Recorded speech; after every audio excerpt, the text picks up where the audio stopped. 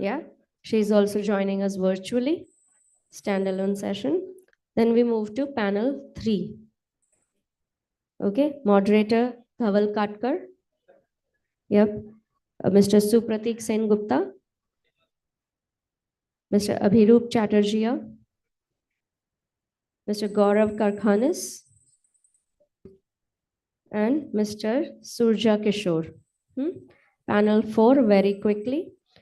Ms. Manjari Gharat, Mr. Ulhas Joshi, Professor Dr. Arun Garg, Mr. Sriram Venkataraman, Ms. Sridevi Yalamrazu, Professor Syed Ahmed, Dr. Usha Chennuru. We're good. Okay. सिर्फ शुरू inaugural वाला हरीश आनंद आप लोग देख लेना जरा, ठीक है.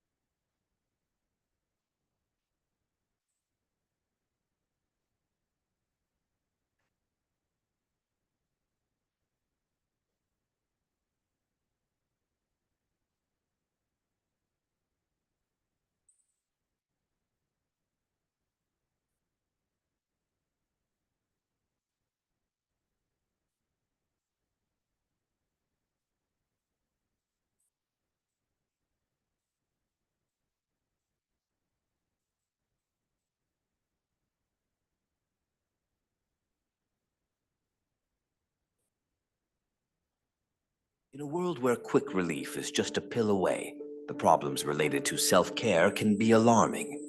Every day, countless individuals turn to over-the-counter medicines without proper information. Customer symptom लेके आते हैं, खांसी, बुखार, डायरिया और हेडेक, तो जुना प्रिस्क्रिप्शन लेके आते हैं और बोलते हैं कि मेरे को ये दवा दीजिए। वो टाइम पे जो आपको हुआ तो वैसा ही होता है, ऐसा नहीं है। हम कस्टमर को समझाते हैं कि खुद से मेडिसिन नहीं लेना है, तो हम लोग क्या करता है, तब तक उनको कुछ बिकॉसूल, डाइजीन, जेलुसिल, सेरेडॉन, कॉम्बिफ्लाम ऐसा थोड़ा सा मेडिसिन देते हैं हम।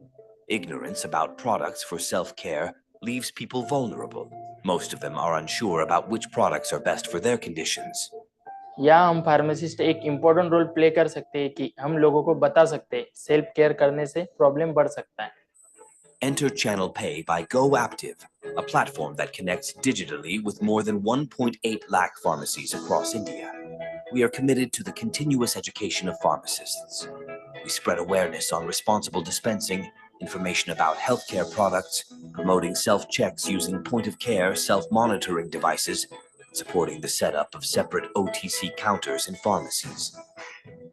चैनल पे से हमको पता चलता है कि कौन सा प्रोडक्ट कहाँ मिलता है और उसकी वजह से हमको हमारी स्टोर में क्वालिटी प्रोडक्ट रखने में मदद होती है।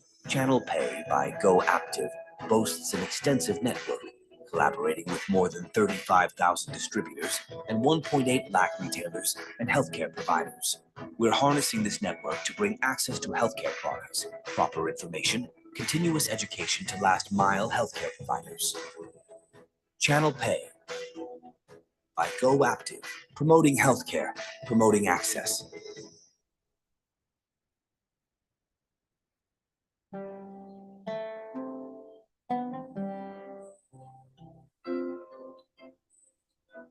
Way back in 97, when Dr. Hamid understood the magnitude of pain in cancer, he was compelled to work towards it. And he felt that even though we may not have a cure for people, is there any way where care can go the last mile?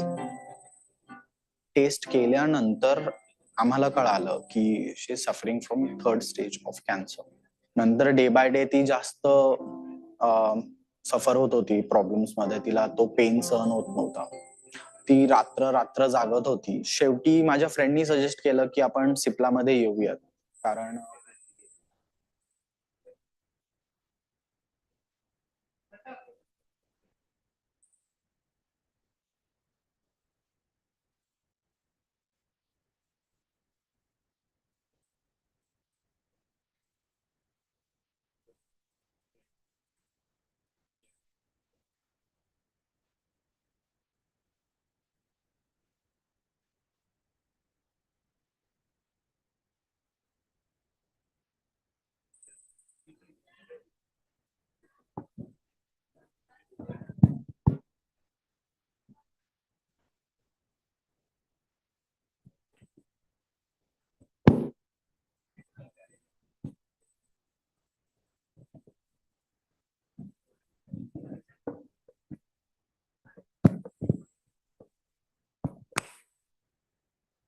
एक best option आहे painless राहण्यासाठी.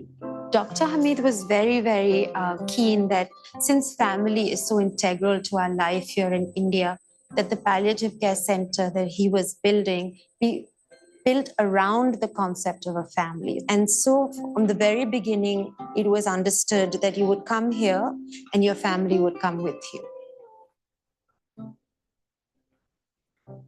She's admitted with bilateral lower limb pain and dyspnea. Pain score is almost 4/10. The most remarkable thing here is the multidisciplinary approach to medicine.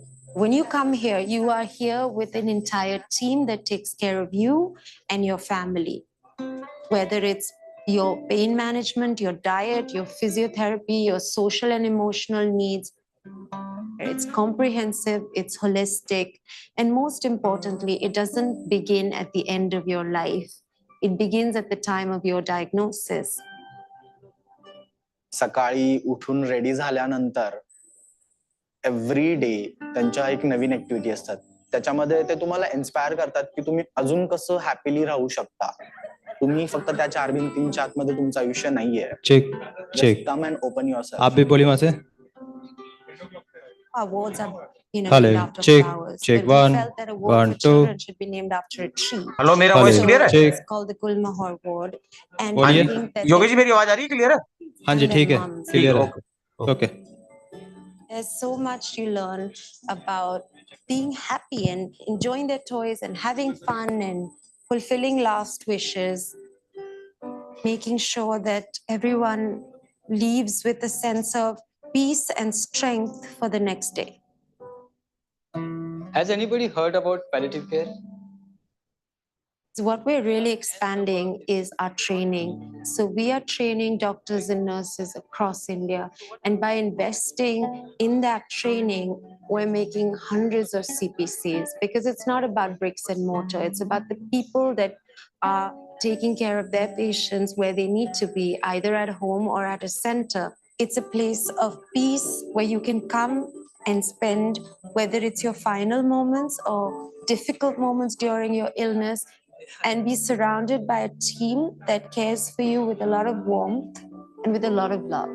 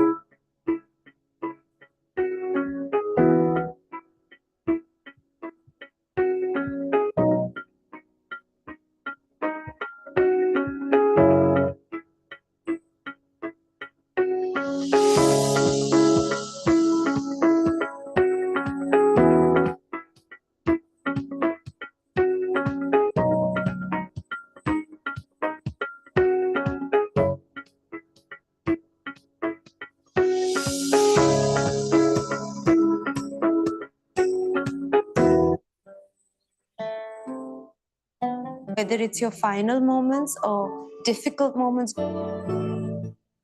During the COVID-19 pandemic, self-care was one of the most searched terms in India. It's a powerful testament to our collective desire for better.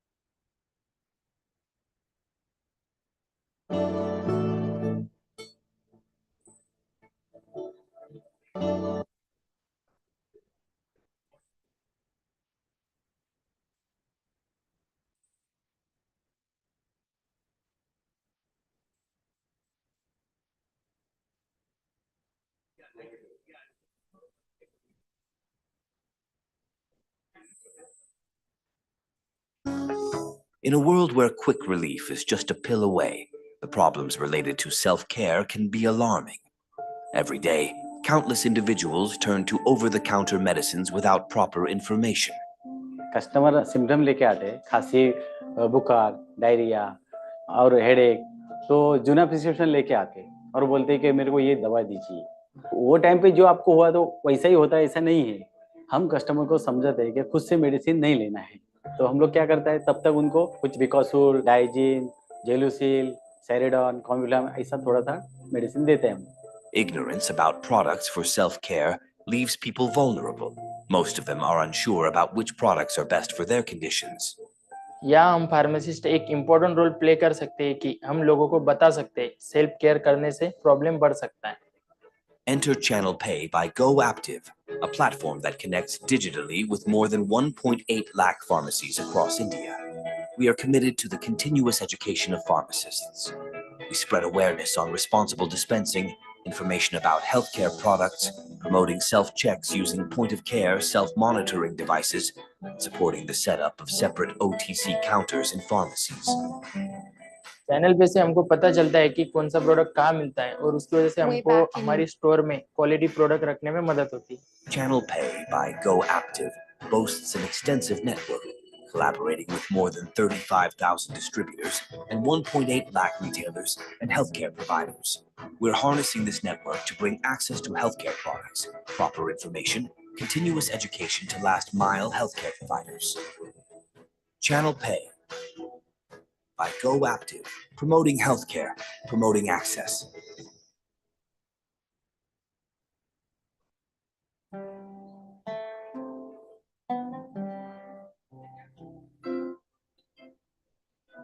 Way back in 97, when Dr. Hamid understood the magnitude of pain in cancer, he was compelled to work towards it. And he felt that even though we may not have a cure for people, is there any way where care can go the last mile?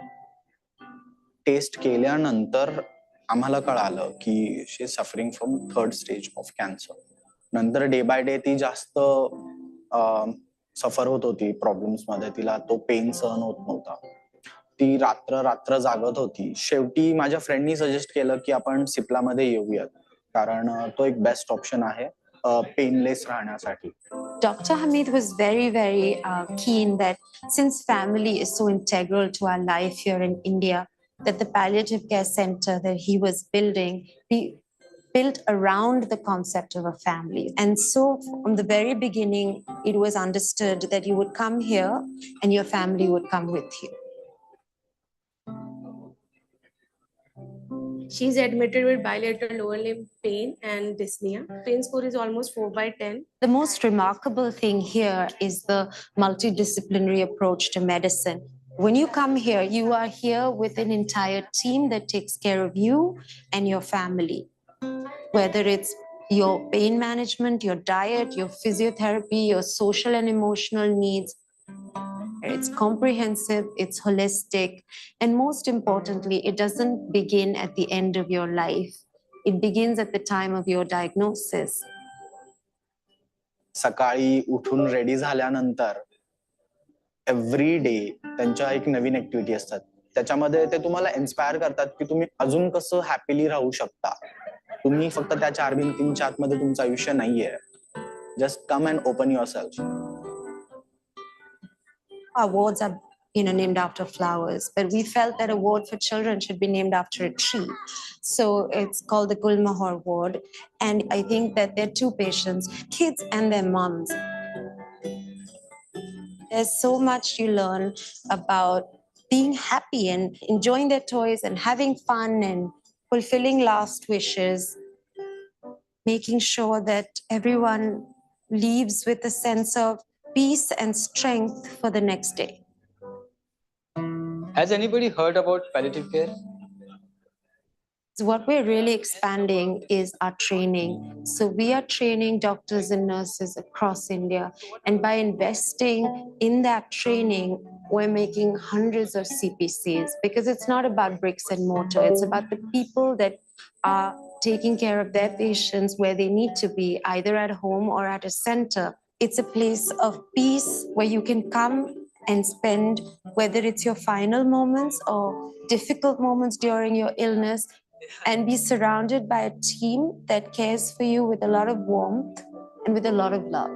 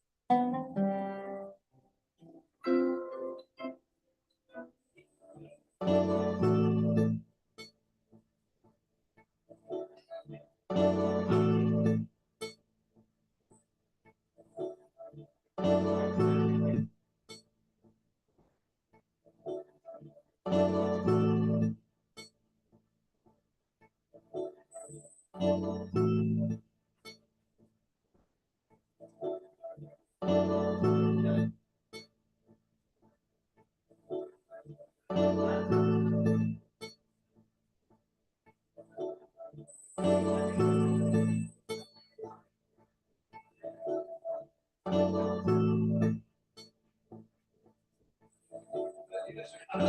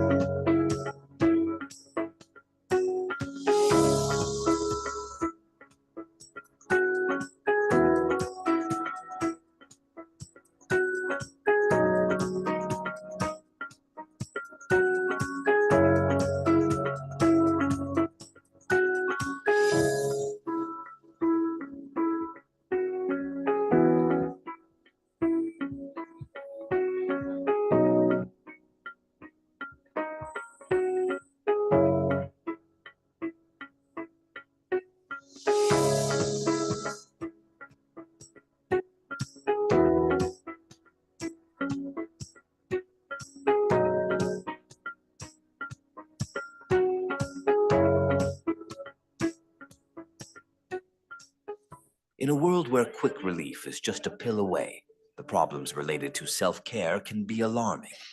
Every day, countless individuals turn to over-the-counter medicines without proper information. Customer symptom लेके आते हैं, खांसी, बुखार, diarrhoea और headache, तो जूना prescription लेके आते हैं और बोलते हैं कि मेरे को ये दवा दीजिए। वो टाइम पे जो आपको हुआ तो वैसा ही होता है, ऐसा नहीं है। हम कस्टमर को समझाते हैं कि खुद से मेडिसिन नहीं लेना है, तो हम लोग क्या करता है, तब तक उनको कुछ बिकॉसूल, डाइजिन, जेलुसिल, सेरिडॉन, कॉम्बिफ्लाम ऐसा थोड़ा सा मेडिसिन देते हैं। Ignorance about products for self-care leaves people vulnerable. Most of them are unsure about which products are best for their conditions. या हम फार्मासिस्ट एक इम्पोर्टेंट रोल प्ले कर सकते हैं कि हम लोगों को बता सकते हैं सेल्फ केयर करने से प्रॉब्लम बढ़ सकता है. Enter Channel Pay by GoActive, a platform that connects digitally with more than 1.8 lakh pharmacies across India. We are committed to the continuous education of pharmacists. We spread awareness on responsible dispensing, information about healthcare products, promoting self-checks using point-of-care self-monitoring devices, supporting the setup of separate OTC counters in pharmacies. Channel पे से हमको पता चलता है कि कौन सा product कहाँ मिलता है और उसकी वजह से हमको हमारी स्टोर में क्वालिटी प्रोडक्ट रखने में मदद होती है. Channel Pay by GoActive boasts an extensive network, collaborating with more than 35,000 distributors and 1.8 lakh retailers and healthcare providers. We're harnessing this network to bring access to healthcare products, proper information, continuous education to last mile healthcare providers. Channel Pay by GoActive, promoting healthcare, promoting access.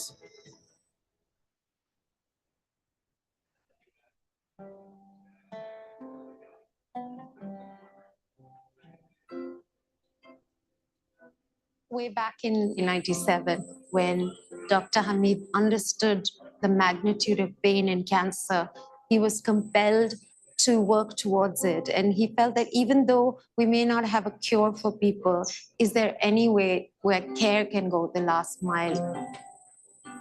Test केल्यानंतर आम्हाला suffering from third stage of cancer. नंतर day by day ती जास्त फरक होती मध्ये, तिला तो पेन सहन होत नव्हता. ती रात्र रात्र जागत होती. शेवटी माझ्या फ्रेंडनी सजेस्ट केलं की आपण सिप्ला मध्ये येऊयात, कारण तो एक बेस्ट ऑप्शन आहे पेनलेस राहण्यासाठी. Dr. Hamid was very, very keen that since family is so integral to our life here in India, that the palliative care center that he was building be built around the concept of a family. And so from the very beginning, it was understood that you would come here and your family would come with you.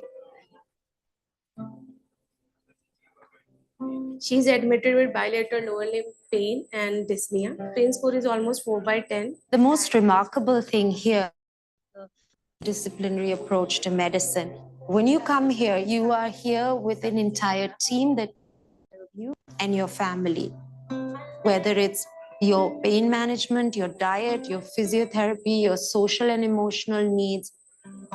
It's comprehensive, it's holistic, and most importantly, it doesn't begin at the end of your life. Diagnosis. उठून ready झाल्यानंतर every day त्यांच्या एक नवीन activity असतात. त्याच्यामध्ये ते तुम्हाला inspire करतात की तुम्ही अजून कसं हॅपीली राहू शकता. तुम्ही फक्त त्या चार भिंतींच्या आतमध्ये तुमचं आयुष्य नाहीये. Just come and open your self. Awards are named after flowers, but we felt that award for children should. So it's called the Gul Mahar Award, and I think that there are two patients, kids and their moms. There's so much you learn about being happy and enjoying their toys and having fun and fulfilling last wishes. Make everyone leaves with a sense of peace and strength for the next day. Has anybody heard about palliative care? So what we're really expanding is our training. So we are training doctors and nurses across India. And by investing in that training, we're making hundreds of CPCs, because it's not about bricks and mortar. It's about the people that are taking care of their patients where they need to be, either at home or at a center. It's a place of peace where you can come and spend, whether it's your final moments or difficult moments during your illness, and be surrounded by a team that cares for you with a lot of warmth and with a lot of love.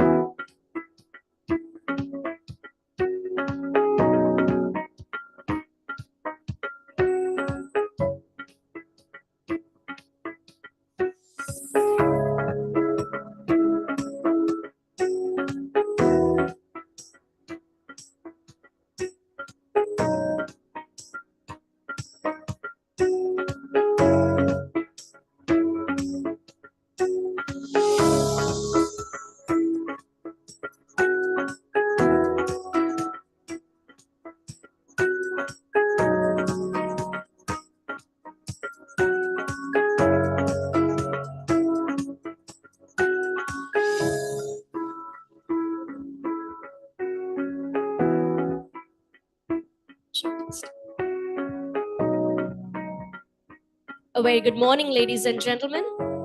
A very warm welcome to all of you to the OTC Health and Wellness Conference, Swasthya Uday Antyuday. Requesting everybody to kindly take a seat. We begin in next few minutes. A humble request to put your cell phones on silent mode or flight mode so that we don't disturb the ongoings of the conference. Thank you so much for being here on time. We will begin shortly. Thank you.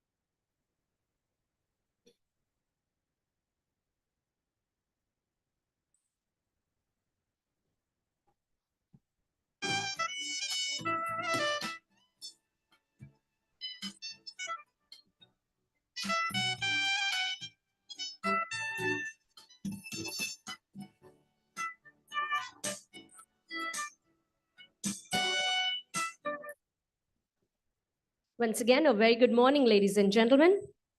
Request everybody to kindly take a seat.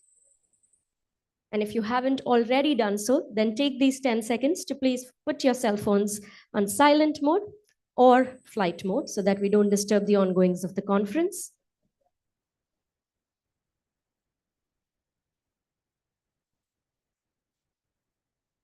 May I request, ladies and gentlemen, to please be seated.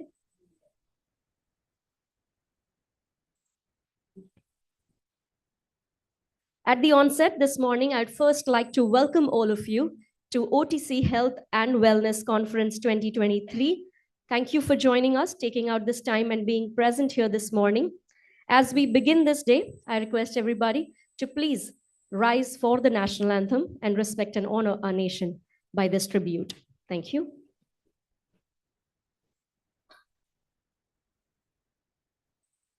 जनगण मन अधिनायक जय हे भारत भाग्य विधाता पंजाब सिंध गुजरात मराठा द्राविड़ उत्कल गंगा विंध्य हिमाचल यमुना गंगा उच्चल जलधि तरंगा तव शुभ नामे जागे तव शुभ आशीष मांगे गाहे तव जय गाथा जनगण मंगलदायक जय हे भारत भाग्य विधाता जय हे जय हे जय हे जय जय जय जय हे। Thank you very much. Please be seated.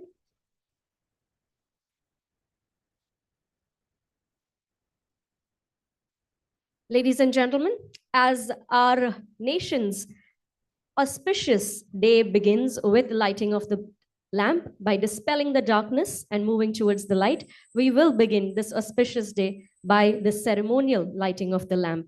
So for our inaugural ceremony, please join me in welcoming our dignitaries upon stage. I'd like to welcome Dr. Ranjit Mehta, Executive Director, PhD CCI. Mr. Huge round of applause, please welcome him on stage. I'd also like to welcome Mr. Sudarshan Jain, Secretary General, Indian Pharmaceutical Alliance. Dr. Azadar Khan, PhD, Senior Vice President, India Regulatory Affairs and Corporate Relations, Sun Pharmaceutical Industries Limited, who is also the co-chair of FICCI OTC Committee. And along with them, we'd also like to invite our hosts, Mr. Suresh Patathil, President OPPI, along with Mr. Anil Matai, Director General OPPI. I request all our dignitaries to please join us on the dais to light the ceremonial lamp.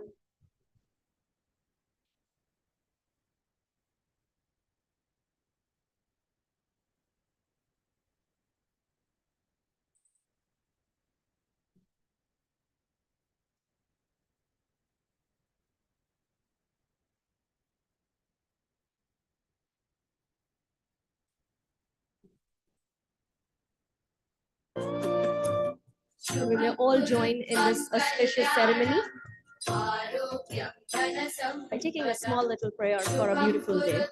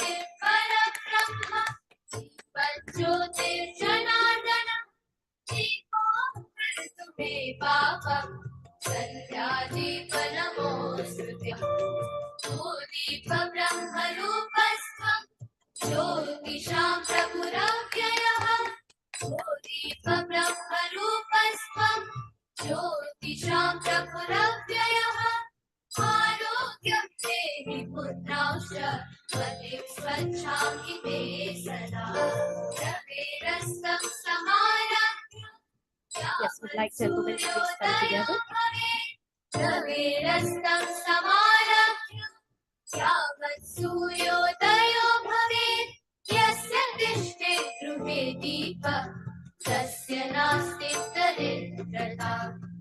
May I request all those seated behind our camera on the upper deck, request you to please come forward and get seated in the front, please.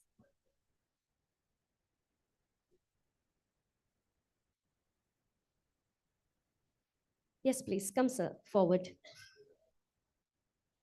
Ma'am at the back, request you to please come forward. Thank you, gentlemen. May I request you to please join us on the dais and take a seat.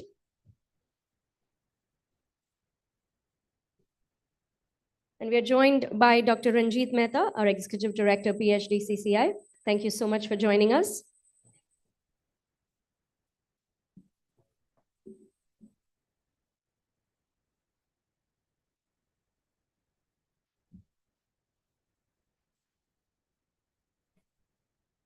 And here I'd request Mr. Suresh Patathil, President OPPI, to formally welcome our dignitaries on the dais, starting with Dr. Ranjit Mehta, Executive Director, PhD CCI.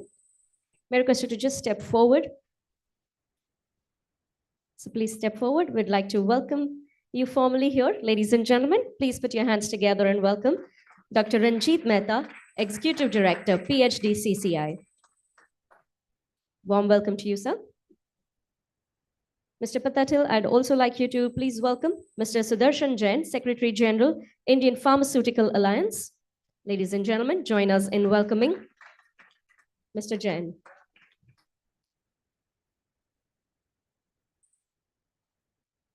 Thank you so much, sir. We also have with us Dr. Azadar Khan, PhD, Senior Vice President, India Regulatory Affairs and Corporate Relations, Sun Pharmaceutical Industries Limited, who is also the co-chair of FICCI OTC Committee. Ladies and gentlemen, thank you so much. I request gentlemen to please be seated.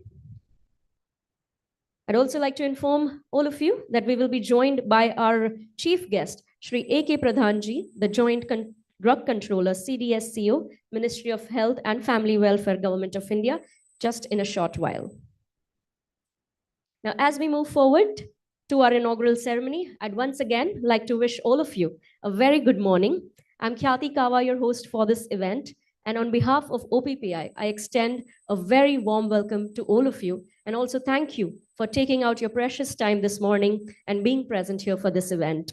Distinguished guests, our chief guest who will be joining us shortly, our dignitaries, speakers, ladies and gentlemen, and also our media friends, a very warm welcome to all of you to OTC Health and Wellness Conference, Swasthya Uday, Antyodaya, organized by OPPI in collaboration with PhD Chamber, IPA, and FICCI. Our event partner, Bayer, our gold partner, Cipla Health, Sanofi, and Go Active Wellness, and our knowledge partner, IQVIA. We'd like to thank all of them. Can we all join in thanking them with a big round of applause?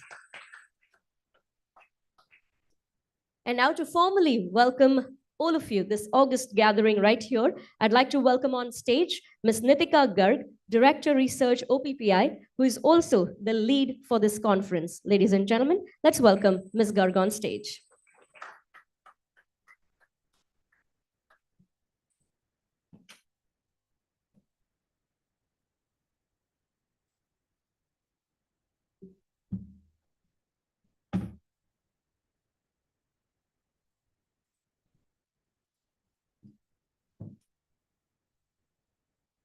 Very good morning to all of you.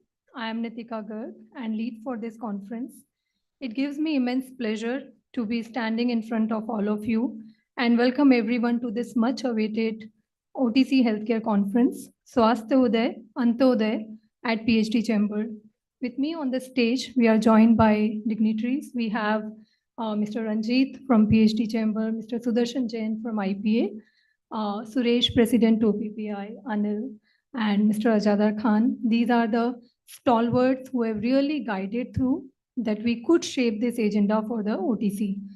And I want to play a film that we have specially put to bring the context in setting that, why we all have gathered together.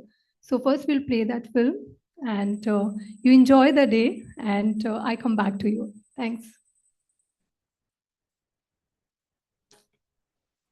Self-care isn't just a buzzword, it's a beacon of hope.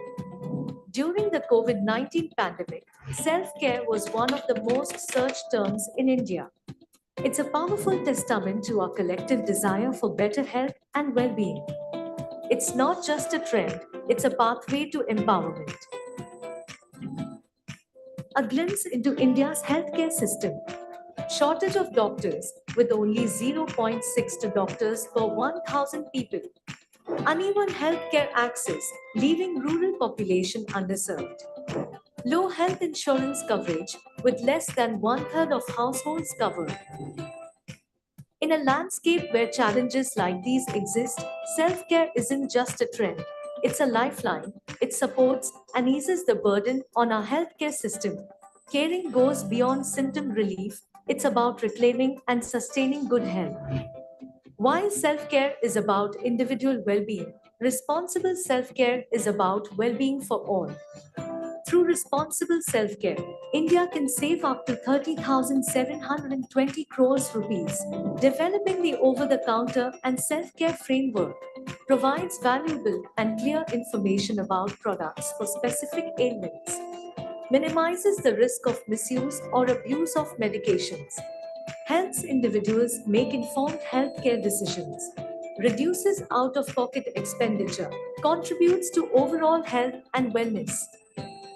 To inspire change, presenting Over-the-Counter Health and Wellness Conference 2023, Swasthya Uday Antyodaya, we gather with clear objectives to promote responsible self-care amongst individuals, to provide a platform for regulators, industry professionals, and researchers to share their insights on over-the-counter, to be a stepping stone for the establishment of a robust over-the-counter framework in the country, to empower consumers by giving them evidence-based information about the appropriate use and safety of over-the-counter medications. The conference will offer valuable insights across a broad spectrum of topics while facilitating knowledge sharing among experts in the field.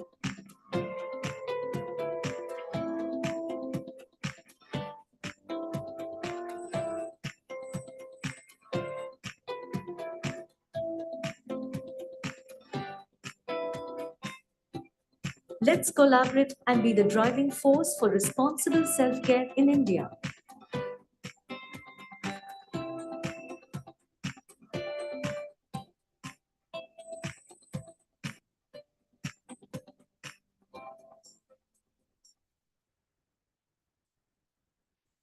I was really brainstorming with the team that, how do we set the framework?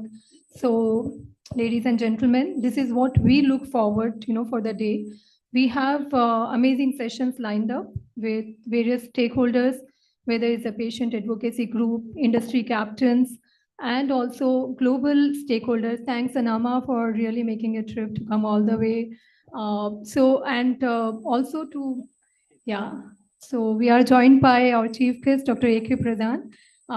Please put your hands together and let's give a warm welcome.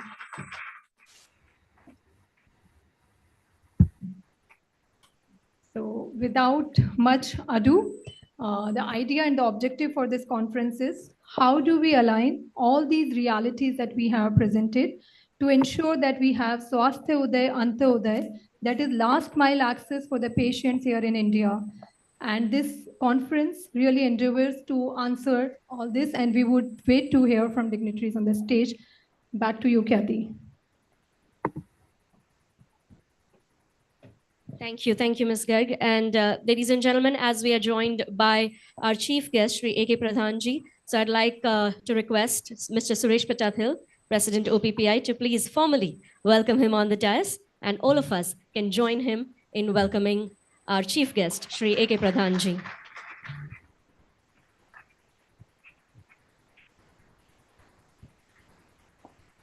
Thank you so much, sir, for joining us, taking out the time and being here. Ladies and gentlemen, now for our opening remarks, I'd like to welcome on stage Mr. Anil Matai, Director General OPPI, to please join us on the podium.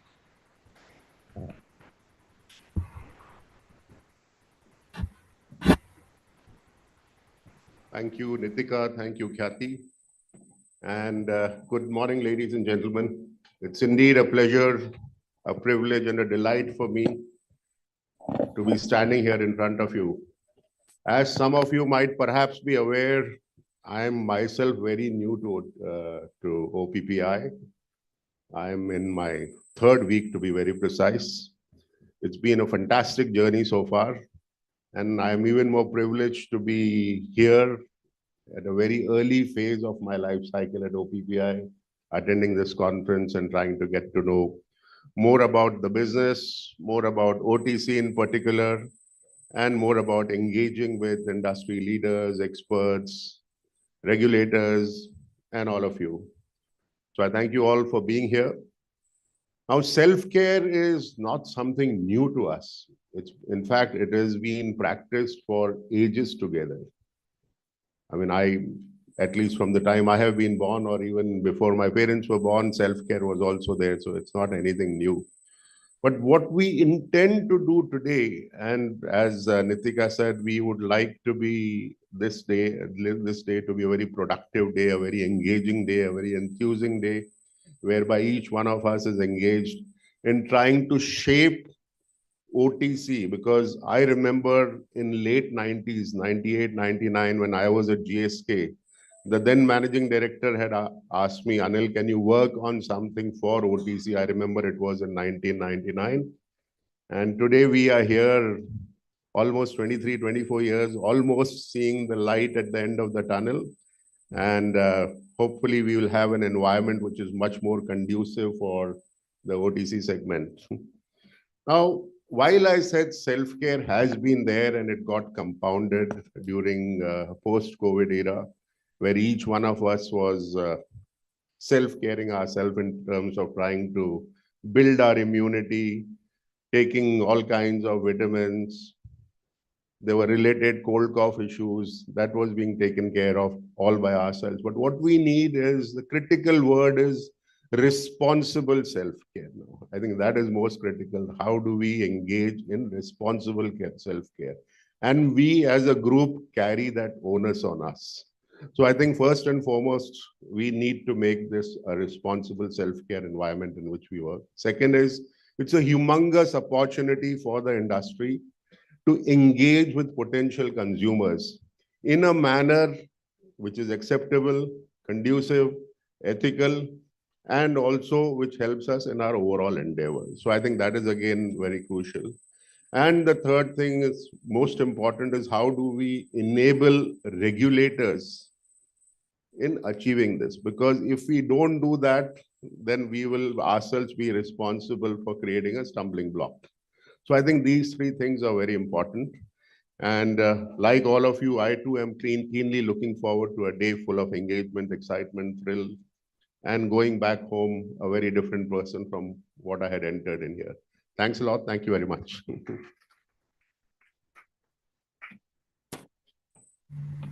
Thank you so much, Mr. Matai. Ladies and gentlemen, now to set the context for the day, I'd like to welcome Mr. Milind Thatte, who is the chair for OTC committee and also the managing director at PNG Health. He's joining us virtually. So ladies and gentlemen, let's welcome him on the screen.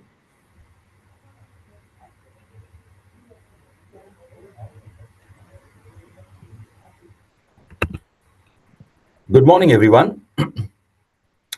It's my privilege to welcome you all to this OTC Health and Wellness Conference 2023 on behalf of OPPI, FICCI, IPA, and PhD Chamber of Commerce and Industry. We are honored by the presence of Dr. Pradhan, Joint Drugs Controller, CDSCO, Ministry of Health. The joint efforts of our esteemed regulators, industry associations, patient group and consumer groups, and HCP groups have seen the finalization of the draft OTC guidelines in Bharat. This is a culmination of 20 years journey of efforts by various stakeholders for making this milestone possible. The OTC task force, led by OPPI and supported by industry associations, IPA, Indian Pharmaceutical Alliance, and FICCI, has been at the forefront of working closely with the stakeholders in shaping the draft OTC policy for the country. The OTC task force published its first white paper in 2018 on self-care, bringing to the fore a need for OTC medicine regulation in India and benchmarking the same with developed countries. The white paper also outlines the stakeholder perspective and recommendation. This was done with the knowledge partner QX, the division of Havas Healthcare. The white paper was inaugurated by none other than Dr. Chandrasekhar, the Deputy Drugs Controller, who was one of the first guides for OTC task force. The next knowledge partnership was on value of OTC study in 2021. Again, a partnership with Havas Healthcare, which was a large-scale market research involving more than 3,000 households and more than 10,000 individuals, reporting about 6,700 common ailments. The data was massive and projected over 123 million population. During the course of submission of detailed industry recommendation for the policy, the OTC task force was honored to receive the guidance from Dr. Pradhan, Dr. Amit Dugal, FDA Punjab, and Mr. Bijon Mishra, the founder of Patient Safety and Access Initiative. The OTC task force would like to thank Dr. Ahuja in his previous capacity as chairman of the Ahuja Committee for OTC Regulation and now advisor to the task force. Dr. Ahuja's penchant for the principles of Antyodaya, or benefit for the last mile, has been a guiding force in shaping the agenda of today's conference as well. We acknowledge his contribution in our journey to this point. I also take the opportunity to call out some of the colleagues and professionals who have worked relentlessly towards the knowledge sharing partnership and also making this conference happen. Nitika Garg, Director of OPPI, who has been working very, very hard towards this entire agenda and also has been partnering in terms of leading the OTC work by connecting with the different industry associations.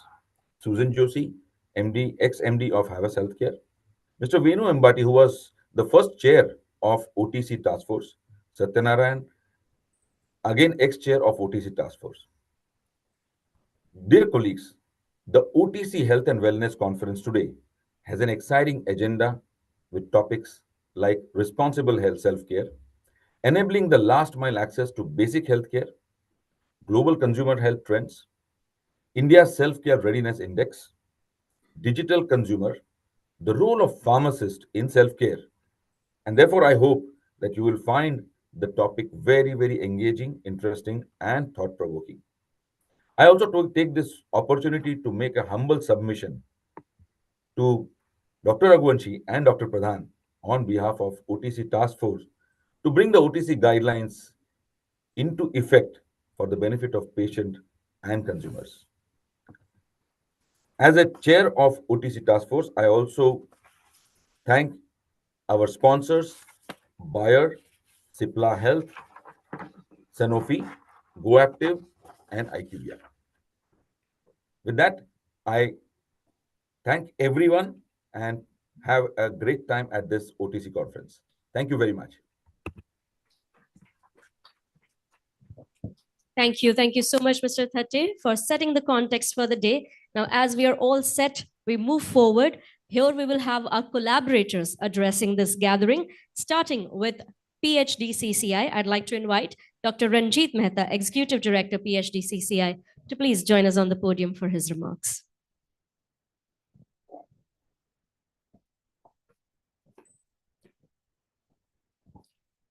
Thank you very much. Dr. Pradhan and all the dignitaries from OPI and other dignitaries sitting on the dais. And ladies and gentlemen, very distinguished delegates who are joining this conference today. I can see my former colleague, Sameer, also here. Thank you. First of all, I would like to express my gratitude to OPPI to hold this program with PhD Chamber of Commerce and Industry. PhD Chamber of Commerce and Industry is 119 years old organization, reaching out to more than 150,000 companies all over the country. And I think that today's program has a special significance. If you look at the topic, it's OTC. In fact, today only I knew what is OTC. Let me just tell you. Because these kind of programs are very, very informative and they really create a lot of awareness. So the best thing I liked is Swasthya Uday Antyodaya, OTC Health and Wellness Conference. So when we talk of Antyodaya, it's the last person in the society that needs to be taken care of. I think the very idea of conducting this conference is extremely important and very, very useful, not only for the business community, but for anyone who is attending this conference today, even over the virtual platforms. All the people must know what is happening in the sector, especially when it is related to health and wellness. We firmly believe that it is only a healthy society that can create a healthy nation. A nation's progress, to a large extent, depends on the productivity of its people who have a good health. Therefore, health of people is directly related to the progress, economic progress of the nation. Therefore, it's very important. And as we know, what I gathered from this talk and the various dignitaries who have addressed this conference so far is there are people, in fact, in metros, we have doctors, we have, practitioners who are good practitioners, but think of a village where in India, we are short of doctors. I was reading some data that in 1,511 people, we have only one doctor. However, in the world, it is around 1,000 people, one doctor. So therefore, we are short of doctors. And if doctors, they pass out from their medical colleges, nobody wants to go to the villages today. That is a bigger challenge. Therefore, this OTC platform is extremely important. The person who's selling the medicine, in the chemist shop, the person who is there, I think if those people can be trained, that will be a great help, since we also have a regulator here. So therefore, they will also shed a light on that how this thing can be done. I think this is a noble idea that the people who are at the counters, if they can be trained, what is the system? I think everybody would like to understand that how we can make the complete ecosystem where we can train these people and they can give initial or the preliminary healthcare to the people who cannot really afford it. Or now this will also make the people aware of their health. I think everyone needs to be aware of health, because health is extremely critical, very important. And I really thank all our organizers, collaborators, people who have joined us, the experts who will be deliberating on this subject the whole day. And I'm sure that once you go back from here, you will be much more aware citizen, and also you will be able to take care of your health better, and also will be able to sensitize your other family members and friends, loved ones about these benefits. And we are extremely delighted to have you all here. And we are very thankful to you that you thought of doing these programs with PhD Chamber of Commerce and Industry. And we would like to collaborate on such programs in future also. We thank you very much. With this, I welcome you all to this conference, and thank you very much for joining us. Thank you. Thank you. Thank you so much, Dr. Mehta.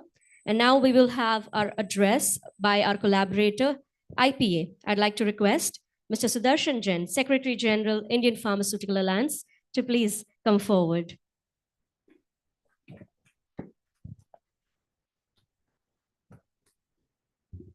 Good morning to you all. Shri Pradhan, Joint Controller of India, Dr.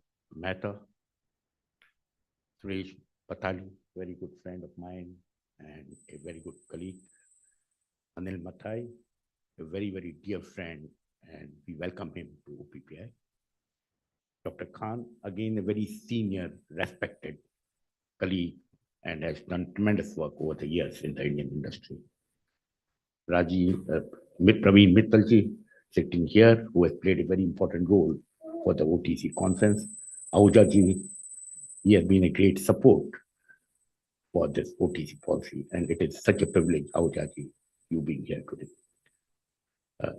Entire OPPI team, Nitika, and many of my distinguished friends, colleagues. Ulhas is here from IIM Ahmedabad, my team at IPA, Rohit and Satish. It is indeed a privilege to be here today.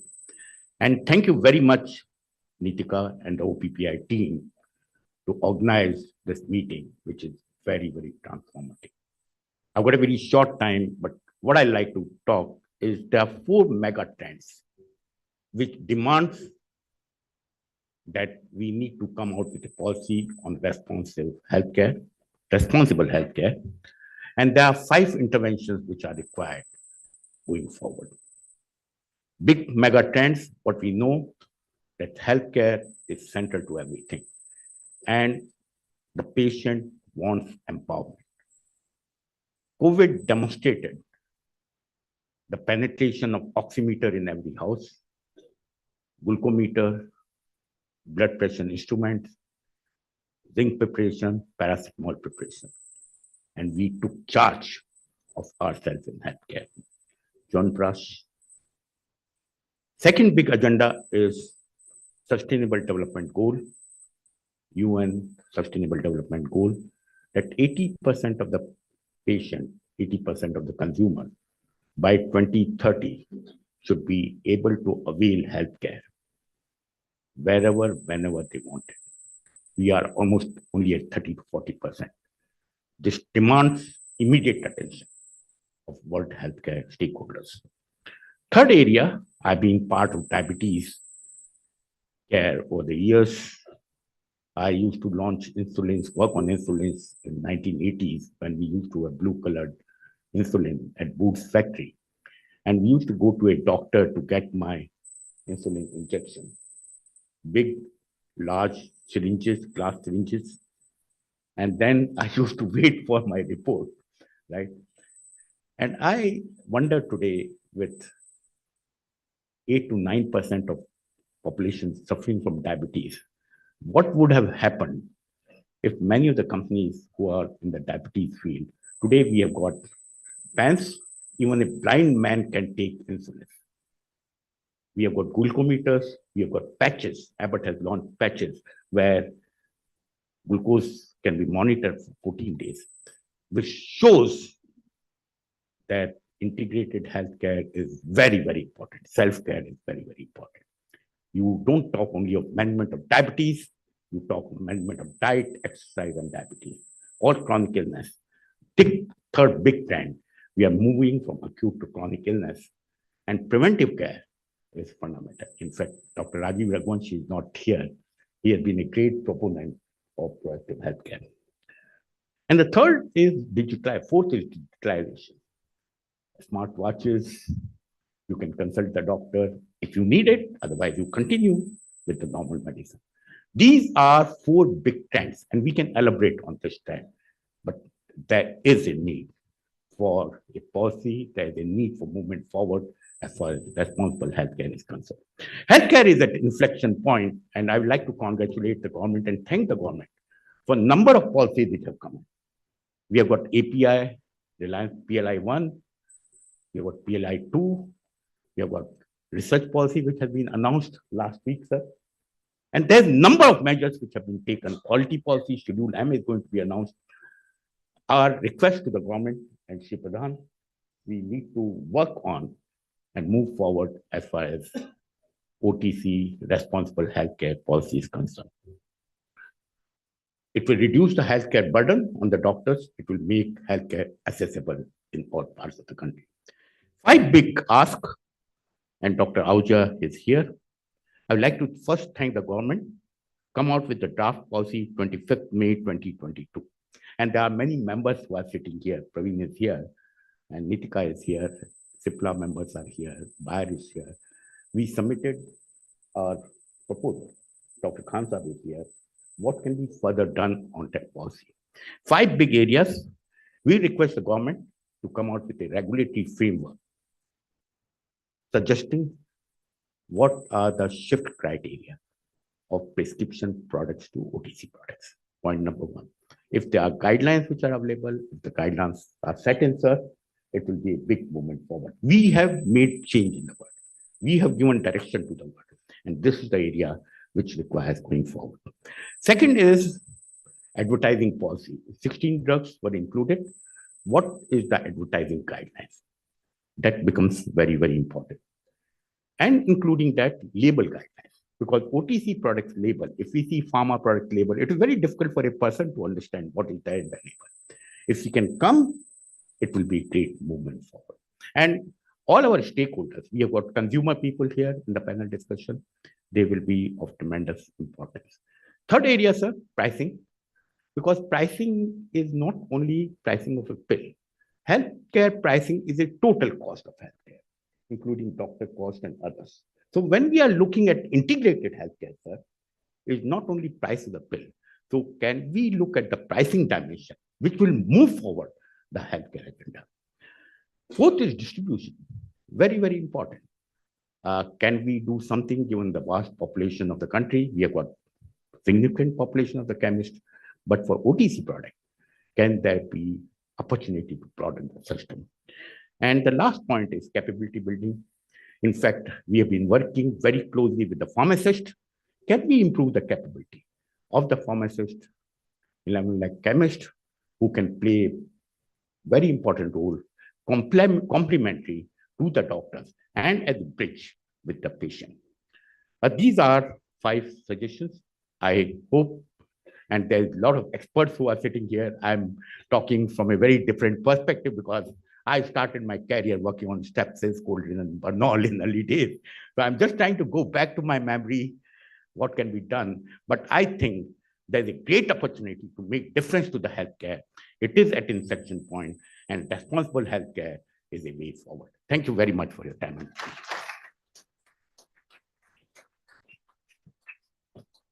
Thank you. Thank you so much, Mr. Jain, for those insightful remarks. And I'm sure everyone out here is going to go back and ponder on this and work upon this.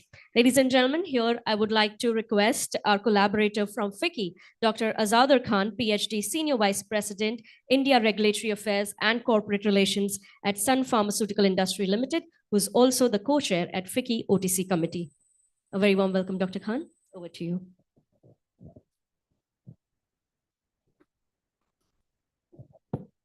Thank you, FICCI and OPPI and PhD Chamber of Commerce for organizing this important meeting at a very important and crucial time when a lot of regulations, we have new DCGI and a lot of emphasis on drug regulations, drug reforms, regulatory reforms are happening. So it's a very, very timely move. And this is something I think we have been moving. The objective of this particular meeting is to, from a curative healthcare system to a preventive healthcare system. Because I think the preventive healthcare would be very, very useful for going to a curative system. And looking at the around the 45% of today India's, as per the various reports, around the self-medication prevalence in India is around 45%. So looking at this market and looking at the size of the OTC market today, which is estimated around $6.5 billion US. So is a huge opportunity for business, but at the same time, not only business.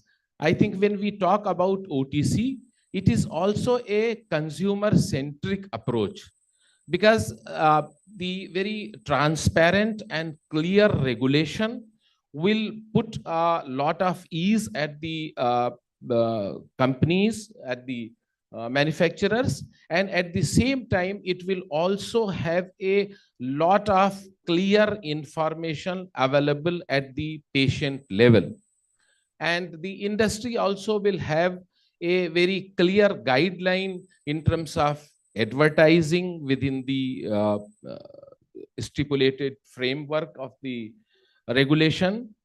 So I think from the industry side, we are very, very eager to have it, because today there are a lot of ambiguities, and ambiguities lead to different kind of interpretations.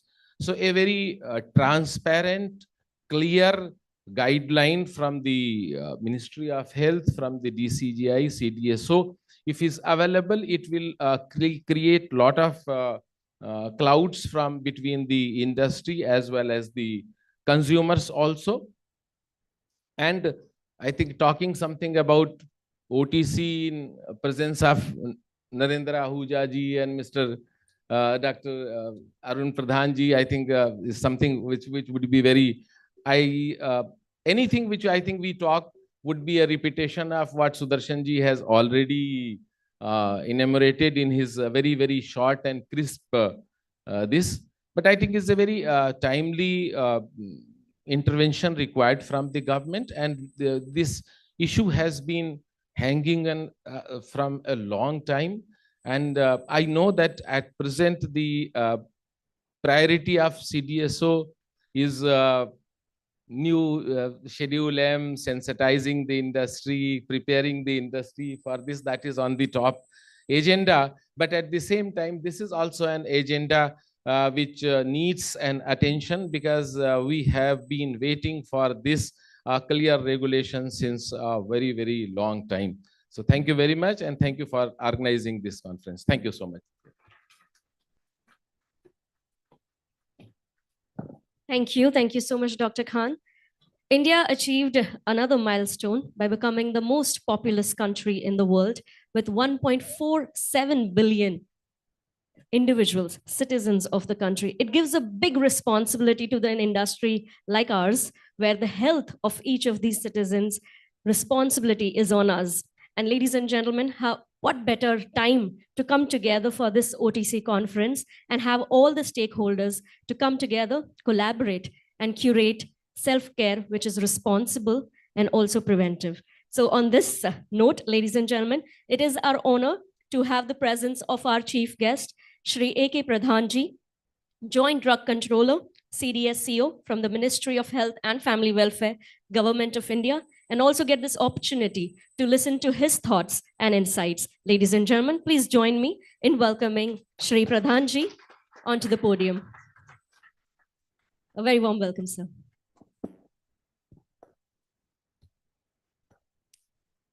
Thank you. Good morning to all. I think the distinguished dignitaries sitting in the dais, Sudarshanji, because we constantly discuss, deliberate many times regarding various issues.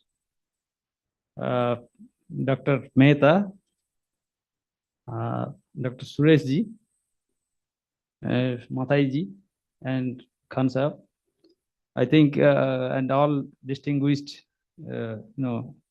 dignitaries and experts who are sitting here, Ahuja ji and Damir ji, I think regulatory experts. I think today's this conference, that is OTC Health and Wellness Conference, this is a subject I think is very important subject. Why?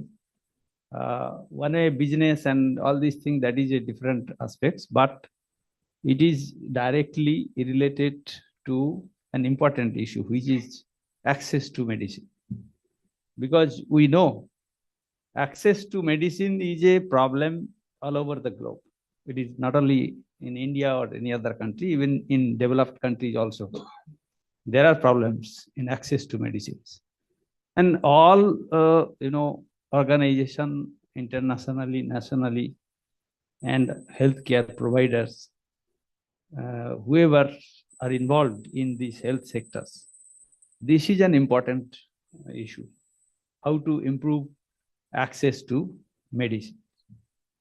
And this, OTC health and wellness aspects is actually one part which is very important if you want to relate it to access to medicine.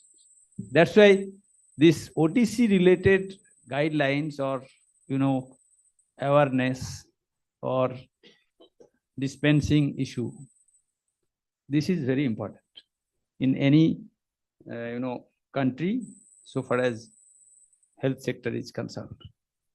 And therefore, this is an issue which is fully recognized by all stakeholders, including government. And this has been discussed. It is actually under discussion, deliberation since quite long time. If somebody sees the DCC meetings, you will find how many times our all state drug controllers have actually discussed this issue. Those minutes are there. Almost in every DCC meetings, this issue has been discussed. So how do we have a specific separate guidelines or clear-cut regulation which will actually provide clarity to all stakeholders, be it consumer, be it healthcare provider, be it pharma industry. And therefore, today's conference, I think, from that perspective, is very, very important.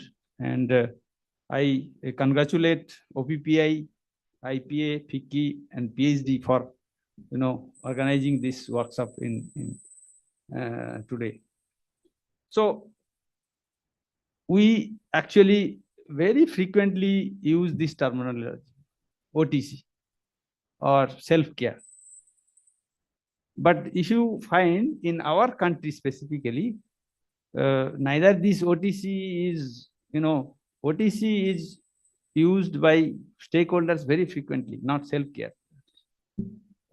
But fortunately or unfortunately, as on today, there is no mention of OTC in any regulatory guidelines or regulatory provisions or act and rules. That is not an issue because we know what is meant by OTC. OTC actually, it is something which is related to dispensing of medicines, whether that can be done with a prescription or without prescription. That is actually OTC. Whether OTC terminology is there in rule or not, that doesn't matter. But we are fully aware all those rules, regulation, guidelines, which actually talks about that requirement of prescription or no requirement of prescription. That is there. And rules has been amended from time to time also. Actually, this dispensing of medicine at the retail level directly to the consumers, this can be broadly classified into three classes. One is obviously dispensing on the prescription of a registered medical practitioner or specialist or oncologist or cardiologist, whatever it is. The other is that can be, dispensed without a prescription, but that may need, advisory or consultation from pharmacist or something. That means those categories of drug are required to be dispensed only from a registered licensed pharmacy. And the third category is that prescription is not required. Even, pharmacist is also not required. That can be sold under in grocery shop or this. And these three broad, classification are there in many countries. Before this COVID, I attended one international conference in Taiwan. That was whole 2 days was on this issue, this OTC and self-care. Actually, they call it self-care. So many countries have all these, clearly defined three class of drugs. That this will be sold or dispensed only under prescription. And this is without prescription, but it has to be dispensed by pharmacist. And this is the third class where this can be sold even from grocery shop or without a pharmacy or pharmacist. So if we consider our regulation, one can, go through, we have also the same three different classes of drugs. But the point is that in our rule or regulatory structure, the provisions are such that one has to understand clearly, one has to interpret. It is not, clearly mentioned that this is this category, this is the second category, this is the third category. How? Because we have Schedule G, Schedule H, Schedule H1, Schedule X, Schedule K. So what are Schedule G, H, H1, X? Those all actually prescription drugs. Then without prescription means whatever drugs which are not under prescription. That means not under Schedule H or Schedule G or Schedule H1 or Schedule X, or even if any drug is not there as per Rule 96, there are certain categories of drug like tranquilizer, analgesic, anti-diabetic, this. Even if any drug of these categories are not in Schedule H, H1 or X, those are also required to be level that to be sold only under prescription of RMP. That means, in other way, those are also prescription drugs. And other than those, obviously non-prescription drug, but again, drugs which are under Schedule K, where certain exemptions have been given. Exemption specifically in respect of retail or wholesale license. So those are basically products which can be sold through grocery shop, or however there are certain conditions. So this rule regulatory structure is there. But the point is that we don't have a comprehensive regulatory structure or regulatory provisions which talks about OTC, self-care and all these things. We don't have a specific, because it is not that if a drug is not there in Schedule K, then it is not a non-prescription drug. It is not like this. Even if a drug is not there in Schedule K and it is not covered under Schedule G, H, H1X, and also not covered under categories mentioned in Rule 96, then that is non-prescription drug. That is indirectly it is interpreted. But we can have a provision or detailed guidelines or clear-cut regulatory provisions which can actually help all stakeholders to understand in a better way, with much more clarity. And this has been the initiatives from government also from time to time. However, because of various priority issues, because of COVID pandemic, as you know, that priority has many times actually has deviated its way. But that draft rule was published. Again, that is also a very good initiative, and that was published as per recommendations of a subcommittee of DCC, which was chaired by Ahujaji, and that also very good recommendations are there. And after publication of this draft rule also, we had received a lot of comments from stakeholders.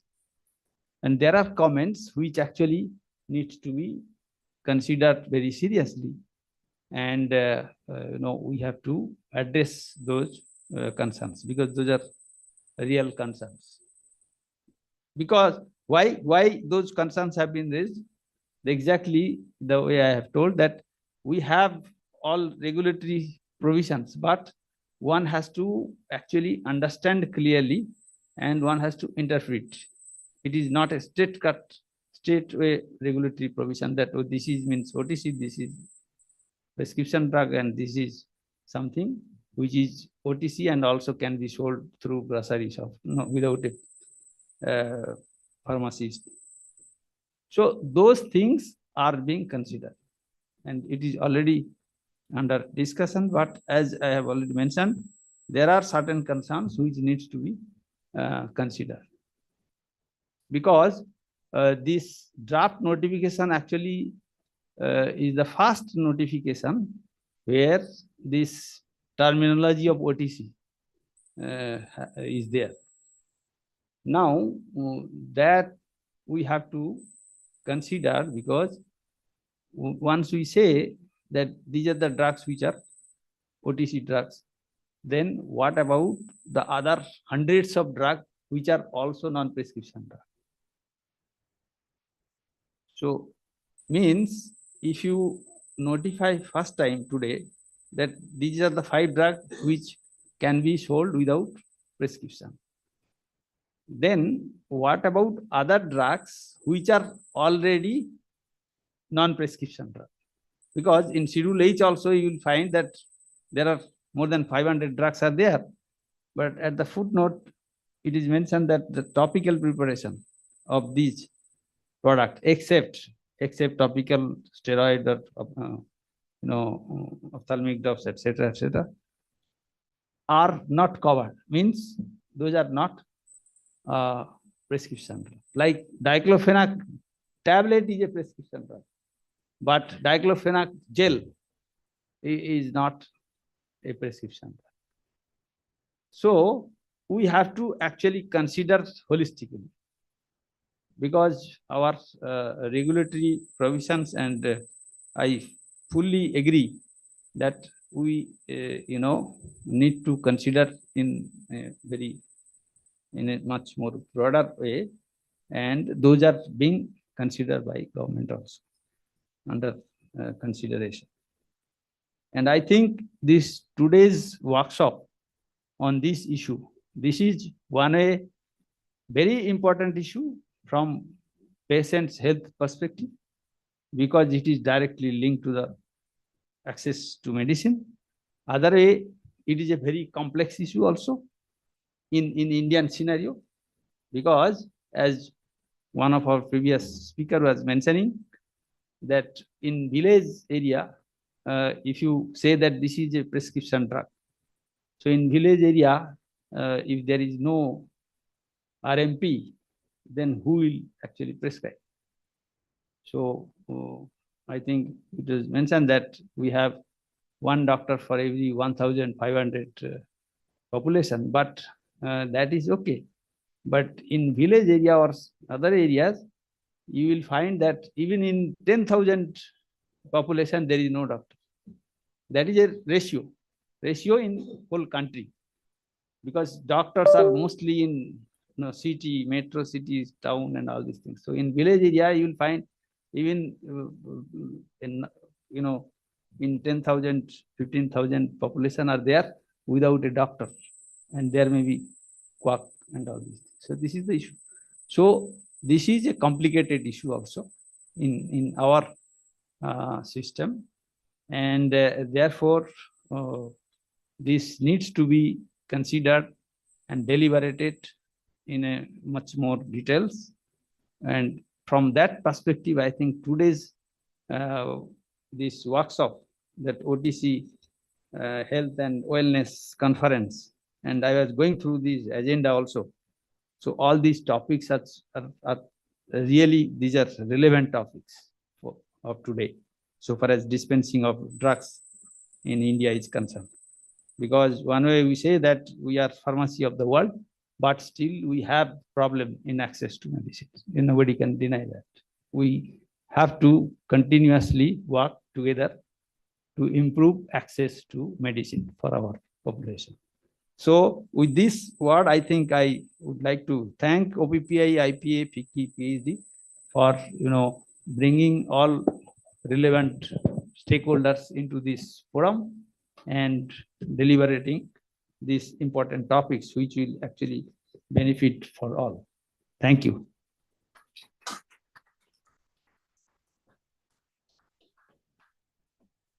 Thank you. Thank you so much, Shri Pradhanji.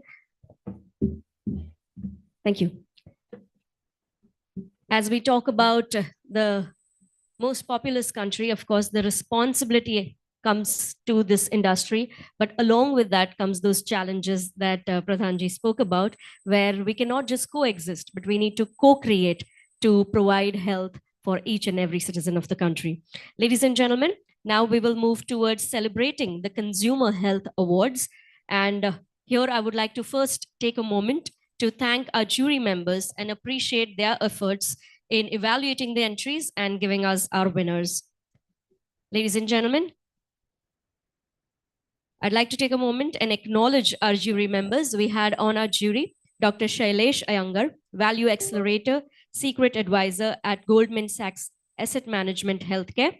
We also had on our jury, Vikrant Shrotriya, Corporate Vice President and Managing Director at Novo Nordisk India. Also on our jury were Suraja Kishore, CEO, BBDO and Team X for Mercedes-Benz India.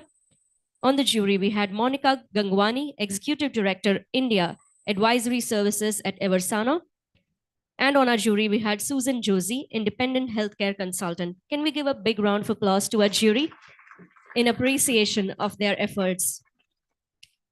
And of course, as we have the honorable presence of our chief guest, I'd request one more time, Shri A.K. Pradhanji, to please just step forward and honor our winners of Consumer Health Awards by presenting the trophy. All right, ladies and gentlemen, our first category under Consumer Health Awards is Consumer Health Brand of the Year 2023. And our second runner-up under the category, this award goes to NeuroBeyond by PNG Health. Ladies and gentlemen, please put your hands together and welcome our winner up on stage. Awards is Consumer Health Brand of the Year 2023. And our second runner-up. This is not for effect. Ladies and gentlemen, let the applause keep going. Can we cancel the volume?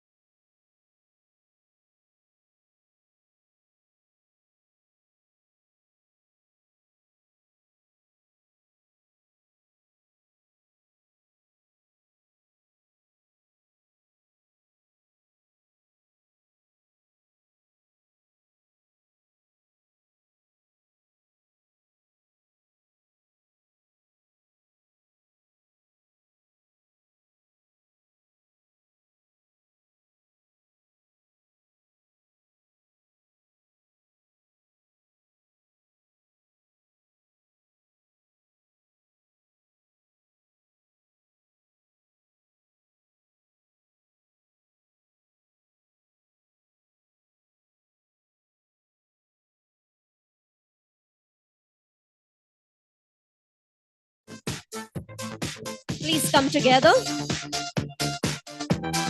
Yes, ladies and gentlemen, give it up for our first runner-up, Bio, for the brand digital campaign for Saridon Advance.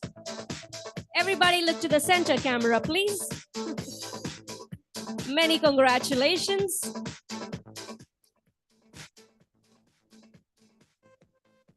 Well, digital marketing campaign plays a vital role when it comes to OTC brands. So here comes our two joint winners under this category, the Best Consumer Health Digital Marketing Campaign 2023. The winner is La Shield by Glenmark. Ladies and gentlemen, please put your hands together and welcome our winner.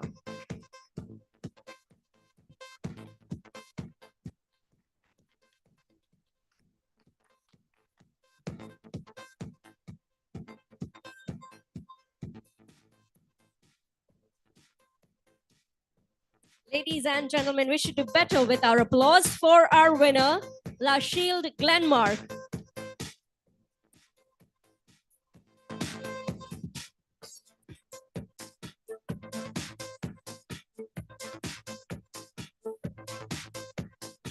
Our heartiest congratulations. Many congratulations. As we have a joint winner in this category, the Best Consumer Health Digital Marketing Campaign 2023. The winner is Livogen by P&G Health. Ladies and gentlemen, please welcome our winner.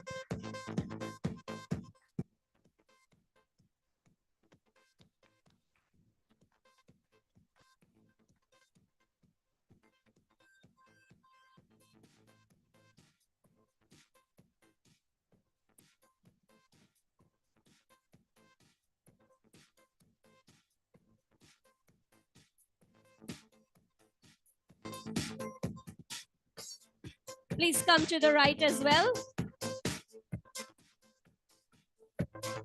And yes, ladies and gentlemen, one more time for our winner, Livogen by P&G Health. Many congratulations to the team. And thank you, Pradhanji. Please do take a seat. Ladies and gentlemen, before we move towards the concluding part of the inaugural ceremony, can we have a collective round of applause for all our winners of the Consumer Health Awards? Many congratulations and thank you for all the amazing work that you do. As we come to the concluding part of the inaugural ceremony, here I would request the President of OPPI, Mr. Suresh Patathil, to please come forward and deliver a vote of thanks.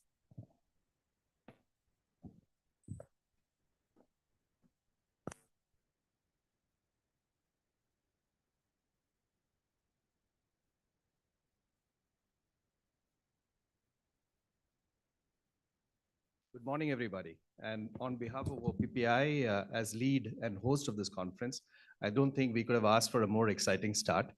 I think all the dignitaries on the dais, Pradhanji, Sudarshan, Dr. Mehta, Dr. Khan, and Anil, I think they shared their thoughts and insights on what OTC is all about. And I think the key over here is that we have a lot of things which we need to do. We are 16% of the world population, but 20% of the global disease burden.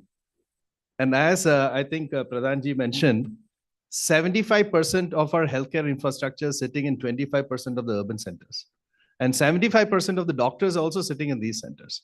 So how do we reach this healthcare or self-care to these rural areas, tier 2, tier 3 cities, as well as ensure that through digital interventions maybe, we can provide guidance and support to the patients who are all there. And I think the key over here is that most of the non-communicable disease, the biggest issues of access is not the price of the medicine, it's about awareness. And I think a lot of reforms needs to be done around the OTC. I think the Drugs and Magic Remedies Act also needs to change to enable us to reach out to these patients, to enable them to understand what these diseases are about and why they need to probably even go for a checkup with the doctors for many of the disease. So thank you so much, Pradhanji, for your leadership. I think you have shared the government's mind. And our request is, please, let's start with what we have. I know it's a very complicated country. It's not easy to get all the stakeholders on one platform to get a consensus, but I think we need to make a start. And I think it's time we made a start on at least the second and third category, which you mentioned. And I know there are provisions there. And thank you, Sudarshan, our partner, IPA, and as well as Mr. Khan. Thank you so much for sharing your thoughts. I think, and Milind, who came on virtually since he has a board meeting today, who shared their thoughts on what is self-care all about and what we need to do to take the OTC forward. And I think all these things which we talked about in the beginning will definitely enhance the productivity. And I think we have a lot of challenges there. I think if we can get these out and make it into more of self-care, I think we will be more productive, at least as far as physicians are concerned. We have more wonderful and insightful panel discussions slated for the upcoming sessions for today. So enjoy them. And I'm sure there are a lot of experts. I think all our regulatory experts are sitting here. We're going to share their thoughts on how to take this whole legislation forward. So we are working as OPPI. It's not a OPPI, it's FICCI, OPPI, PhD. All of us together, we want to make this happen. And I think the whole objective is Swasthya Uday Antodyay. I hope I've said that correctly. I'm reading Hindi after a long time. And last mile access to the patient. I think that's the most important thing. How can we do that? To reiterate, OPPI's initiative is in line with our efforts of working towards facilitating the government in developing the OTC and self-care framework and adopting a collaborative approach to building a responsible self-care practice in the country. Our sincere thanks to our association partners, PhD Chamber, IPA, FICCI, and our event partner, Bayer, and the gold partners, Cipla Health, Sanofi, GoAptive, and knowledge partner, IQVIA, for supporting us liberally to make sure that we had this conference. And to all these delegates who are here, you are the people who have to make it happen. I think it's all your collective voice, which is the voice of the people, which needs to make sure that our OTC legislation goes through and makes a start somewhere. We can always increase the number of products there, but somewhere we have to make a start. So that's what the noble purpose we are together today.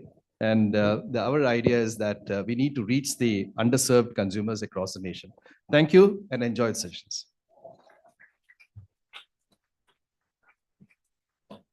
Thank you. Thank you so much, Mr. Patathil. It is a collaboration of OPPI, IPA, FICCI, and PhD to come together and at least start that conversation. It is a long way ahead. We have miles to go, but a first step must be taken, and this is our first step from our end. So hope that today, the entire day will be fruitful for all of us. If you have any insights, do share it online, because it is not just the people in this room, but across in the offices, in the audiences, who will make this collaboration actually successful. With that, I would like to thank all our dignitaries on the dais. Thank you so much for taking out the time, sharing your insights here with us. Ladies and gentlemen, before we move forward, I'd request our dignitaries to just come forward for a picture together. And here I would request all our dignitaries, speakers, audience to please move towards the exhibition hall, which is the Modi Hall just across. Our volunteers will escort you there. We have put up an exhibition where your networking tea is also being served. So do go forward, but please do be back by 11:40 a.m. Thank you so much, everyone. We will see you after this short break.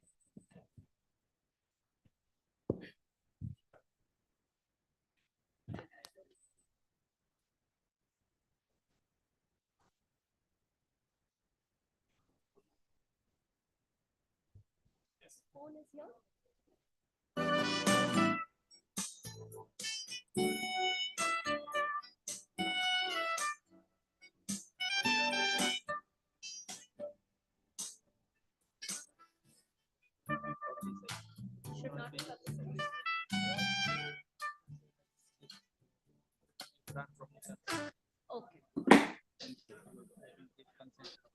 Right. I will tell the OPPI. Yes, sir.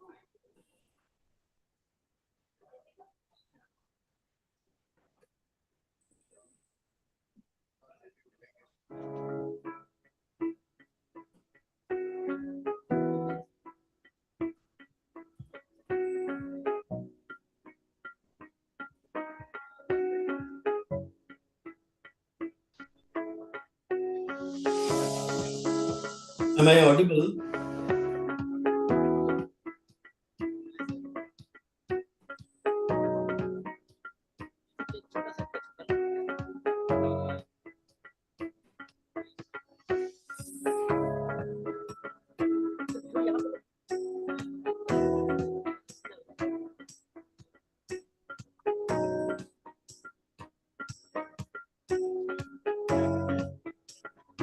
Will the backend tell me, am I audible?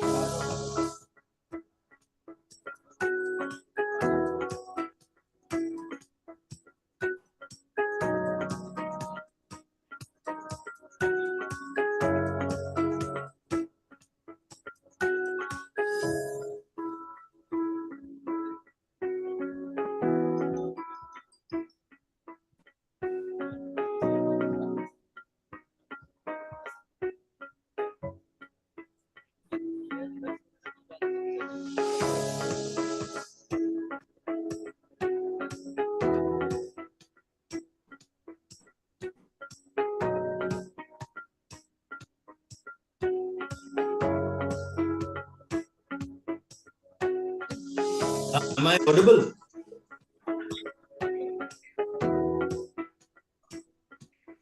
Okay.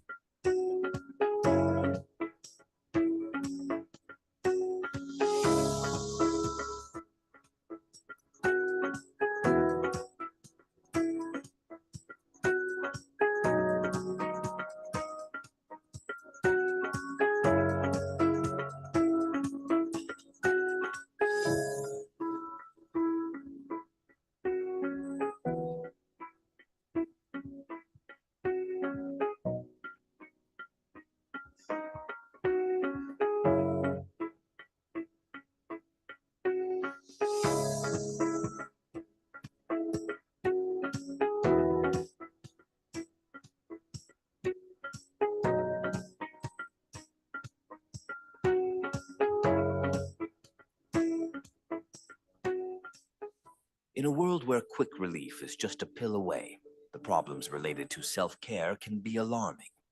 Every day, countless individuals turn to over-the-counter medicines without proper information. Customer symptom लेके आते हैं, खांसी, बुखार, diarrhoea और headache, तो जूना prescription लेके आते हैं और बोलते हैं कि मेरे को ये दवा दीजिए। वो टाइम पे जो आपको हुआ तो वैसा ही होता है, ऐसा नहीं है।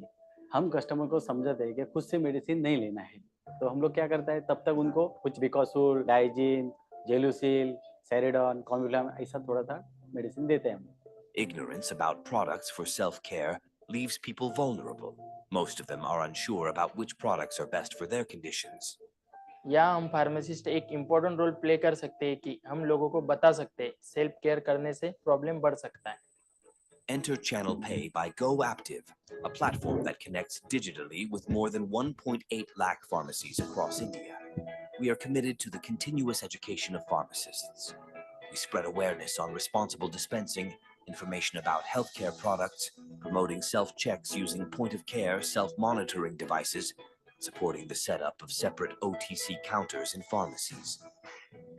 चैनल पे से हमको पता चलता है कि कौन सा प्रोडक्ट कहाँ मिलता है और उसकी वजह से हमको हमारी स्टोर में क्वालिटी प्रोडक्ट रखने में मदद होती है। Channel Pay by Go Active boasts an extensive network, collaborating with more than 35,000 distributors and 1.8 lakh retailers and healthcare providers. We're harnessing this network to bring access to healthcare products, proper information, continuous education to last mile healthcare providers. Channel Pay, by Go Active, promoting healthcare, promoting access.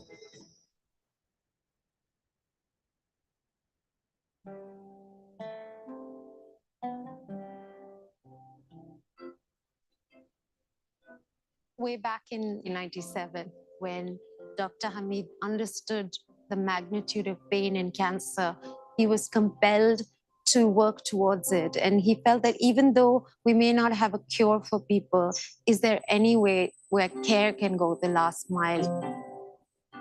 Test केल्यानंतर आम्हाला कळालं की she is suffering from 3rd stage of cancer. नंतर day by day ती जास्त सफर होत होती problems मध्ये. तिला तो पेन सहन होत नव्हता.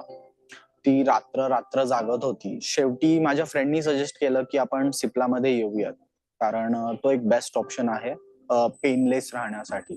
Dr. Hamid was very, very keen that since family is so integral to our life here in India, that the palliative care center that he was building be built around the concept of a family. And so from the very beginning, it was understood that you would come here and your family would come with you. She's admitted with bilateral lower limb pain and dyspnea. Pain score is almost 4/10. The most remarkable thing here is the multidisciplinary approach to medicine. When you come here, you are here with an entire team that takes care of you and your family. Whether it's your pain management, your diet, your physiotherapy, your social and emotional needs. It's comprehensive, it's holistic, and most importantly, it doesn't begin at the end of your life. It begins at the time of your diagnosis. सकाळी उठून ready झाल्यानंतर every day त्यांच्या एक नवीन activity असतात. त्याच्यामध्ये ते तुम्हाला inspire करतात की तुम्ही अजून कसं हॅपीली राहू शकता. तुम्ही फक्त त्या 4 भिंतींच्या आतमध्ये तुमचं आयुष्य नाहीये. Just come and open your self. Our wards are named after flowers, but we felt that a ward for children should be named after a tree. So it's called the Gulmahar ward. And I think that there are 2 patients, kids and their moms. There's so much you learn about being happy and enjoying their toys and having fun and fulfilling last wishes, making sure that everyone leaves with a sense of peace and strength for the next day. Has anybody heard about palliative care? So what we're really expanding is our training. So we are training doctors and nurses across India. And by investing in that training, we're making hundreds of CPCs, because it's not about bricks and mortar. It's about the people that are taking care of their patients where they need to be, either at home or at a center. It's a place of peace where you can come and spend, whether it's your final moments or difficult moments during your illness, and be surrounded by a team that cares for you with a lot of warmth and with a lot of love.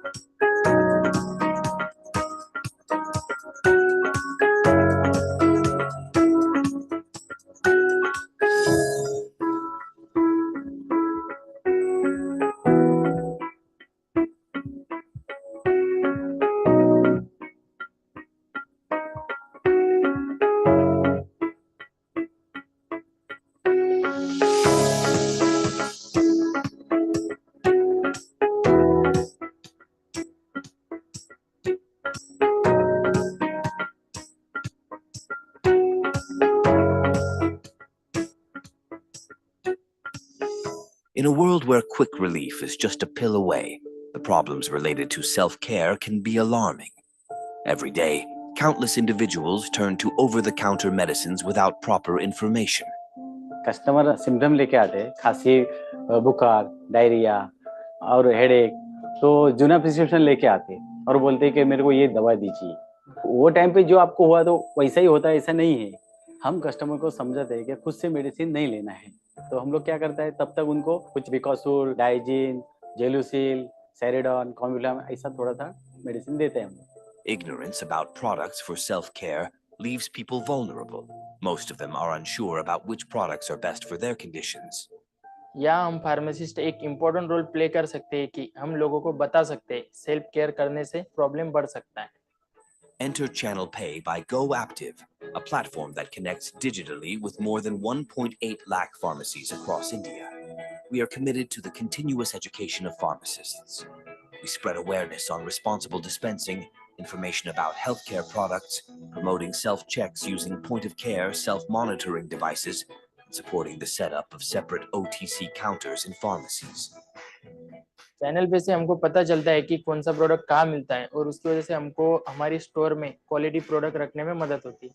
Channel Pay by GoActive boasts an extensive network, collaborating with more than 35,000 distributors and 1.8 lakh retailers and healthcare providers.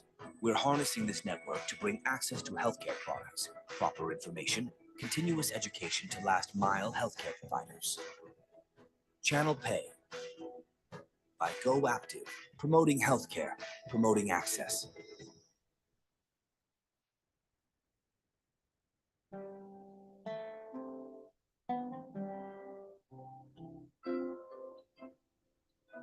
Way back in 97, when Dr. Hamid understood the magnitude of pain in cancer, he was compelled to work towards it. And he felt that even though we may not have a cure for people, is there any way where care can go the last mile? Test केल्यानंतर आम्हाला कळालं की she is suffering from 3rd stage of cancer. नंतर day by day ती जास्त सफर होत होती problems मध्ये. तिला तो पेन सहन होत नव्हता. ती रात्र रात्र जागत होती. शेवटी माझ्या फ्रेंडनी सजेस्ट केलं की आपण सिप्ला मध्ये येऊयात, कारण तो एक बेस्ट ऑप्शन आहे पेनलेस राहण्यासाठी. Dr. Hamid was very, very keen that since family is so integral to our life here in India, that the palliative care center that he was building be built around the concept of a family. And so from the very beginning, it was understood that you would come here and your family would come with you. She's admitted with bilateral lower limb pain and dyspnea. Pain score is almost 4/10. The most remarkable thing here is the multidisciplinary approach to medicine. When you come here, you are here with an entire team that takes care of you and your family. Whether it's your pain management, your diet, your physiotherapy, your social and emotional needs, it's comprehensive, it's holistic, and most importantly, it doesn't begin at the end of your life. It begins at the time of your diagnosis.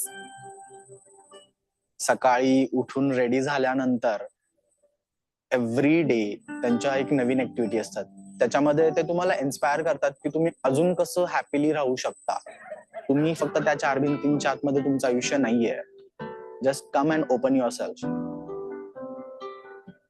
Awards are named after flowers, but we felt that award for children should be named after a tree. So it's called the Gulmohar Award. And I think that there are two patients, kids and their moms. There's so much you learn about being happy and enjoying their toys and having fun and fulfilling last wishes, making sure that everyone leaves with a sense of peace and strength for the next day. Has anybody heard about palliative care? So what we're really expanding is our training. So we are training doctors and nurses across India. And by investing in that training, we're making hundreds of CPCs because it's not about bricks and mortar. It's about the people that are taking care of their patients where they need to be, either at home or at a center. It's a place of peace where you can come and spend, whether it's your final moments or difficult moments during your illness, and be surrounded by a team that cares for you with a lot of warmth and with a lot of love.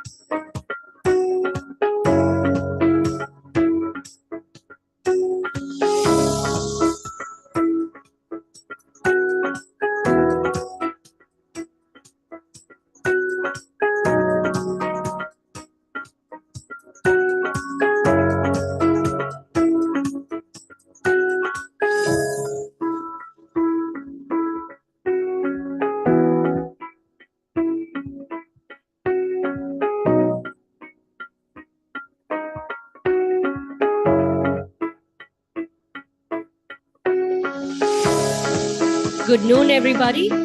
Requesting ladies and gentlemen to please join us back in the auditorium. We're ready to reconvene the conference. Requesting everyone who's in the a world where pre-function quick area relief to please is just join a us pill back away, in the problems auditorium. related to self-care can be alarming.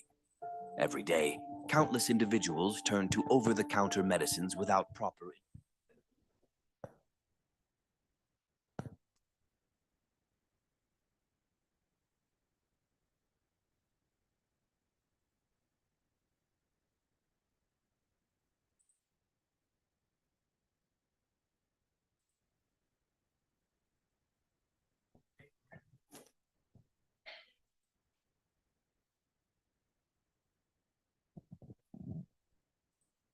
Welcome back, ladies and gentlemen, to OTC Health and Wellness Conference, Swasthya Uday Antyuday. As we are ready to reconvene after the short break, requesting everybody to please take a seat. Our next speaker is ready to speak to us, so I'd request all of you to kindly take a seat.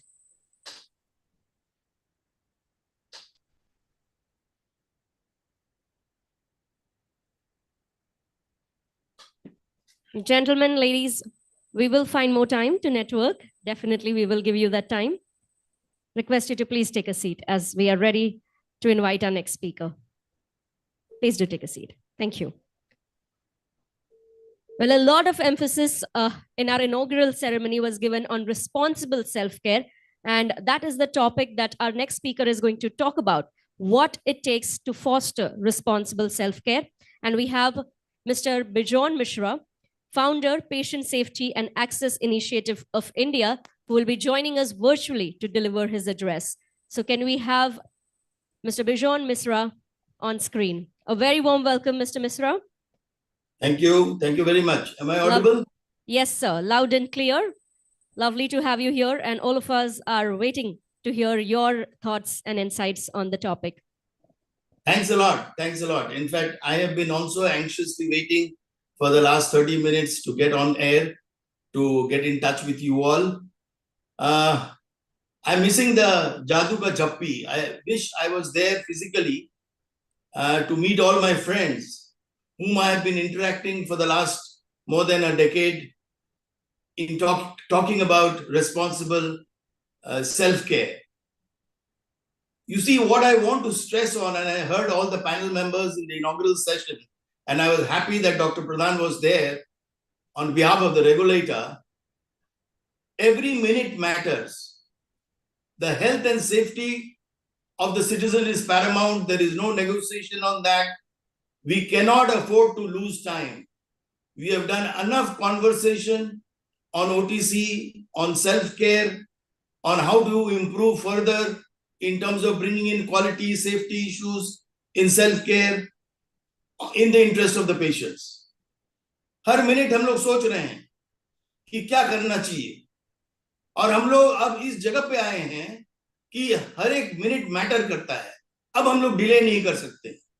I would appeal to the government on behalf of the patients that it is high time we brought in that regulation, that category, जिसके लिए sub committee बना था. ओझा जी उसका chairman थे, recommendations दिए हम लोग, सब कुछ हो गया है, अब उसको लागू करना है. And I think it is high time the government does it. And my only appeal to OPPI, to all the partners, my very great association with PhD Chamber, FICCI, I want that today's conversation, where all the stakeholders have come and assembled, is a great opportunity. All of you should come together with one single voice to convince the regulator that every minute matters. And we have to make that the tagline, that OTC policy has to come without any further delay. And we need it badly because, as Dr. Pradhan has already elaborated, we have a number of schedules which talks about prescription drugs. We need now a policy, a document, a schedule for OTC. और हम जब responsible self-care के बारे में बात करते हैं, responsible self-care comes out of sound education, sound awareness, responsible, credible information being communicated to the end users. We want to improve on accessibility. We want to improve on affordability. We want to make sure that the consumers do not become the patients, do not become victims of self-prescription, self-care in a manner which is irresponsible. In order to make that happen, I would just keep my presentation very brief because I have to rush somewhere else. I'm speaking to you all from Mumbai. I wish I was there in Delhi. You see, the most important aspect is we have a great infrastructure in our country, which is known as accredited social health activists. जिसको हम लोग आशा कहते हैं. We must involve 10 lakh plus ashas of the country in getting into this initiative which we are talking about. CDSCO must ensure that last mile, all those people who are interacting with in remote locations, in the rural India, which is most important. हम यदि गांव में पैदा हुए हैं, वो हमारे against में नहीं जाना चाहिए. I have not committed a sin because I am located in a village. I need accessibility even in the village.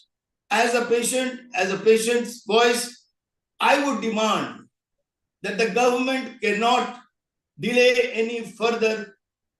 Every minute matters.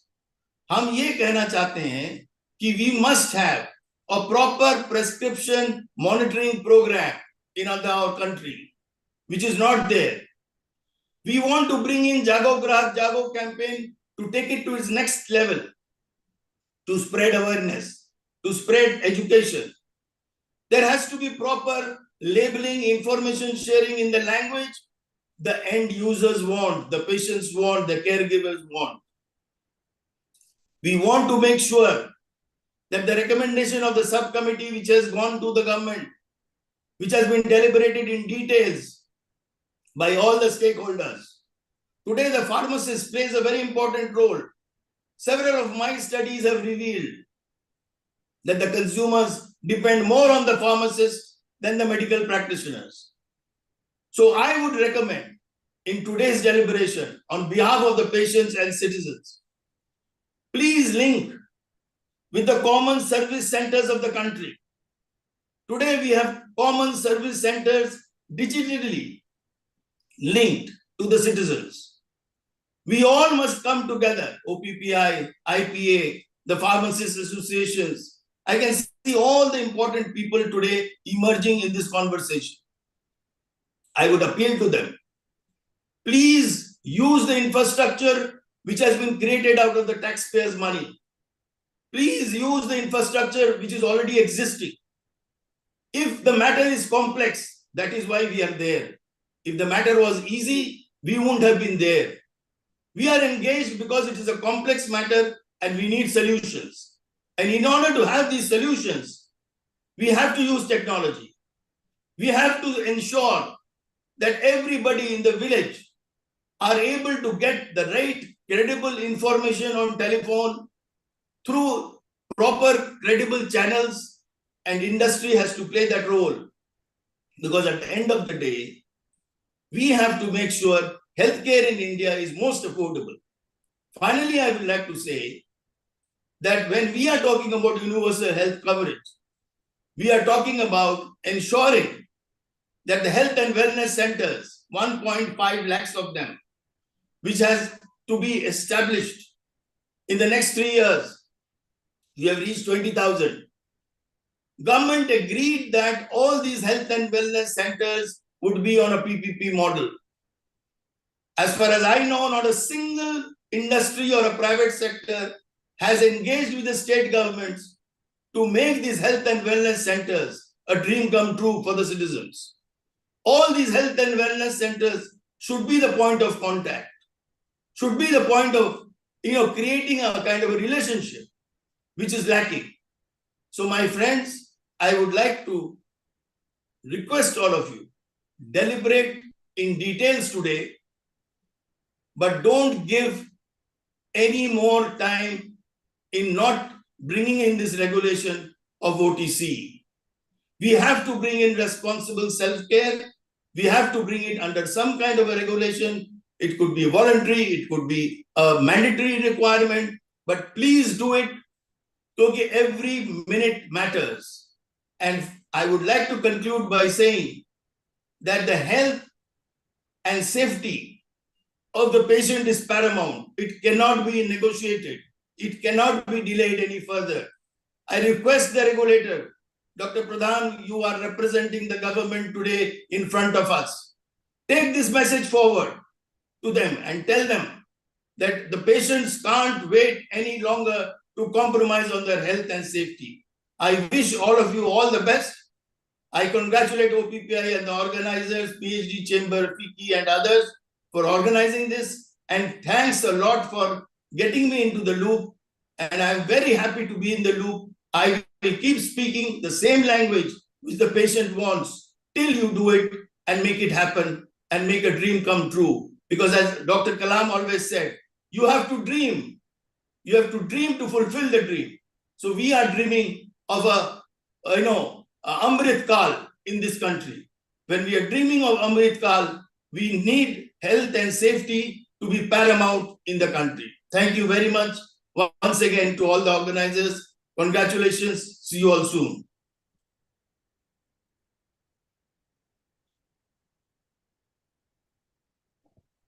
Check.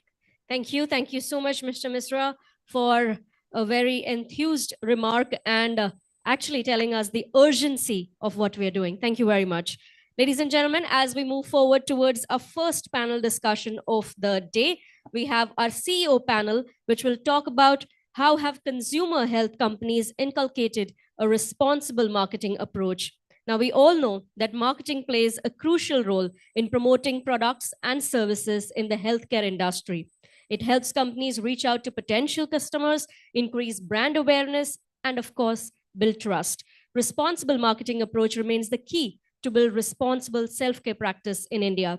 With this thought in mind, we are going to invite our moderator first for the session, Mr. Sandeep Verma, Country Head at Bayer Consumer Health. Ladies and gentlemen, please welcome our moderator for the session.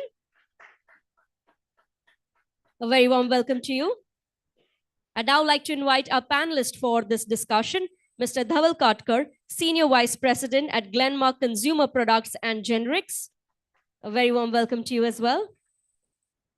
And we can be generous with our applause.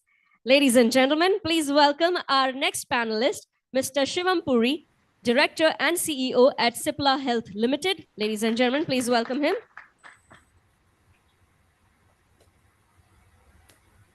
On the panel joining the gentlemen is Mr. Dinar Matre, Senior Director, Self-Care, BU and Professional Strategy at Kenview.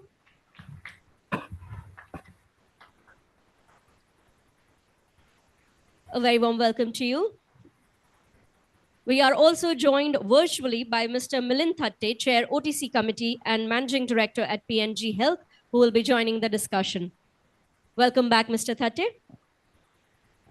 And now I'd leave the stage over to our moderator, Mr. Verma.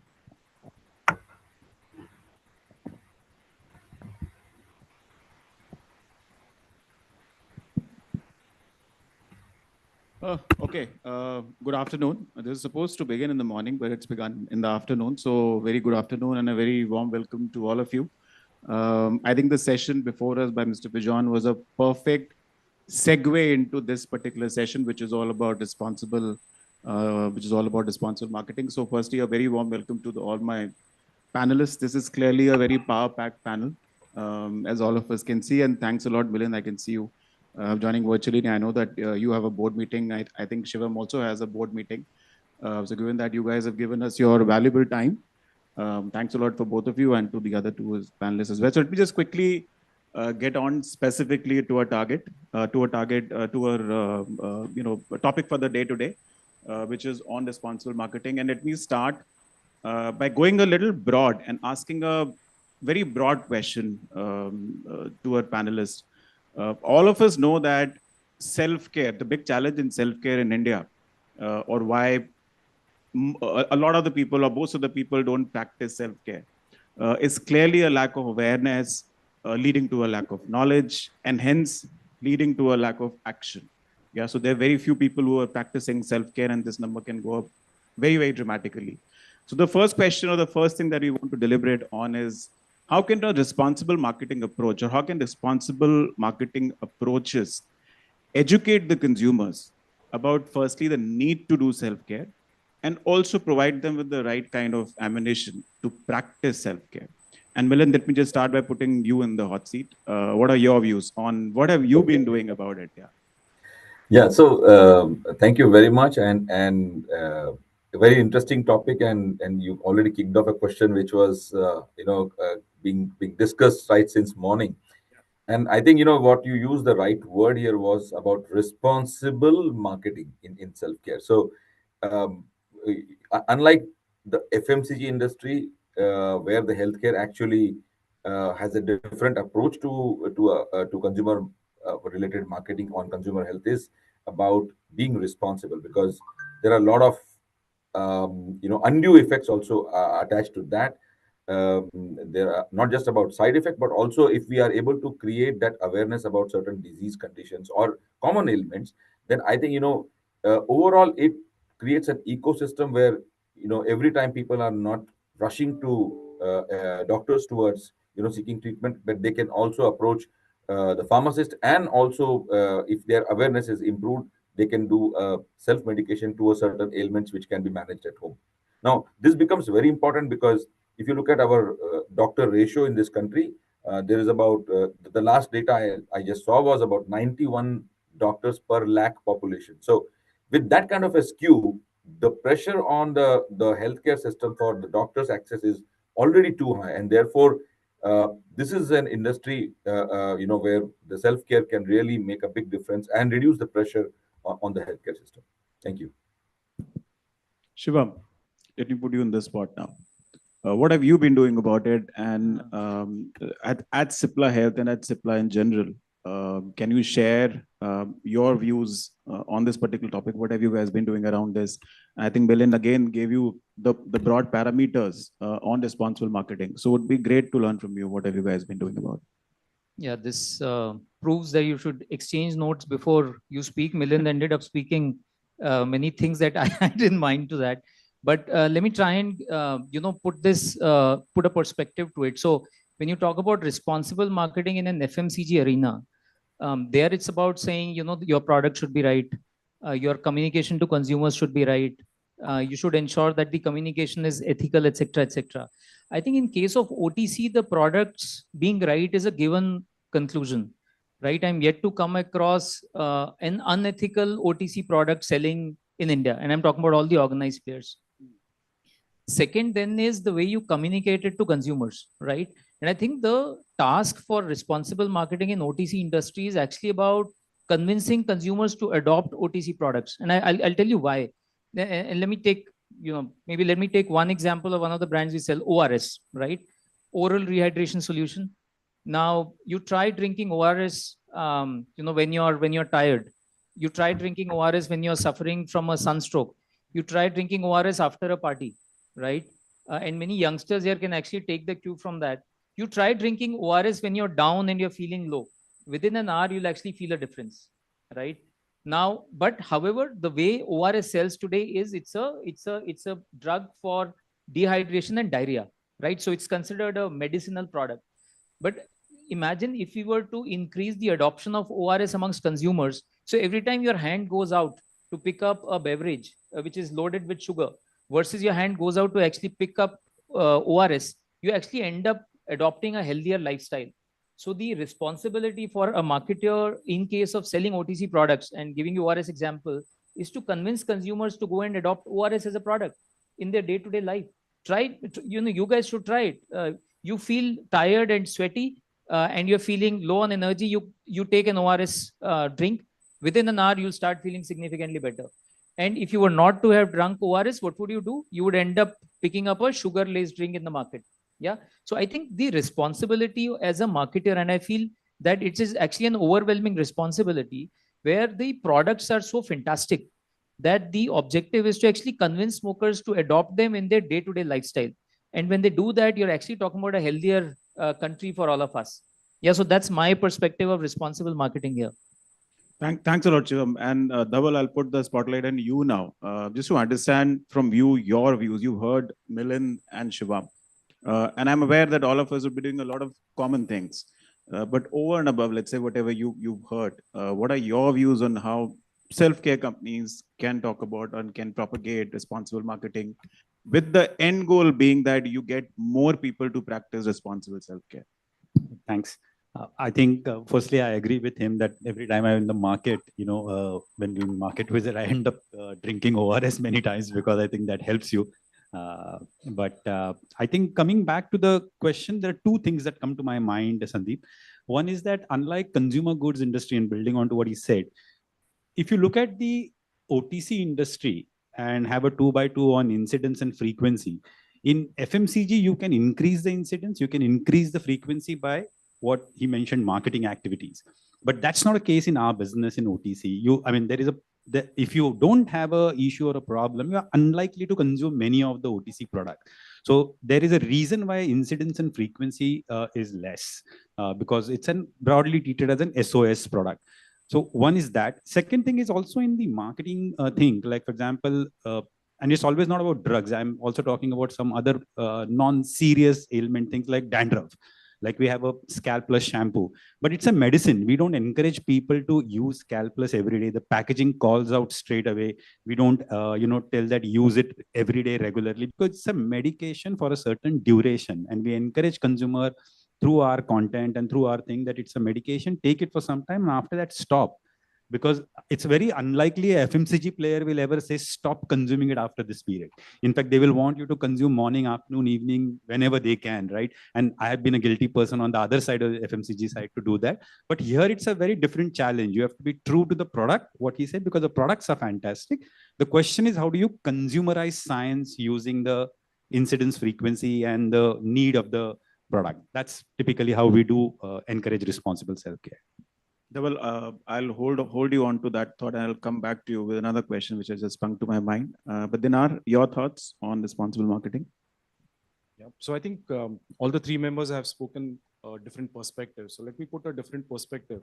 When we say OTC or self-care, if you look at which are these brands over a period of time, you'll see that the genesis of this brand or the heritage or the legacy of these brands has been from the healthcare professional side. At some point of time, they were marketed to the HCP, and that's how the equity was built up. And over a period of time, consumers realize it that I can use it during the same incidents next time, right? That's how OTC gets developed.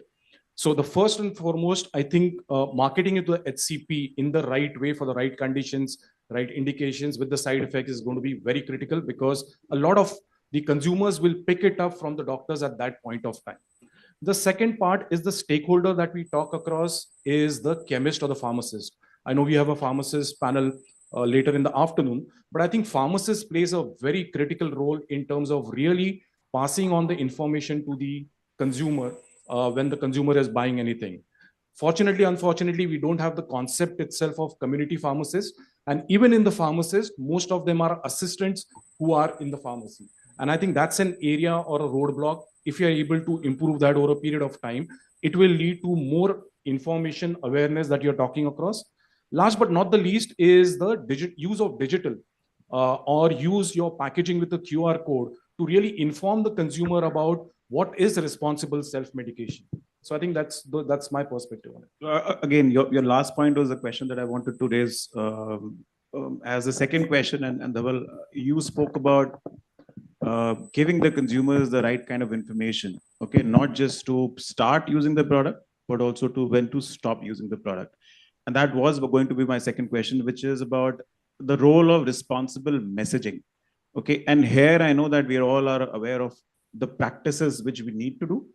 But what I would really want to understand is some examples of responsible messaging that you have done across your product. And I'll come to you next, Shivam. So you can think about it right now. A couple of ways. I mean, even at Glenmark, we don't do an RX to OTC. It's always RX and OTC for us, because all the products that we advertise, be it Candid, La Shield, or Scalp, they all are, first of all, prescribed by doctors, because there is an entire team that goes and connects with 20,000 dermats. And, that's the first part of our entire responsible thing, communication to the physicians and to the dermatologists or any other therapies that we are going to go to. So that's the first part where we do. Second thing is when it comes to packaging. And I think Mr. Sudarshan Jain in the morning, when he said 5 things, I was particularly happy because he talked about packaging in that. It's a, so to say, a small thing, but from an OTC context, it plays a very big role, because you have to educate the consumer about the use. And we definitely call out all of that in our packaging of how to use the product, when to use the product, when to stop, and what's the break that you need to take. It's typically called out. And nowadays, thankfully, digital is also playing a role, where you can have A+ content on the brand. You can put it out in the, in a video format. It helps consumer kind of understand the usage of the brand. So that's something that we call out for. And I think one of the good points that even Dinar was making was how are we using the QR codes? Yes. Yeah. So right now it's only been put up on the essentials, on the highest selling brands. But in the future, I personally see a big role of QR coding as giving the right kind of information to the consumers. Shivam, any examples from your side on responsible? So maybe I can talk about the journey of Nicotex, which is a smoking cessation product that we sell. 1/3 of the country uses a tobacco, consumes tobacco, right? And anyone who consumes tobacco is not happy about it. It's addictive. They're just addicted to it. And for those of us in the room who smoke, we know that this is a serious addiction. You just can't get out of it, right? And smokers feel that, yeah, I'll quit whenever I want to. So that's the problem statement. So this was Nicotex was an RX product. We shifted it to OTC. The number of consumers that we touch today is 9 times of what we were touching when it was in RX. Now, what did we do there? And this is where I'll give it a tonality of responsibility in terms of how we approach the problem. So we went to consumers and we told them that, this is a great product. You start consuming it. In 6 weeks, you'll be out of smoking. And then, you become a non-smoker. Smokers didn't budge. Because the sad situation for a smoker is that you only go to doctor when you have serious ailment that is developed because of smoking. Till then, you're a cool dude who's happy with life, right? But who speaks with these smokers before they reach that place, right? That's where responsibility comes in. And when you try and convince a smoker to quit, they're not willing to speak. So we looked at multiple possibilities of how do we convince the smoker to quit. So it was not about selling the product. It was about saying, please wake up and realize that you need to quit. Yeah. And we figured out through multiple consumer connects, etc., that you actually need to speak with the consumer as a friend. You can't be be on the high horses and advise the smoker. You have to tell them that ek din mein nahi hoga, lekin ek din zarur hoga. Nicotex, we believe you can. And that concept was then taken forward. I can tell you that, this is a huge investment that we do. And till very recently, we were not making any money in doing that. But why were we doing it?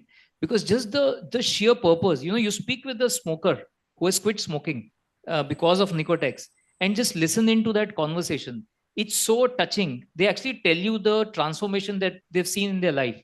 Now that makes your task worth it, right? When the smoker tells you, teary-eyed, saying you've completely transformed my life because I thought I could quit smoking, but I could not. After using your product, I'm now out of smoking. Or many of them say we've actually cut down our smoking to 1/3 of what we used to do, etc., etc.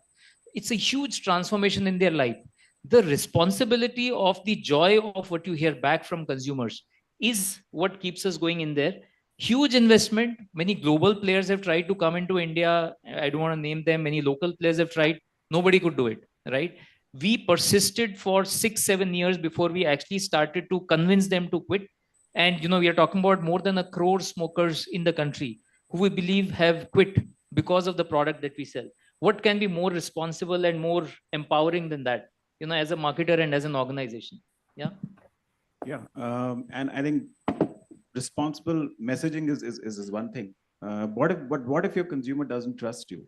And that is my third question. Let me just give an elaboration. Then you Fantastic. can answer. Fantastic. So, you hit the nail on its head. I think the one of the big challenges which responsible marketeers or as responsible marketeers we should address is how do you build trust in your consumers? And then I'm going to come to you later after Shivam.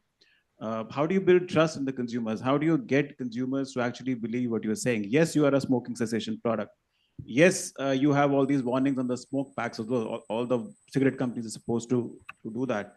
But why should I trust you when you tell me that you can get rid of my my addiction? I think I can do it on my own. I can do it whenever I want to. Why should I get into something and then maybe get addicted to you going forward? So how do you build trust in the consumers using this example or any other example? So that's a great point. In fact, that was one of the biggest issues we faced initially of saying, how can a chewing gum help me quit smoking? Right? It's a serious issue. And second, whenever I decide to quit, I'll quit. Yeah. What we told consumers was that, okay, fine. You are cool, and we like you the way you are. You want to quit smoking. That's a fact, right? Let's walk this journey together. Right? So that's where marketing comes in. So instead of saying, I will tell you what to do, we told them, ek din mein nahi hoga, ek din zarur hoga. We are your friends. Let's walk this journey together. We didn't say you quit smoking. We said first you reduce, then you further reduce, and then you quit. Right? Responsibility came in from another perspective there. The gum, the nicotine gum that we sell, right, as a part of Nicotex, it's a horrible product to taste. Right? When you chew it, no one can like the taste. So no one can continue with it. Now, what was the responsibility here? We wanted people to quit smoking and stop using Nicotex both, right? So it is not a pleasant, aesthetically pleasant product, right? It is only meant for a purpose, and after the purpose is done, you exit the whole thesis. So that's what we did. We extended our helping hand to the consumers, and through marketing, we told them, let's walk this journey together. You start trying. And when they tried and they started to see impact of it is when, more and more of them started to come in, number one. Number two, any successful quitter tells 10 other quitters saying, this is how I quit smoking. And somewhere deep inside, anyone who has smoked for more than 3-4 years, I was an ex-smoker, and I quit smoking 15 years back, and I haven't smoked a cigarette since then. You feel elated in life once you've done that, right? So I think to specifically answer your question, we went to the consumer, we offered them a helping hand, and we said, let's walk this journey together. We made them speak with their friends and tell them how they quit their smoking. And it's a mix. Product is just one of the enablers. There's a therapy, there's a conversation, you give them positive messages, etc., etc. But when they started to see the impact of it, they shared it with others, and the trust automatically built up. But it was a problem initially, for sure. So what I gather from you, let's say the bottom line which I gather from you for this specific product, and I'm saying in general for all, is that the brand needs to almost become the partners in the journey, whether it is smoking cessation, whether it is health in general, whether it is wellness in general. It cannot be a stop start, that I sell my product to you, and once you bought it from me, I'm done. I'm okay. And after that, it's your life. You take care of it the way you want to. So Dinar, any other thoughts come to your mind when we talk about how do we build trust in consumers when it comes to responsible marketing and specifically around the self-care industry? Sure. First, I think just wanted to compliment Shivam on the fact that this category in India is not very big. As he said, it does not break even, but you require that patience and the social responsibility to be able to take as a company to invest in this brand and make the category big. So, a big congratulations on that. Coming to the question, let me take an example of Benadryl, which is a cough syrup. I think the way cough is treated, either at the healthcare professional or by the consumer, is very, very random. Many of the consumers don't understand what is a dry cough. Many of them don't understand what is a wet cough and what is an allergic or a productive cough, which is there, right? And this is also present in a lot of the healthcare professionals. And that's why you see a overloading, even in a dry cough with more than one ingredient. And some of the irrational combinations by adding your bronchodilators and other things at the HCP level. Now the consumers are going to take those products itself as OTC, whether we advertise it or they come to know it from the retailers. So on Benadryl, what we do is, since we have the entire portfolio, we make efforts to ensure that at least on the digital front and on the advertisement front, we talk about what is dry cough and what is wet cough, and make them aware that, a dry cough requires a dextromethorphan, or a productive cough can require an ambroxol or a guaifenesin, depending on what ingredients we are talking across. I think that makes a huge difference it's a journey, as Shivam as well as Dhawal was saying. It's not going to happen overnight, but we see the consumer behavior changing. When they're going to the retailers, they're asking about ये dry cough के लिए मेरे को कुछ चाहिए. So I think the needle will take a long time to move, but it's already started moving. Second part, again, a lot of the pharmacists needs to be engaged in terms of what is dry cough and wet cough, what is your allergic cough, which is there. I think that's one example that I see. The second one is out of the company. What I've seen is companies like About Nutrition. They work very closely with the pediatricians. Today, pediatricians, when the mothers go to the pediatricians, they have n number of questions about the nutrition, height, weight, and other things. A pediatrician, obviously, because of his challenges, is not able to give time. So in many places, you find that About Nutrition people have put in dietitians or nutritionists for the counseling and working out a diet chart. I think that is a great example. It's a win-win situation for the company, win-win situation for the mothers, and of course for the healthcare professionals. So those are two examples I can think of. Milind, any quick thoughts on how do you build trust in the consumers and specifically for this self-care category? There's a lot that we can learn from P&G Health. So it'd be good to hear your views. Yeah, thanks, Sandeep. So I think, I completely echo what Shivam and Dinar were alluding to. And, we as a global healthcare company, our model has been OTX. And when I say OTX, we have clearly understood that, you can't simply walk away from HCP. So it's good to build a trust through the doctors and then move it to the consumer self-care part. So in our portfolio also, we have kept an approach where there are certain SKUs for self medication, self care, whereas there are some SKUs which are promoted to the doctors. So the branding runs common across whether it is HCP or whether it is consumer, and therefore when a consumer sees that, okay, this is the similar kind of branding that I was actually getting a recommendation from the HCP, and then when I see out there there is another SKU but with the same branding, that trust actually simply flows from that HCP, because the consumer has a much higher trust towards HCP, and therefore you are able to actually do this across the SKU. So one of our brand is Neurobion, where we have certain SKUs for HCPs, and then there are SKU for consumer promotions, and the message across is still the same, which is about nerve health, preventing neuropathy, and creating that awareness among consumers about how neuropathy can be actually addressed. But whether he reaches the HCP or whether he reaches the self-care, and even the pharmacists are engaged onto this. So across the spectrum, the messaging is common, while the SKUs will differ depending on the quantity of the active ingredients in each of those SKUs. Yeah. So I'd like to add to this, to what Milind was saying, and I'll just give an example of exactly what concept he talked about is La Shield, right? La Shield is a simple sunscreen at one level that if you can think of, but we do have multiple SKUs of La Shield, and around 20,000 dermats are met every month. So certain SKU, and also it's not a simple thing, skin type is different, the problems are different, you are coming for a sunscreen related issue. So when doctors prescribe a certain La Shield Light or Physico or some other SKU, it's exactly done in the same way. And then there is also a mass market variant in a way, which is in the regular TV advertising, which is same concept that he says we advertise. But the principle of all the brand of giving sunscreen with science first ingredient, mineral sunscreen, that's what we talk about, good quality ingredient. And if you look at it, the messaging at a larger level, the brand is common, messaging, the science first messaging is there. We are competing in a category dominated by absolutely global heritage skincare player, whether or strong Indian players, but we are still able to make a space for ourselves with exactly the concept that he talked about, because there is an HCP promoting, there is a retail outreach and communication around quality of ingredients, science first, benefits of the ingredients on mineral sunscreen, etc. Thanks. Thanks, Milind. Thanks, Dhaval.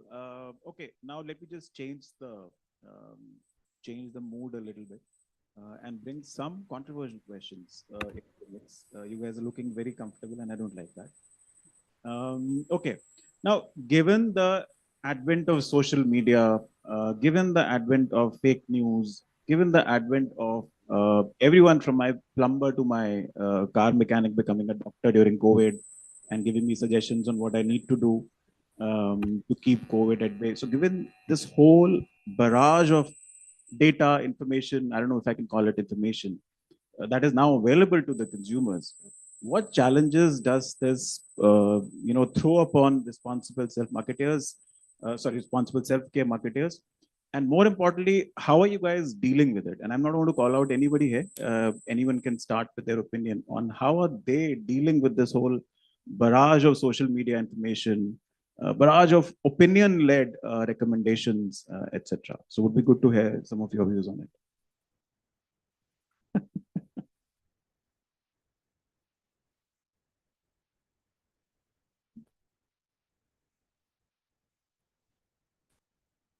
I think the beauty of self-care industry versus say an FMCG or other industries is that most of the self-care products, and we spoke about RX to OTC switch. So most of the products actually come from pharma, right? And any strong pharma player actually has an inherent strength. And that is the inherent strength of a strong regulatory team which understands the principles of the product.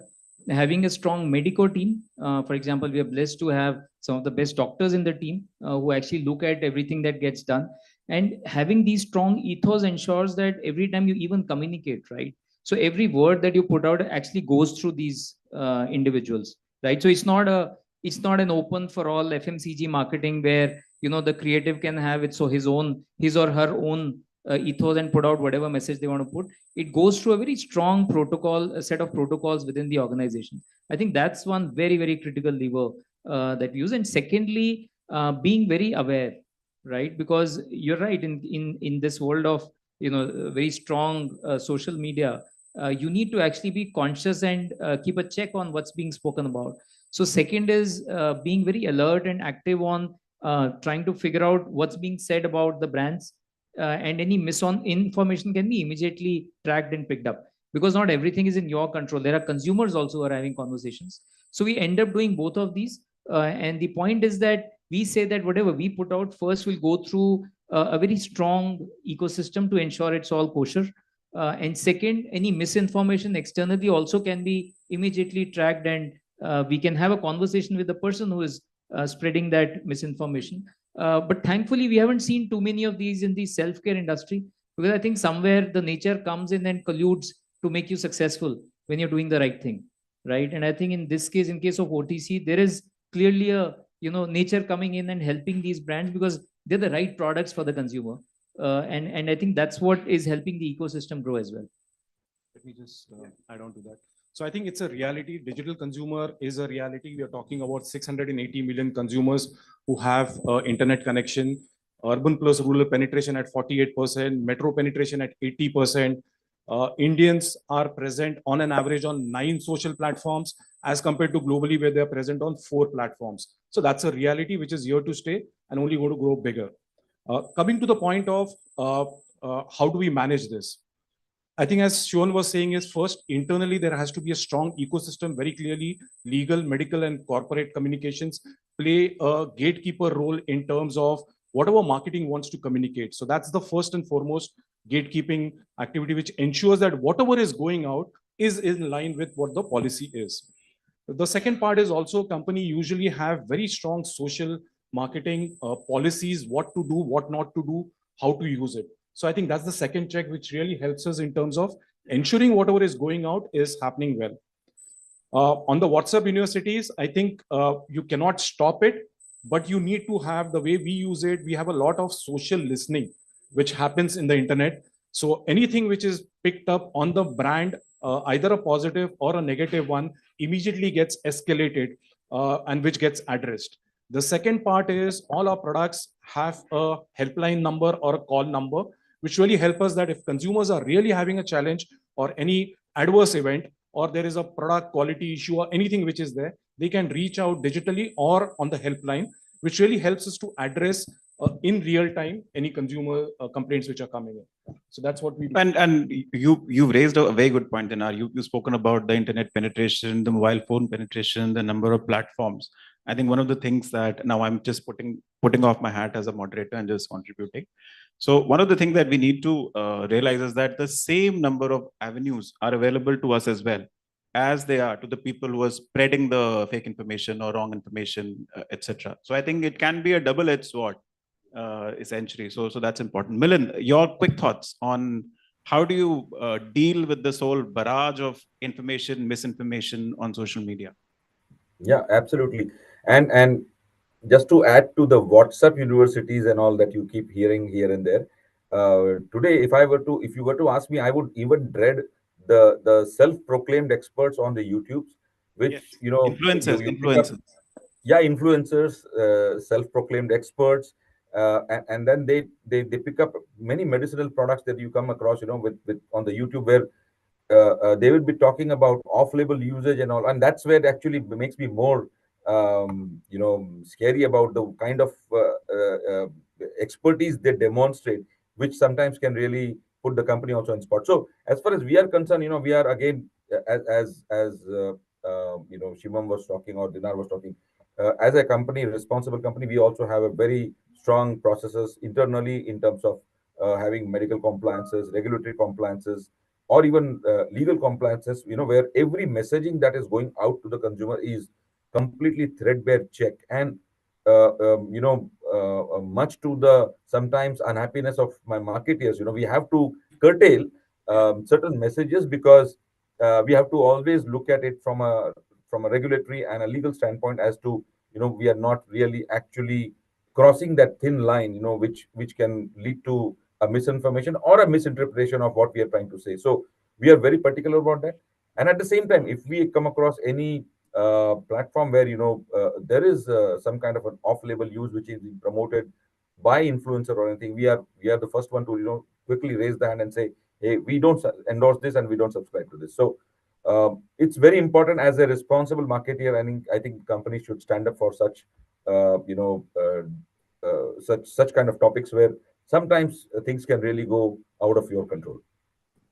Just to add to your point, what you mentioned just now, that the same avenues are available to us, and that's actually absolutely true, because the entire influencer thing has pretty much gone out of the hand. If you look at it at many levels, the self-proclaimed influencers, but actually this is where the industry's strength of doctor coverage comes very handy. Like in our case, we use the same vehicle, but we use dermats or real doctors to talk about our product information, etc.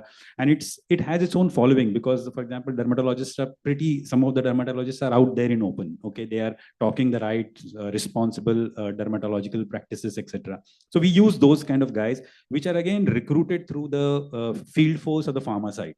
That these are the doctors who are wanting to do something right for the society, because they're seeing a lot of things going wrong, and there are good such people who are wanting to come out and talk. So that becomes a great advantage. And second thing is also using them on ground events. A lot of times, the good old practices of ground events are going away in the digital era. But whether it is, for example, puja in East or Ganpati festival here for Candid, etc., we do in Mumbai. Sorry. So we do use doctors on ground or communication on ground that has its own value on events like that, where you are actually spending time with the consumer, educating them. Both of those things I just wanted to add on that.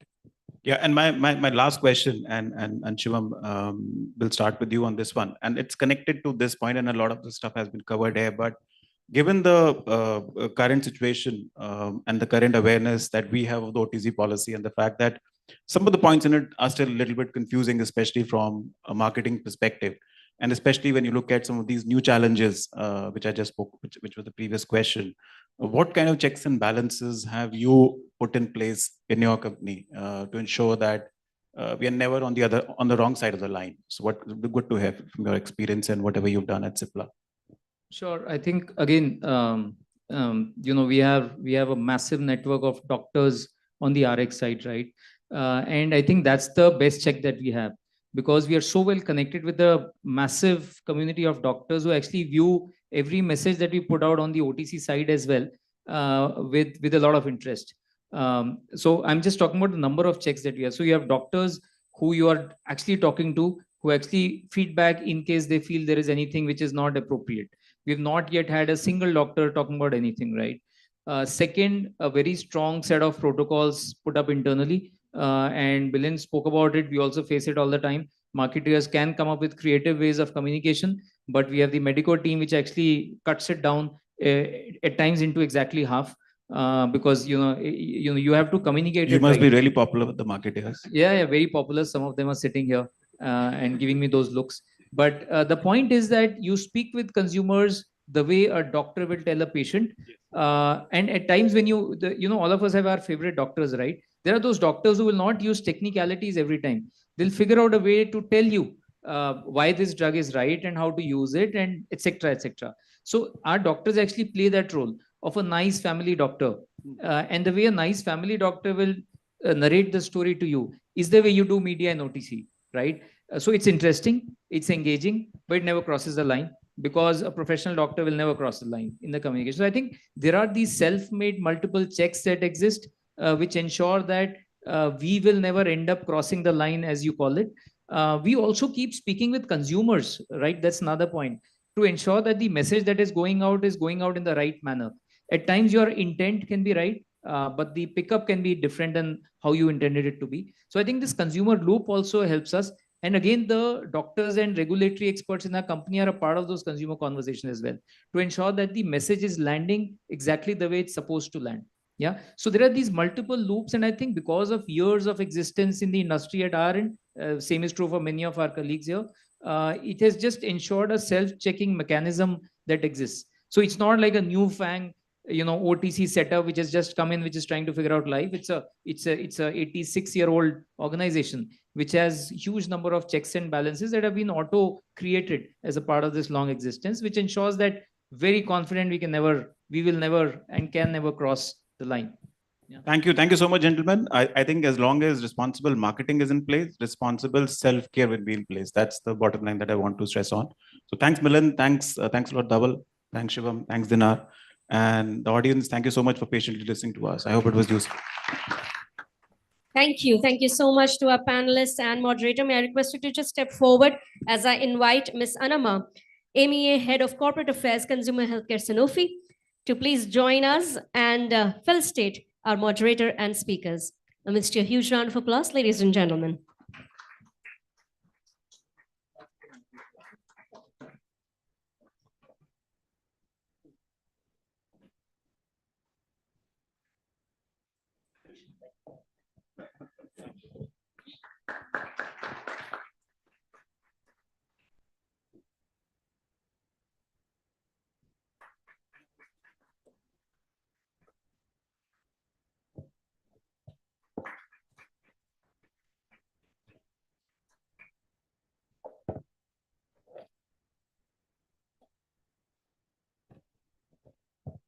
Thank you. Thank you so much, gentlemen. Thank you very much. Well, responsible self-care can encompass so many different things, right? Simplification of information, right awareness, and many other facets that need to be taken care of. But our next keynote address is going to talk about the future of responsible self-care and trends by the key global markets. We have with us Ms. Anama, the EMEA Head of Corporate Affairs, Consumer Health at Sanofi. So I'd like all of you to please join me in welcoming her to the podium. Very warm welcome.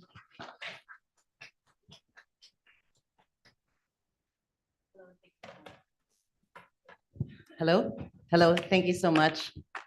Thank you to all the guests here. I will ask your forgiveness as I do not want to challenge my pronunciation skills, as I will not belabor you with the pronunciation of my name as well. So I'm Anama Dumapilis O'Reilly from Sanofi. I look after our EMEA region for corporate affairs. And I'm very, very much excited to share with you a little bit of color in terms of where we are from a self-care standpoint. I'm going to veer a little bit away from the topics that have been discussed today, which have been largely around the trends in India and the future of what we want to progress here in India with regards to self-care. And instead, I'll start talking about the trends that are happening in other countries. And while we always see studies that are coming from the UK, the NHS, the NIH, the US, the FDA, and the European Union, Sometimes it's a little remote for us. Me coming from a developing nation as well, like the Philippines, it seems like a far reach to see universal healthcare happening in real life. And so I wanted to share some examples from the regions that we are a little bit closer to in India, in Southeast Asia and Africa, where where countries do not also yet have OTC status, and yet are progressing in self-care in different and creative ways. Next slide, please. So I'll be talking about several topics with regards to self-care, including, oh, I can click myself. Thank you so much. So I'll be talking about several topics, grounding us first in the definition of self-care, because we are talking about OTC and we have been talking about self-care. What does that mean exactly? And so I wanted to ground us off in a little bit of terms. I want to talk about the overall benefits of self-care. And I wanted to talk about how, like it was mentioned by our esteemed guests earlier, that people are already imparting on self-care since we were born, and how that has been being done in other countries. I also wanted to share some very exciting new developments from how governments are addressing bridging the gap of self-care access and using tools and findings to enable self-care to be accessible to all. And I'll also be talking about how technology is unlocking health literacy, which is exactly the topic that we talked about earlier as well, on how can consumers trust you? How can consumers discern correct information and incorrect information? And then lastly, I wanted to share a very exciting study that came out of the EU ASEAN that talks about COVID and the gift of consumer self-confidence in self-care. Click.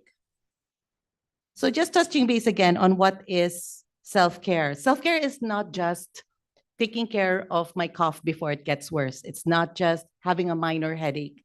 It's not just being stressed out. Self-care is actually a continuum that ranges from very minor ailments to the care before and after serious ailments.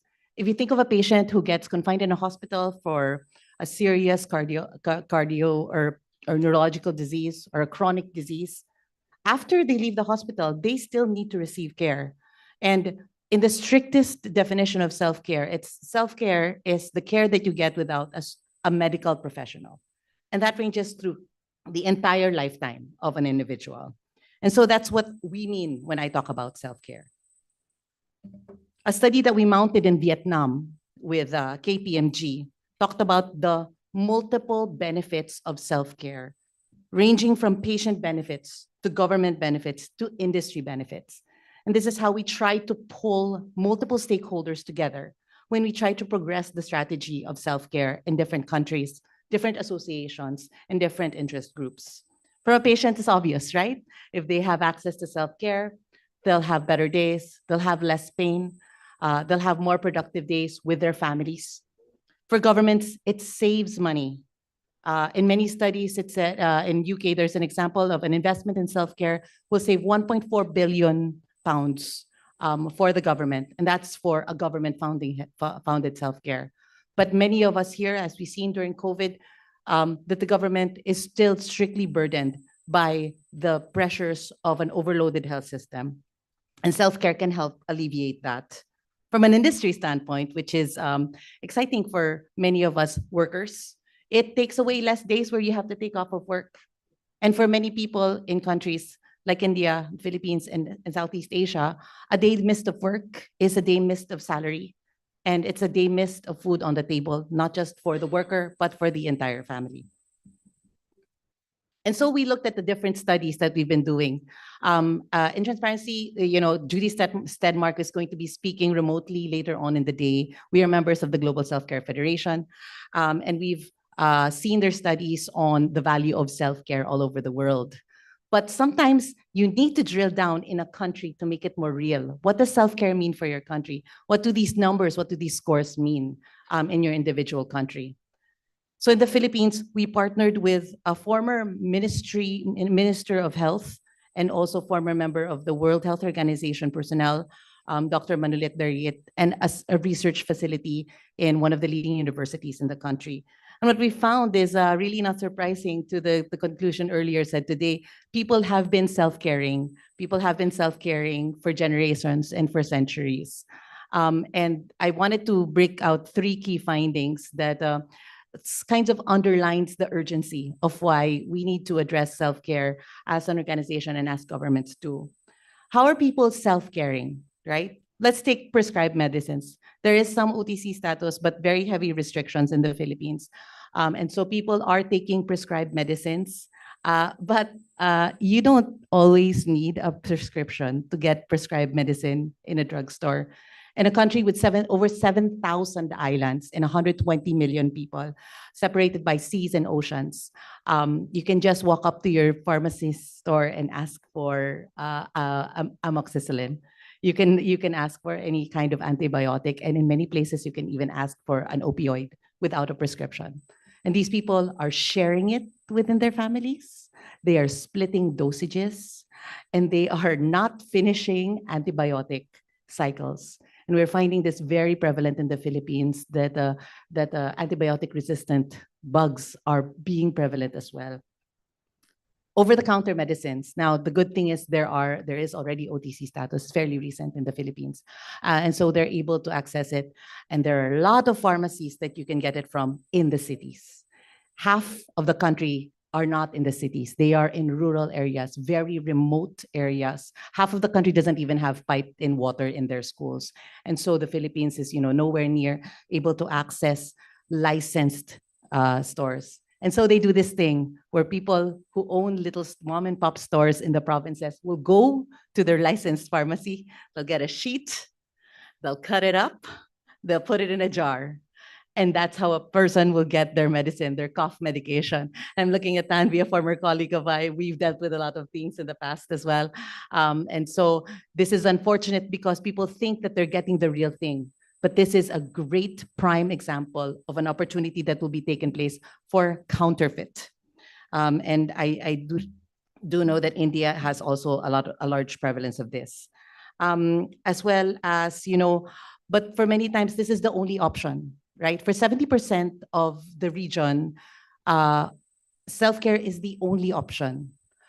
They might have an opportunity to see a doctor maybe once a year, but they will probably see a pharmacist 10 to 12 times a year. And so sometimes they'll consult with a pharmacist instead. And then lastly, ethnomedicine. This is how most of the rural Philippines are approaching self-care, using guava leaves as antiseptics, ginger for anti-inflammatories. And this is not just for minor diseases and minor ailments, but for really, really serious ailments, allowing them to not be able to address any serious aspects with their disease. Now, how are governments addressing this? We were recently at the Asia-Pacific Self-Medication Organization conference last September in Taiwan. I believe it was a similar organization that I was attended as well. And governments presented, regulatory affairs government presented all the innovations that they were planning to do to address the issue of self-care. And again, not all these countries have OTC status, and all of them have their own intricacies as well. In terms of policy, Vietnam is a very interesting example. They have OTC status, but if you are going to apply for the way that medicines in OTC are treated in terms of, let's say, advertising is exactly the same. If you have a piece of copy, for example, or a piece of material that you are going to show to a doctor, in Vietnam, whether it's OTC or RX, it goes through the exact same process. And so Vietnam is proposing to simplify these administrative requirements, and they are relying and recognizing assessments of new drugs by mature regulatory organizations. They're looking at other countries that have allowed certain drugs, and they are going to see how they can follow these as well. They're also using amendments to the drug quality and control and trying to decentralize the price control. So currently in Vietnam, they are restricting price increases to about 6 to 8%. And so companies are unable to innovate on the brands and are unable to launch new products that could potentially bring better solutions to their patients. In Thailand, they were able to see, of course, that congestion really, really strained the system. And so they are pushing forwards to allow pharmacies and drugstores to be alternative options for patient access And now the new UHC Universal Healthcare Code that they're going to pass will allow patients with 16 common illnesses to visit and receive medications from drugstores at a subsidy from the government. So this is a very much private-public partnership. In Malaysia, they're establishing a new reform framework that looks at advancing promotive preventative health, talking about people to care for themselves before they get sick, encouraging good nutrition, encouraging preventative care, encouraging getting checked up by your doctor, and incentivizing both financial and non-financial measures that address this. So that's from a policy standpoint. But from a product registration standpoint, it gets even more interesting. For those of us who have worked in pharmaceuticals and in the regulatory agency, dossiers are always a very colorful and a very interesting approach. And when there is not yet a standardized framework, it gets very tricky with regards to the application. So Thailand now wants to have a guideline for electronic submission for modern drug application. And they published a list of low-risk medicinal products that will only require an abbreviated dossier. So this is fabulous also in terms of speediness of submission. They're also creating an abbreviated review that is for, that means if a product is already cleared by certain foreign regulatory bodies, and sometimes it depends on how strict these regulatory bodies are, that they'll take a note from that and still create a review, but an abbreviated review. The kinds of regulatory bodies they're looking at is the TGA in Australia, Health Canada, US FDA, OTC monograph, the Thailand Food Act, and the Cosmetic Act adherence. And the Thai FDA is creating their own list, right, based upon this list that will have a low-risk medicinal product and complementary medicines.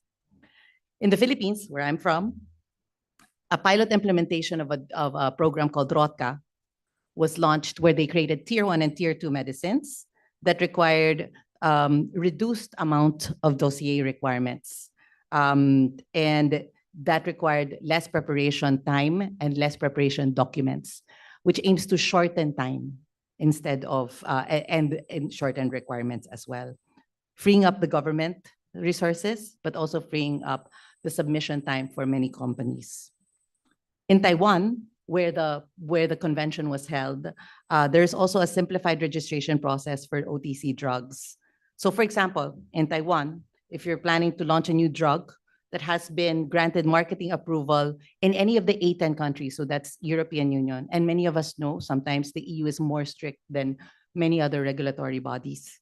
With an NDA or a new combination or a new dosage or new form or strength, it'll be granted marketing approval and accelerated assessment. They're also going to be proposing simplified technical dossiers of data, given if there are already established testings that are available. A lovely thing though about the Taiwan FDA is that typically, if you submit a new product for registration, currently per standard, it will take about 164 days, right? And then if you are going to go with the simplified dossiers, it can go to up to just half of the document required. Will it take less time? One would hope. No, it will still take 364 days to submit. And so, as you can see, and as we were talking about, it's a long road. And many countries are approaching it in many different ways. And so by sharing this, I'm hoping that we can take a page out of it, and incremental improvement is still improvement into helping get more health in the hands of consumers. I wanted to share on the topic earlier on technology and where people are. I think it's very important for us to recognize that people are there. People are self-caring. People are on platforms. But I do think that technology is also very helpful for us to unlocking a key barrier in health literacy. One of the things that we've done as a company is we partner with an organization that many of you, I'm sure, are familiar with also, is the FIP, which is the International Federation of Pharmacists. And we had a congress in Brisbane just last month as well, where we hosted an e-labeling insight panel with regulators, educators, companies, manufacturers, and regulatory bodies from all around the world.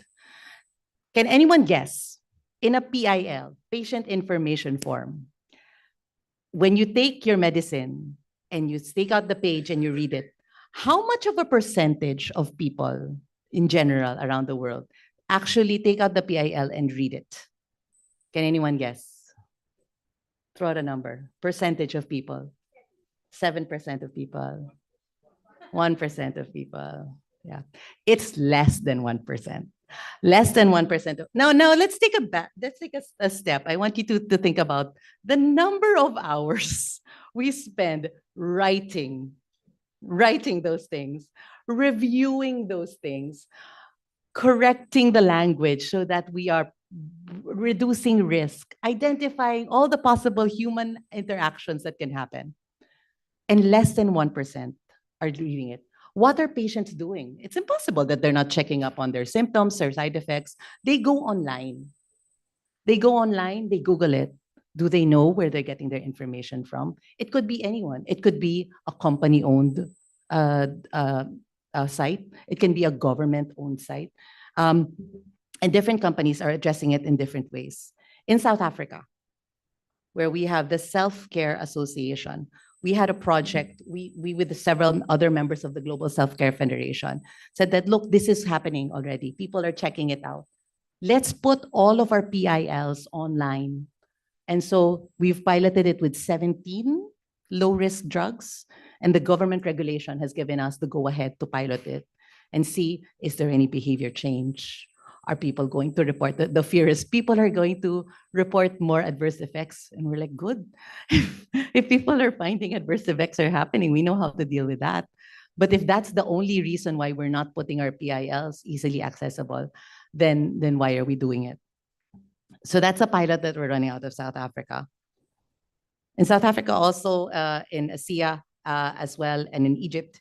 And you guys mentioned QR codes earlier as well. There are so many variations of QR codes, but essentially, they say this QR code was the superstar of COVID. The adoption of the QR code because of COVID has really leapfrogged us in ways from all the basic things of scanning the QR code on your allergy medicine and seeing the PIL, that's the base form, but all the way to scanning your QR code and seeing how much allergy pollen count is there right now? What's the PSI outside my door? Should I prepare myself with more antihistamines? And also, fun things. If it's a vitamin for kids, they can scan it and there's like a little cartoon to make your child convinced to take their vitamin C gummy, right? And we're doing this in many different ways all around the region, all the way mostly for, again, we're trying it out, right? We're trying it out in food supplements, we're trying it out in VMS and vitamins, and we're trying it out on drugs that are already on OTC status. And then lastly, in terms of technology and meeting the consumers where we are, I mentioned the stat of where consumers will meet their pharmacist 10 to 12 times more often than they will meet my doctor. I will tell you, last year, I saw my doctor one time. But I was on my Teledoc app once a week, once a month. My daughter just started preschool, so she's a petri dish of germs. And so your pharmacists also have to be equipped to communicate to you the benefits of the medicine that you're taking and suggesting to you what medicines you should be taking. An app called SwipeRx is an app that exists in Indonesia and the Philippines. They are connected to 60,000 pharmacists in Indonesia and the Philippines. Now, one would think, oh, pharmacists are part of a big chain, but 80% of pharmacists in these two countries are actually independent store owners. They're store owners on top of being pharmacists. And these pharmacists need to run their business as well as continue their professional practice. So SwipeRx enables them to continue their professional practice and gives them continuing professional practice points. At the same time, telling them about new regulations. It tells them about new medicines, new diagnostic tools, as well as tells them how do they keep their inventory okay? How do they merchandise their products well? How would they counsel a person better? Click Doctor is another app. This one is an owned app by a pharmaceutical company called Calbe. And they do an excellent job of linking doctors to patients and distributing the product as well. And lastly, I wanted to close off with an encouraging note in terms of what has changed since COVID. Patients are consumers. We don't want them to be patients yet, but consumers are even more energized and even more confident. But they are also fearful of the risks of them going around, and especially in countries that had a very difficult time with COVID, where things were closed down. In the Vietnam was closed down for over 6 months. The Philippines was completely locked down for over 6 months. And so people now have a fear, but also a confidence with regards to self-care. In a study that was done by the ASEAN, by the EU ASEAN, it's found that 83% believe that medication for minor ailments need to be available very easily to patients. Another 66% perceives that medicinal products for minor ailments should be available for purchase online. And by the way, they are already purchasing online, even if many products are not allowed by the regulatory. 78% believe that pharmacists should be able to offer the same basic non-prescription medicines as ordinary pharmacists. 86% say governments should do more to incentivize and support people to do self-care at home. 92% are worried for their safety and their family's safety during COVID. 65% are likely to practice self-care at home without consultation of healthcare professionals as a result of COVID-19. And half the people are less comfortable with visiting a healthcare provider now than compared to before the pandemic. And so the people need it, the people want it. We want to help, we want to reach out to them. And so we really encourage our partners and our regulatory bodies to take a look at how other countries are approaching self-care. And perhaps we can do a risk-based experimentation to figure out how we can get more care in the hands of the consumers. And I wanted to close off with, if you will indulge me, with a short video from Sanofi in terms of how we are looking at self-care, how we're being inspired by our own employees, and to ensure that the health is in the hands of our consumers. Is it gonna play? Or maybe not? Oh. Perhaps it can be clicked. I can play it out in a drama. Maybe later on. Yeah, okay, no worries. It's okay, we can do it another time. Thank you so much. Okay. Thank you so much, Ms. Anima. I think the information dissemination stays really close to my heart, because I am sure that in COVID, my mom also had a lot of medicines where certain names or the description wasn't enough, that I had to go online and check what the medicines were for. So I think information dissemination really plays a vital role. And here I'd like to invite Ms. Nitika Garg, Director, Research, OPPI, to please join us on stage and fill state. Ms. Anima, thank you so much for joining us and sharing those thoughts with us. Thank you.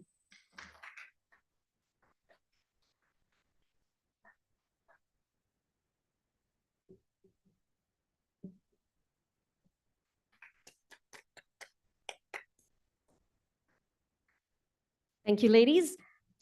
With that, ladies and gentlemen, we move towards our next keynote address, which will elaborate on how technology can enable responsible self-care and also access for consumers. And I'm going to invite back Mr. Sandeep Verma, Country Head at Bayer Consumer Health. Ladies and gentlemen, join me in welcoming Mr. Verma. You want to take the podium? You want to use this? Yeah, I will get this removed. I will get that removed. Can I have the presentation, please?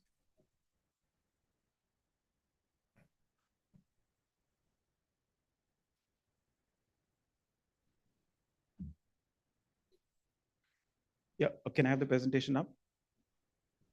Thank you. Good afternoon, ladies and gentlemen. It's been a long time since I last saw you.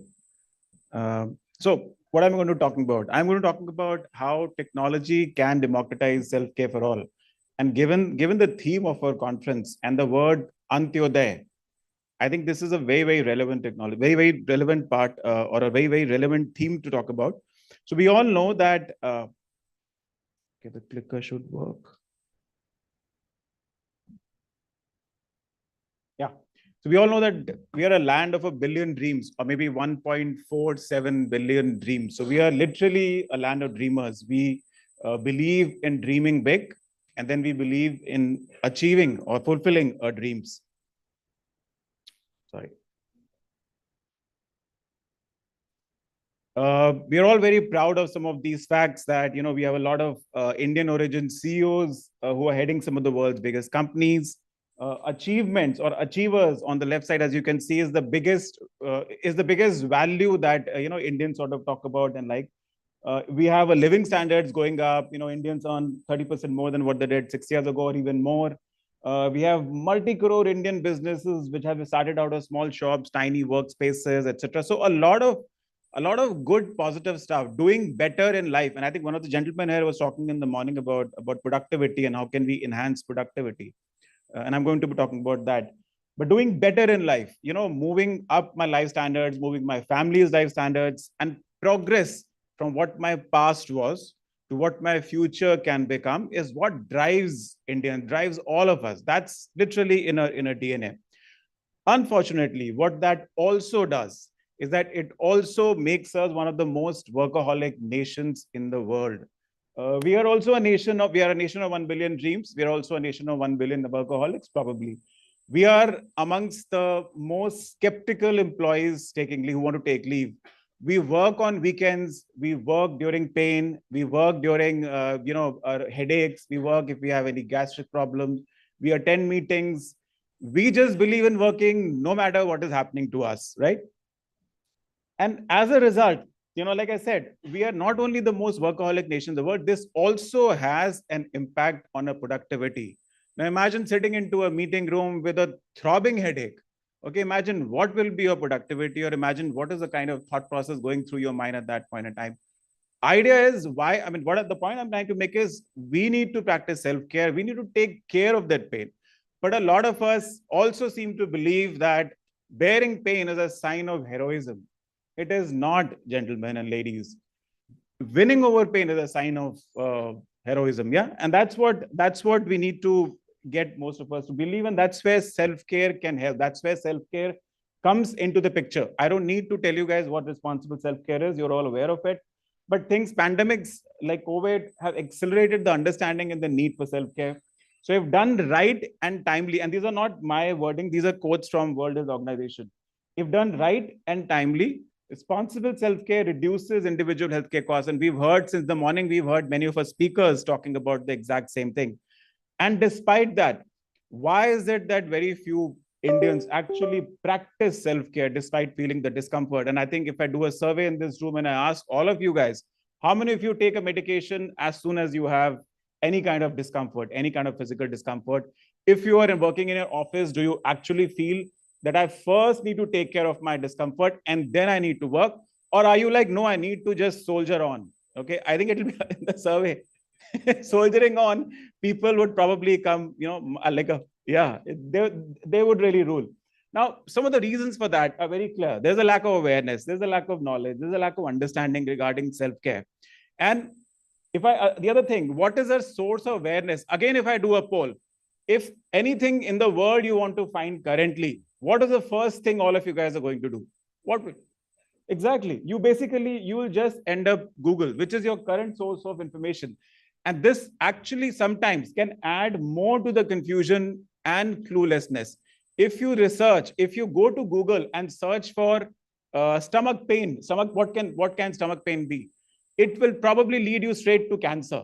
That it can be a sign of cancer, etc. So a lot of information search online can be very overwhelming. A lot of times complex, it can be conflicting, and that also puts away people from self-care.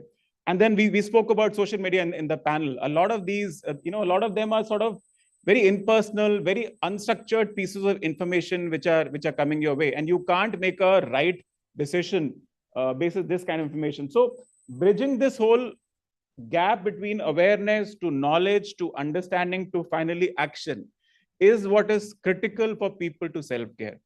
And if I had to just summarize, what are the 4 key drivers to encourage self-care in India? And I'm talking only about India now.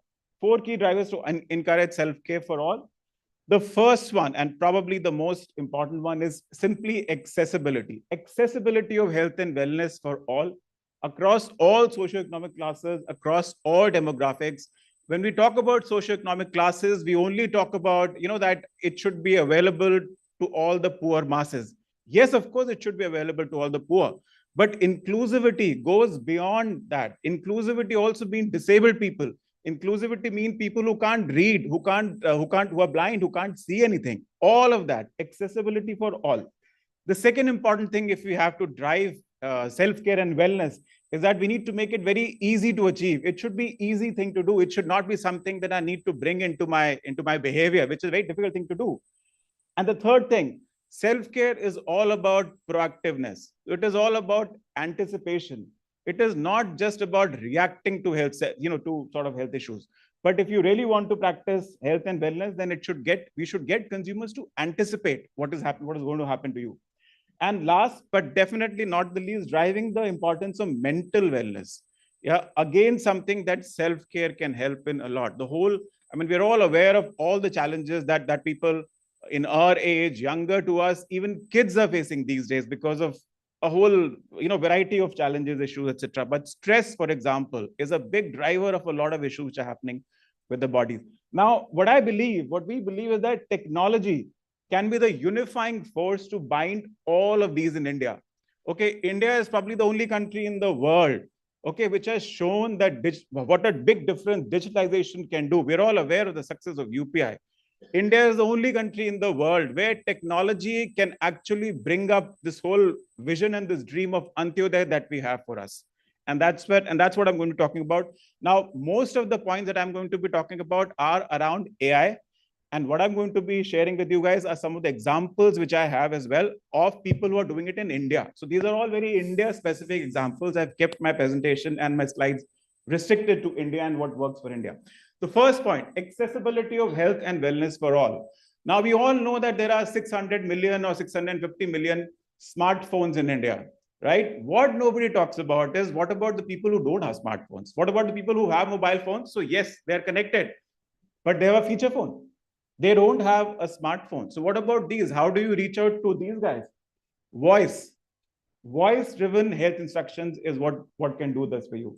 Voice-driven health instructions, voice-based AI, voice technology, it can provide access of health information not just to people who just don't have a smartphone, even to people with visual impairments, which I was talking about, physical disability, or probably the biggest issue, technology apprehension. Our parents, they don't want to go through they may have the most advanced smartphone, but they don't want to scroll through multiple menus or press too many buttons. Technology apprehension, these are also the people for whom accessibility is a challenge. So with this inclusivity, using voice can actually bridge gap and ensure that everyone can benefit from. And so I'll talk about, so this is my branding section. We've spoken, and the prize that we won today in the morning was about this app called Saradon Arampur. Now, what was that? It is basically a voice-based AI tool, which was meant for people who have a pain management issue. So who have let's say a stress-related headache or something. They have a dumb phone. They have a feature phone. They live in semi-urban and rural India. What you need to do is that you just need to give a missed call to a number. The number calls you back, and then you can talk to your phone. It gives you access कि आपके पास 4 options हैं. आपको अगर आप if you're going through some stress-related problem, you can listen to a joke, you can listen to some music, or if you have any other issues like you're going through some financial stress, we can give you some information regarding your financial issues. And the guy just has to talk to the phone and say, मुझे अभी गाना सुनना है. Yeah, I want to listen to something which takes away my stress. And that phone then typically transforms into a pain management solution or an ecosystem for that guy. It's an app that we've developed only for semi-urban and rural Indian consumers. We are just piloting it in UP right now, but it's doing well. The second thing, your natural intuitive interactions, speaking to a device is obviously more human and more organic than typing into a device. All of us are aware of Alexa, or all of us are aware of Siri. Imagine you are very stressed, you get back from work. Okay, and after that, you have an Alexa device in your home, or you have a Siri on your phone or the Android equivalent of that, and you can simply ask it, play a 5-minute relaxation meditation song for me. And that's it. It's a very, very simple thing to do. You don't have to navigate through multiple menus. You just have to talk to that app and it does it for you. And real-time feedback on monitoring. Your voice assistants, can offer you instant response. So in moments of anxiety, supposing you don't know what's happening to you, people who have gone through panic attacks or anxiety attacks, they don't know what's happening to them.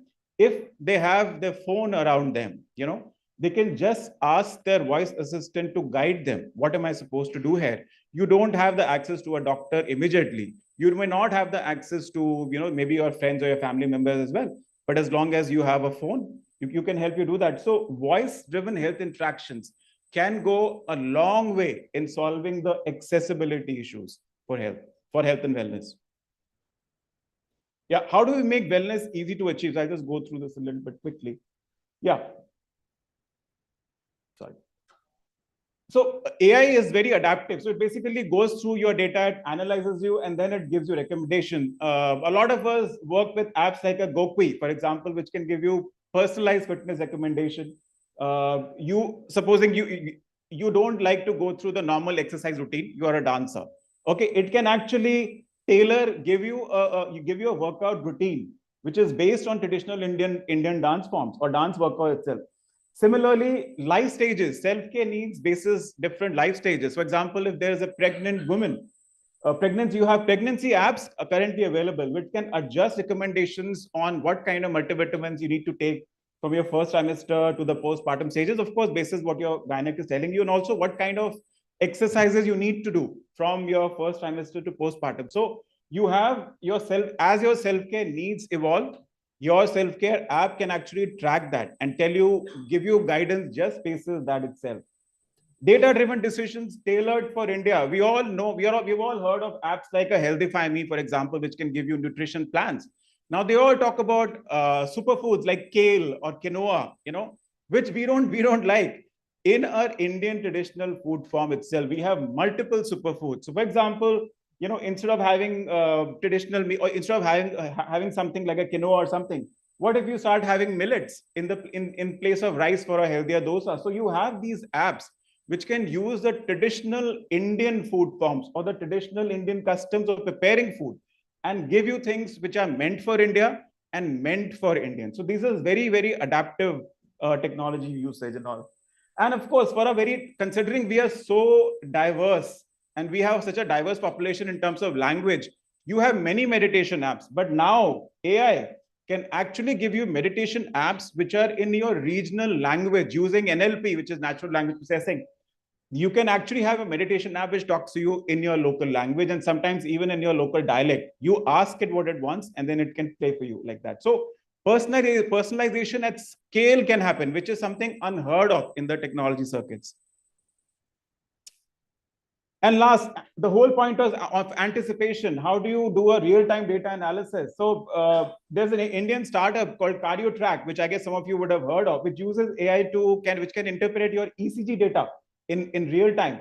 Now, in areas where cardiologists may be scarce or may take some time to become accessible to, you can just get a quick, timely diagnosis of potential heart condition, just potential heart condition. You have anomaly detection. Your own smartwatch can tell you what kind of anomalies your body is going through basis what it sees. I don't know if you've heard of this app called Beto, which basically helps to monitor your blood glucose level. Again, it's an app based in India, made in India, which you can just connect to your smartphone. Basis your blood glucose level, it can tell you what stage you are in and what are the recommendations for you. So helping you to take some timely action. And like I said, very adaptive feedback for diverse Indian population. I just spoke about the nutrition app and I just spoke about the workout apps, which is meant for the Indians.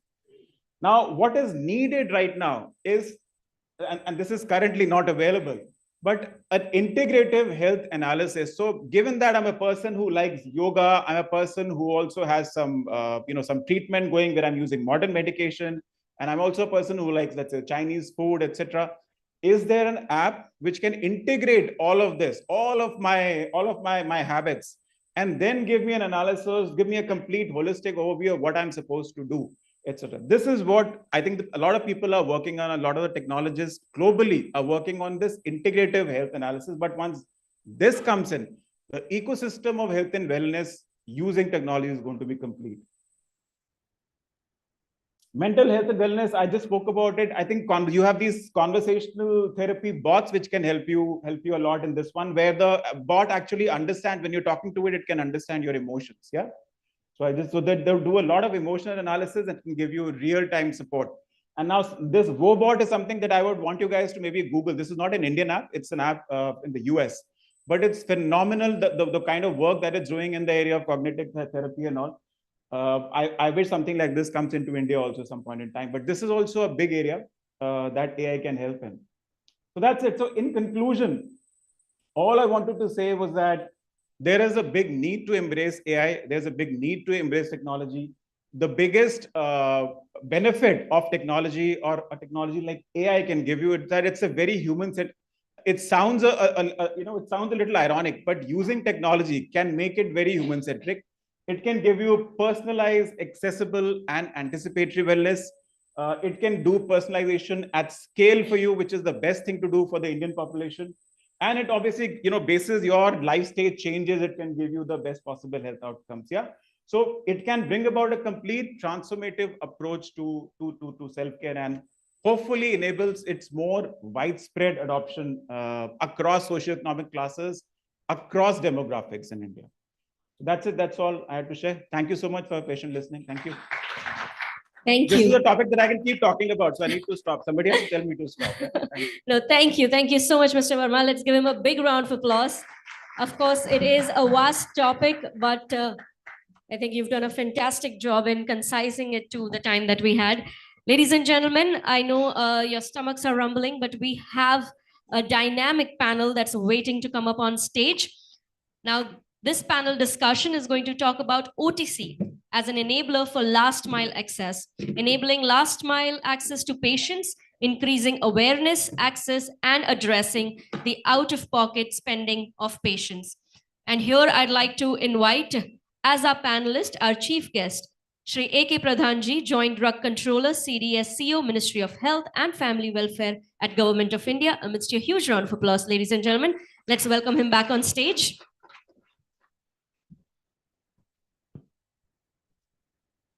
Moderating this session, we have with us Mr. N.K. Ahuja, ex-State Drug Controller, Haryana, and Chairman of Government-constituted OTC Committee. Let's be generous with our applause, ladies and gentlemen. Very warm welcome. On our panel, we also have with us Mr. Arun Garg, General Secretary at IPGA. We'd like to welcome him on stage.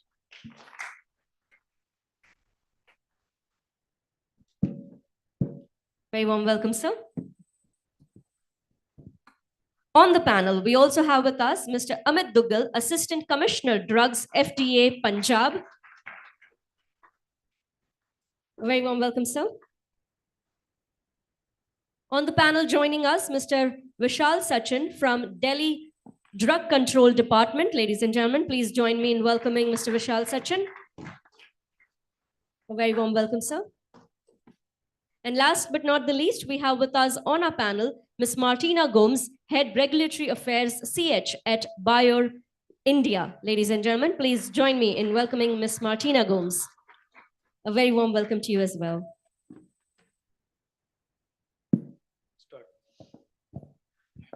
Thank you. Since morning, we all are talking about OTC drugs and the self-care. What I feel sincerely is self-care is a wider term and OTC is part of it first. Therefore, whenever we talk about the OTC, we are basically talking about the self-care.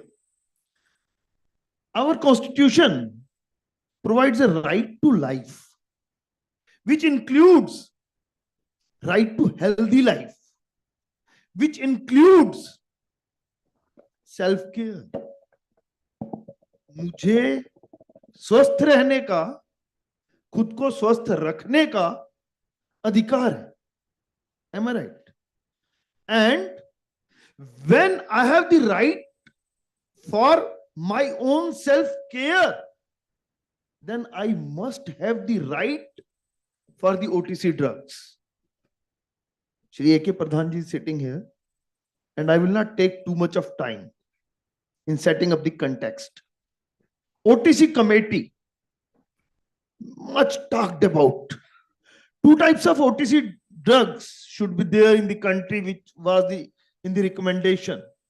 One, OTC 1, without the prescription of a registered medical practitioner, that is a doctor, and through the registered pharmacist holding a retail sale drug license from the competent authority, that is the licensing authority. OTC 1. OTC 2, the safest ever drugs without the prescription of a registered medical practitioner and even without the supervision of a registered pharmacist. Simply saying, can be sold through the grocery shops. किराने की दुकान पर भी मिले. Two things. Then one more thing. Process of shifting of RX to OTC 1 and also the process of shifting of OTC 1 to OTC 2. These were there in the recommendations.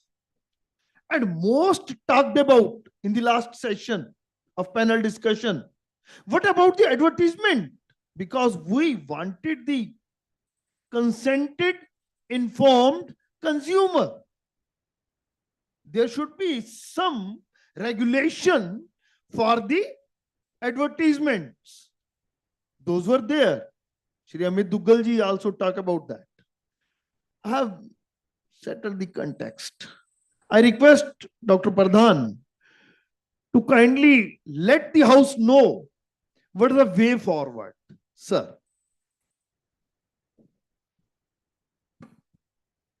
Thank you, sir. I think you have set the context rightly, and the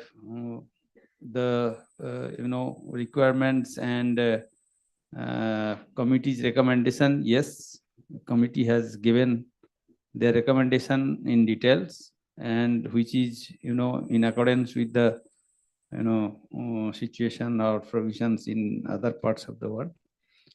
Only thing that government has also taken cognizance of that, and some initiatives have been taken for incorporating provisions, all these things. As I was mentioning, that this is an important issue. At the same time, it is a complex issue also, and we need to deliberate. We need to consult in details, because there are certain issues, because self-care or OTC, whenever we talk about, it has both pros and cons. Since morning we are talking about self-care, self-care, self-care. It is not a one directional things, because it is drugs. Drugs, it has to be used as recommended, which will be safe and effective. And because every drug is associated with side effects. Even water has also side effects if you don't take water as required. Therefore, in many developed countries, the procedure is that they have recommendation and requirement for each and every product. Suppose one product, if it is considered an OTC, it is not that there is a simple thing that, oh, it is OTC, you just sell it. No. They will say that it is OTC, but consumers need to read 1, 2, 3, 4, which are there, and which is mandatory for the manufacturer to mention on that product level. What are those? That this drug can be taken maximum up to these days. This is to be taken at the days of this, or the dose of this 75 milligram, 25 milligram twice daily, not more than that. And this is this. I will give you example. Many drugs. One strength is OTC. But suppose ranitidine 75 is OTC in many other countries, but 150 is a prescription drug. Early start 60 milligram is OTC. 120 milligram is again prescription drug. Why? Because of safety and efficacy issue. So self-care is thing, yes, we have to consider, but at the same time, we have to address in a way that the patients are given proper information, that you cannot say that paracetamol is OTC. You have to say paracetamol is OTC, it can be given up to this dose, that dose. If you take paracetamol, more than that, obviously it will cause side effect, it will harm the patient. So that also needs to be considered. And therefore, this is, being discussed in details, and several discussion have gone into, and we need to have a comprehensive guidelines, in my opinion. If you ask, guidelines not only for considering that what should be the conditions for each and every drug, if we consider it as OTC or prescription drug, but also there should be a detailed procedures, because as Ahuja ji has rightly mentioned, committee has recommended 3 things: OTC 1, OTC 2, and also the third thing, that one product which is, say, today it is prescription drug, if you want to shift, if any manufacturer can consider that this is a fit drug to be shifted from prescription to non-prescription OTC, then what will be the procedure? And that kind of provision should also be there for the regulators, detailed guidelines, regulatory provisions, because we have detailed regulatory guidelines, provisions, requirements, everything for approval of a new drug. That is huge, comprehensive rules, new drugs and clinical trial rules. But we don't have that kind of regulatory guidelines and provisions as to how to consider application for shifting one product from prescription to a non-prescription. This is equally, why I'm saying that shifting is not a easy thing. You have to consider all the safety, efficacy, nature of the product, and indication for which the drug is indicated. Everything has to be considered product-wise. It is not a general thing that, okay, we can consider this group of drugs as OTC from tomorrow. No. You have, therefore, a lot of exercise has to be, has to go into it. And I think we are discussing today from that perspective, and gradually our system is also being streamlined. And this is one of the important issues, as I have already mentioned in the morning talk also, that OTC is a very important issue. It is actually to improve access to medicines through self-care, yes. And that self-care, we all agree that self-care, but we have to do in much more details, and all kind of guidelines, regulatory provisions are to be brought in. And in that way, I think all stakeholders are moving towards that. Thank you. Thank you. After Shri Pradhanji, I would like to ask one question to my colleague Amit Duggal, who was there in the committees, both the committees, headed by Andhra Drug Controller Ravi Shekharji, and then second committee, which was headed by me. And he has worked hard for this OTC things. Amit, what do you think? Which molecules are safe enough to be considered as OTC drugs and which are not? Kindly make this clear. Good afternoon. During the meeting, certain deliberations we have made in which we have just kept in mind the product which are efficacious, safe, and may be used without much side effects, which is safe. There are less side effects. Then other part was that the drugs, and we have taken into consideration the risk versus benefits, which were, if benefits are more, those drugs can be considered. But only thing is that there should be safe, efficacious, enough data should be available regarding the safety of that particular product. We must be knowing the duration. So because the OTCs are to be generally used for the treatment of a diseases, minor diseases such as sore throat, cough, and definitely this self-care, I will not say self-medication, self-care is going to reduce the burden on the tertiary hospitals or the this one secondary healthcare system. Secondly, coming to the part, the drugs which we have not considered or which should not be made into this list, I think we have given a list of 16 drugs. The drugs which are covered under the narcotic drugs, top steroids, antibiotics, because for antibiotics we are already facing huge difficulty as superbugs and all those things, and steroids will be there which have the potential of misuse, means they may be giving this effect of well-being. Those type of drugs should never be considered for this thing, but this is the view of the company. Thank you. Rightly said and informed by Amit that we should not consider, and even we should not go for apply for these RX drugs to be shifted to OTC drugs, narcotics and psychotropic substances, habit forming, injurious, should not be considered and should not be applied for. Antibiotics, AMR problem is there. Steroids should not be.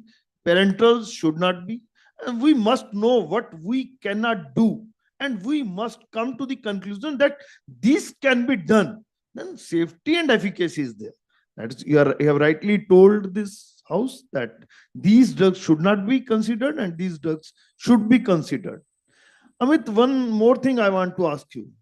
What do you think how OTC drugs will help making the healthcare system accessible? And this word they are using, Swasthya Uday Antyodaya, to the last man in our country, in the villages, we are going to provide the healthcare system through OTC drugs. How it is possible? So as one of the speakers has told, the system, the healthcare system, or the first I will tell what is the drug distribution system in India. It's from the manufacturer to wholesaler, C&F, maybe the wholesaler, stockist, and wholesaler, then the retail pharmacy. So the thing is that definitely this OTC will, once the products are brought in the ambit of the OTC, by virtue of OTC 1 or OTC 2, this is going to reduce the out-of-pocket expenditure of the patient or the consumer, and further it is going to reduce the burden on the tertiary and the this one healthcare system, which is already overburdened in India, as some there is not so much of health facilities or the health providers available at the lowest level, that is in the rural. So definitely this thing is going to help out, provided these should be those products which are safe, efficacious, and with zero potential for misuse, and these should not be the injectables or this one steroids like that. That's. Thank you. We have with us Dr. Arun Garg, actively taking the IPGA and also Vice Chancellor of MBN University. I want to know one thing, sir. We are talking of OTC drugs. Whether the educational system is good enough to make these pharmacists empowered with the responsibility of dispensing those drugs to the consumers, patients directly without the prescription of a registered medical practitioner. whether we are ready with that education system. Yes, definitely. We are teaching our pharmacy students all the pharmacology and all side effects and other things. And I think OTC drugs, as defined by Duggal or maybe by everybody else, is having very few side effects or maybe no side effects. So definitely, or we can make a module, and if decided by the government of India, we can make a module, and then not only the pharmacist, we can get aware the general public in all. And the example is during the COVID, government of India has created a lot of awareness about the self-care and all those things. So why can't we use that particular tool to get the awareness of the maybe 5 or 10 OTC drugs which we define in the system, and then later on 5 or more drugs. So define the dose, define the use, define the conditions where we can play a video, simple video for 1 minute, and then social media is there. And definitely the general public or the pharmacist is well empowered to dispense the OTC drugs. Thank you, sir. You have ensured that our education system is strong enough and giving the knowledge to the pharmacists that they can very well take this responsibility on their shoulders and give the drugs with the knowledge, because consumer must be informed and consented one. Vishal, a young officer from heart of the country, Delhi itself. Vishal, this is open secret that chemist shops are selling these drugs even without the prescription of registered medical practitioners. Drugs are available. I can say one thing on record, that most flouted provision of the Drug Act is Schedule H. I can go anywhere in the chemist shop and take any drug without the prescription. Then why not to regulate it? And why not to divide it properly, that these are scheduled and these are OTC, and let the OTC come in the market without the prescription directly, and we can increase more penalties if somebody is selling Schedule H RX drugs without the prescription. What is your opinion on that? As per the current provisions in our Act and rules, as you said that mostly the Schedule S drugs are being sold by the retail chemist without the prescriptions. But for that, the provisions are already in our Act. We are regulating those things. We are going these shops. We are checking these things by way of decoy customers and all. And we are taking the actions. We are also educating the chemist not to involve the selling of any prescription drugs like steroids, antibiotics, narcotic items. So we are educating them. But yes, there is a need of our that we should include the OTC drugs in our Act, so that the chemist should have the provision to sell those drugs without the prescription of registered medical practitioners. So as we all know that draft rules has already been came up with the 16 OTC drugs, and there is a need of our that more and more drugs should be included on this list of the OTC drugs, so that we can prevent the misuse of selling of drugs without the prescription of RMP. Great. That's the right answer. Just one request. Some outside conference is more louder than our what we are talking about. And that's actually disturbing now. Vishal, one thing I want to know. What do you feel, since you are still going to do the inspections and you are in touch with the public at large and the chemists at large? Don't you think this OTC will empower the pharmacists? Whether it's actually going to happen? Sure, sir. Actually, we can't ignore the role of pharmacist in case of the dispensing of OTC drugs as well, because we all know that all drugs are chemicals. Actually, it is the dose which decide it will be the safe or it will be the toxic, or it will create the side effects. So it is the role of pharmacists that they educate the patients or persons who are coming to purchase the OTC medicines, that in what doses they have to take the medicine and in what frequency they have to take medicine. All those things been taken care by the pharmacist only. So in our in Indian system, we have educated pharmacists who have diploma, who have degree, and they are well educated to educate the persons how to take the OTC medicines. So this is very important, sir. And another thing is that if a person who will come to the pharmacist for purchasing the drugs without the prescription, they will also reduce the cost to the patient in healthcare load they have actually. So this is the one thing. And another thing is more important. If we think about the OTC drug can be taken without the prescription, so patients can directly go to the pharmacist instead of going to the quacks actually. So most of the times patients are going to the quacks for simple elements, minor elements. So that actually sometimes affect themselves. So by the OTC things, the patients directly come to the pharmacist and they will take care of that thing. Great. He has touched a new era, new point, that at least empowering the pharmacists who are educated. Dr. Arun Garg has already informed that that is there in the syllabus itself. They will replace. Basically, we are full of quacks in our villages. We must accept where we lack. Therefore, by bringing the OTC regime in the country, we are targeting the problem of quacks also. That's a very good point, new point taken by Vishal. Amit also want to tell something. Moreover, pharmacy practice regulations have been also notified. Thereby, they are more to those are more towards the community pharmacy. The main job, which is to be performed by the pharmacist, is to educate the patient regarding the drug-drug interaction, the drug-food interaction, what time to take, dosage, everything he has to. Even in our draft recommendation, we have mentioned that on the label, it should be onset and when to discontinue. That has to be done. Great.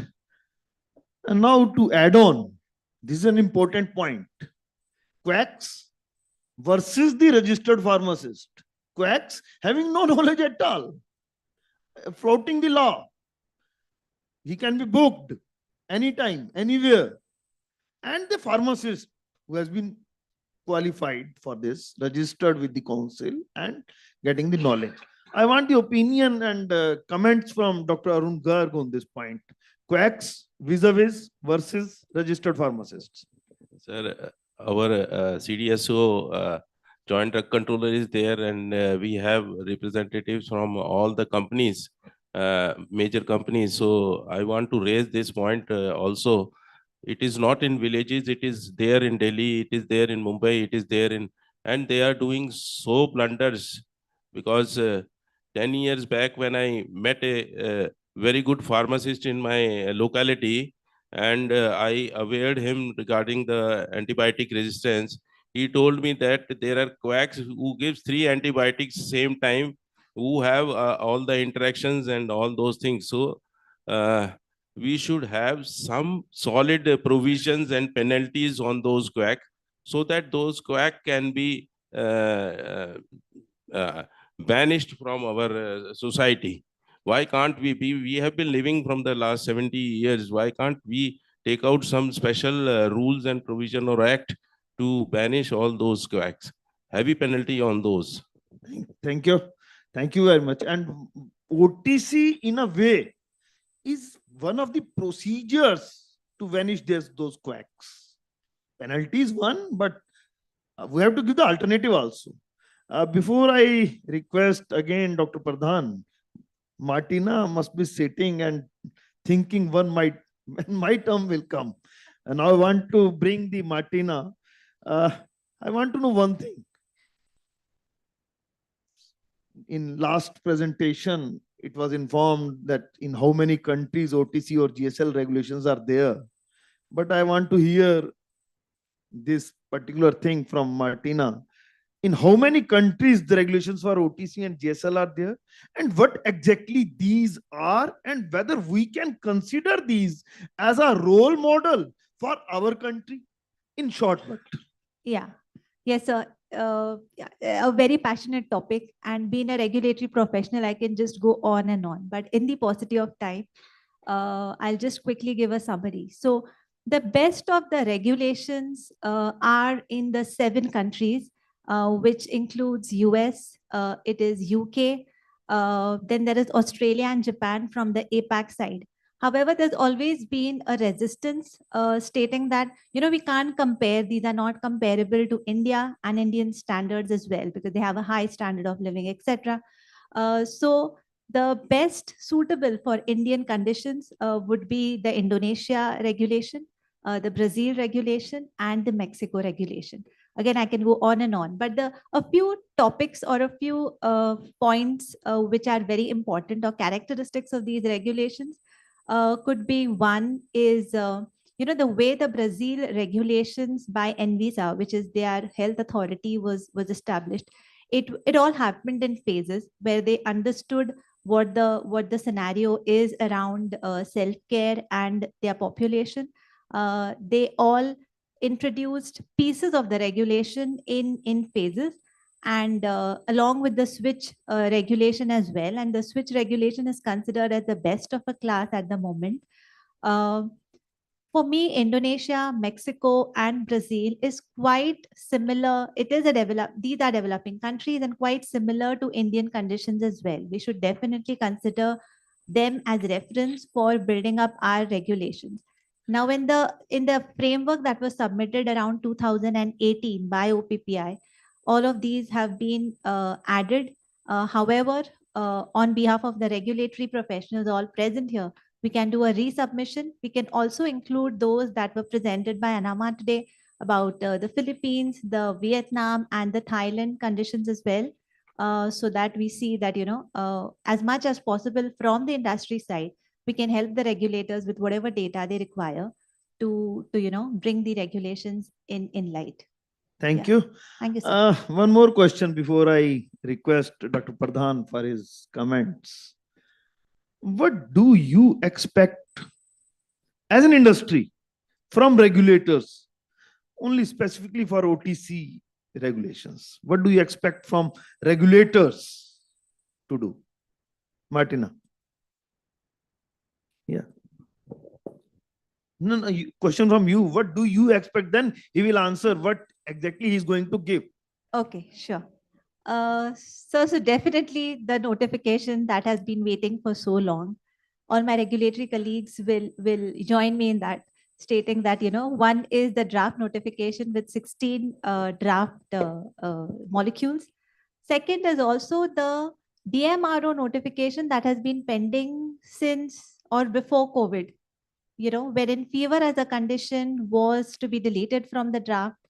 There were, of course, certain conditions that were added, but I think it's a long time due that fever as a condition should be deleted, and the industry is responsible enough to ensure that they have different campaigns to educate the consumers as to, so that the consumers are aware that beyond a point, if their fever does not subside, they should definitely visit a doctor or so.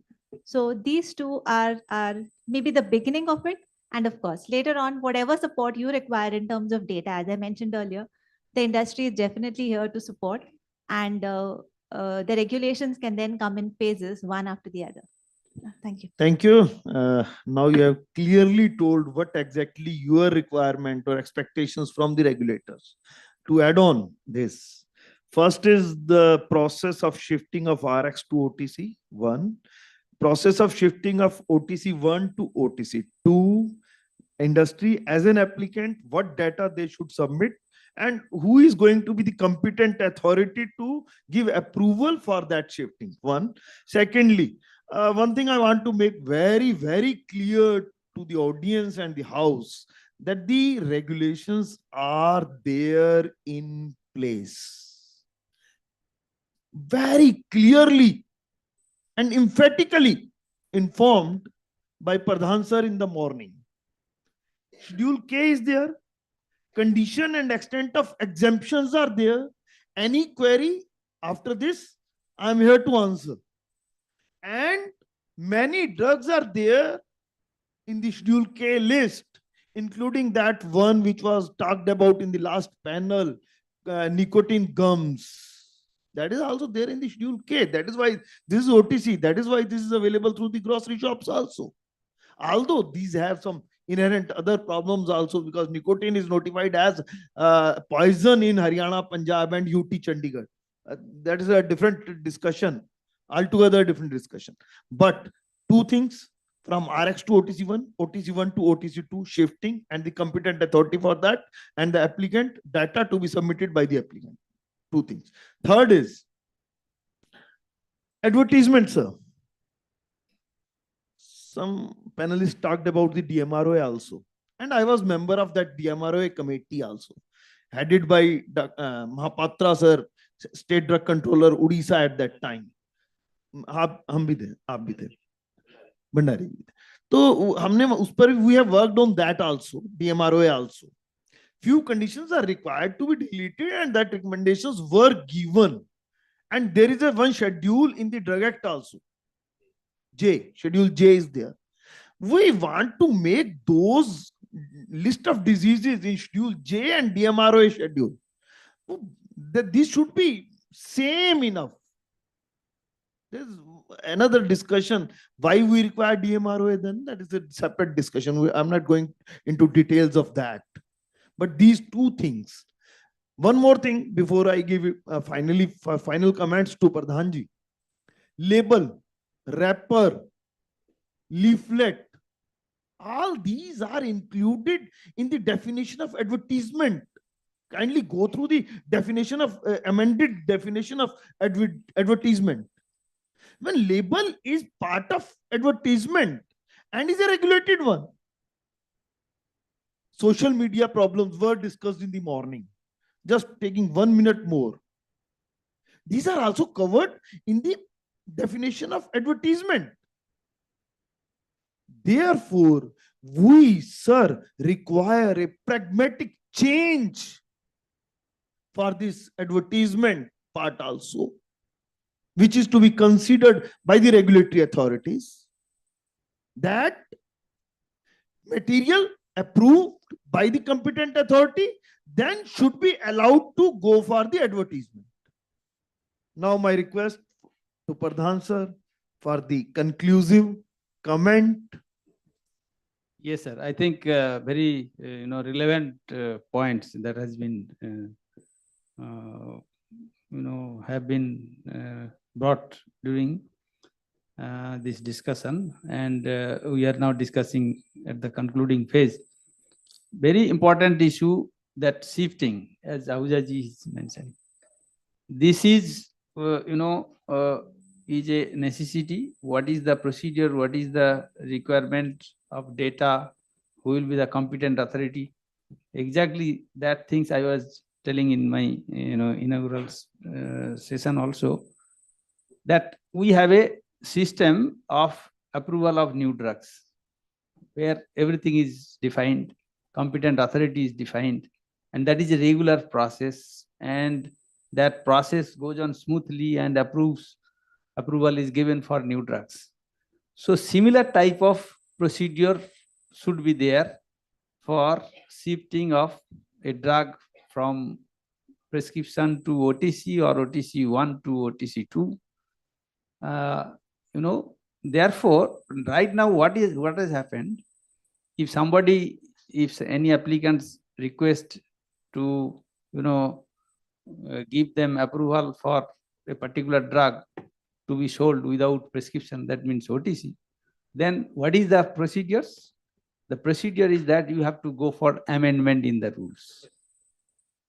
And amendment in rules, how difficult and how lengthy it is. Like new drug approval, there is no requirement of going for an amendment for each and every new drug application. But in case of shifting of a drug from prescription to OTC or OTC1 to OTC2, there is no provision. You have to amend the rules. You have to include it in by providing exemption under Schedule K or something. That is the only procedure. Because I remember when this nicotine discussion is going on. Because that time there was request for nicotine chewing gum both for 2 milligram and 4 milligram, that both should be OTC. OTC means without prescription, and it should be given exemption under Schedule K. And it was examined in great details because nicotine, as already mentioned, nicotine has also other side. It is not, there are chance of misuse also. Therefore, after long, examination, including involvement of ICMR, it was finally decided that only 2 milligram should be allowed as OTC, not 4 milligram. Clearly, it was recommended. Accordingly, 2 milligram was, incorporated in Schedule K. And because of lack of specific provisions for approving such application for shifting of the product of a particular product from one prescription to OTC or OTC 1 to OTC 2, that goes through a lengthy process because you have to ultimately amend the rules, and amendment in the rules means it has to be first, some proposal, and then it has to be examined by committee, then it has to be deliberated by Drug Technical Advisory Board, then it has to be a draft notification, then there will be a lot of representation and public comment, suggestion, objection that has to be considered, and then final notification. So it's a very lengthy process. That's why, as Ahujaji has rightly mentioned, that we should have a comprehensive provisions which will, specify the requirement and guidelines for approving or shifting a particular product from prescription to non-prescription, or, OTC 1 to OTC 2. That is number one. That is required. And yes, now the second point I am coming to, the advertisement. That is also an important area because in this whole scenario, we receive a lot of complaint also. And almost in every parliament session, we receive this issue that how many misleading advertisement cases has been received, what are action you have taken, what action you have taken. So we give reply there also. So that is also an area. But the point is that right now we have two provisions. One is DMRO Act, and that is Act. If you go for amendment in the Act, it is a very, very, very lengthy process because Act is to be amended by Parliament, not by Ministry. A rule can be amended by Ministry, and as per the power given under the Act. Therefore, DMRO Act amendment, yes, there are recommendations and all these things. This has been considered also in the Ministry. But because it is an amendment in the Act and different procedure has to be followed, that is there. And right now that bill and all these things, drugs, cosmetic, medical device bill is going on. So that is, the priority in the Ministry. So that is going on. But even if that Act, okay, you keep it aside, there are provisions under the drug rules also. Because, in 2014 or 15, one rule was incorporated that Schedule H, H1X drugs are not allowed to be advertised except in accordance with the permission to be obtained from government. That provision is there. That also regulates. In other way, advertisement can be, given, or any applicant can go for advertisement of a drug which is actually not covered under Schedule H, H1 or X. That means it is basically OTC type of things, provided that is not in contravention to any provision under the DMRO Act. Like, for example, paracetamol. Paracetamol is have been given exemption under Schedule K, and you can advertise paracetamol. But paracetamol, it cannot be advertised because it is for fever.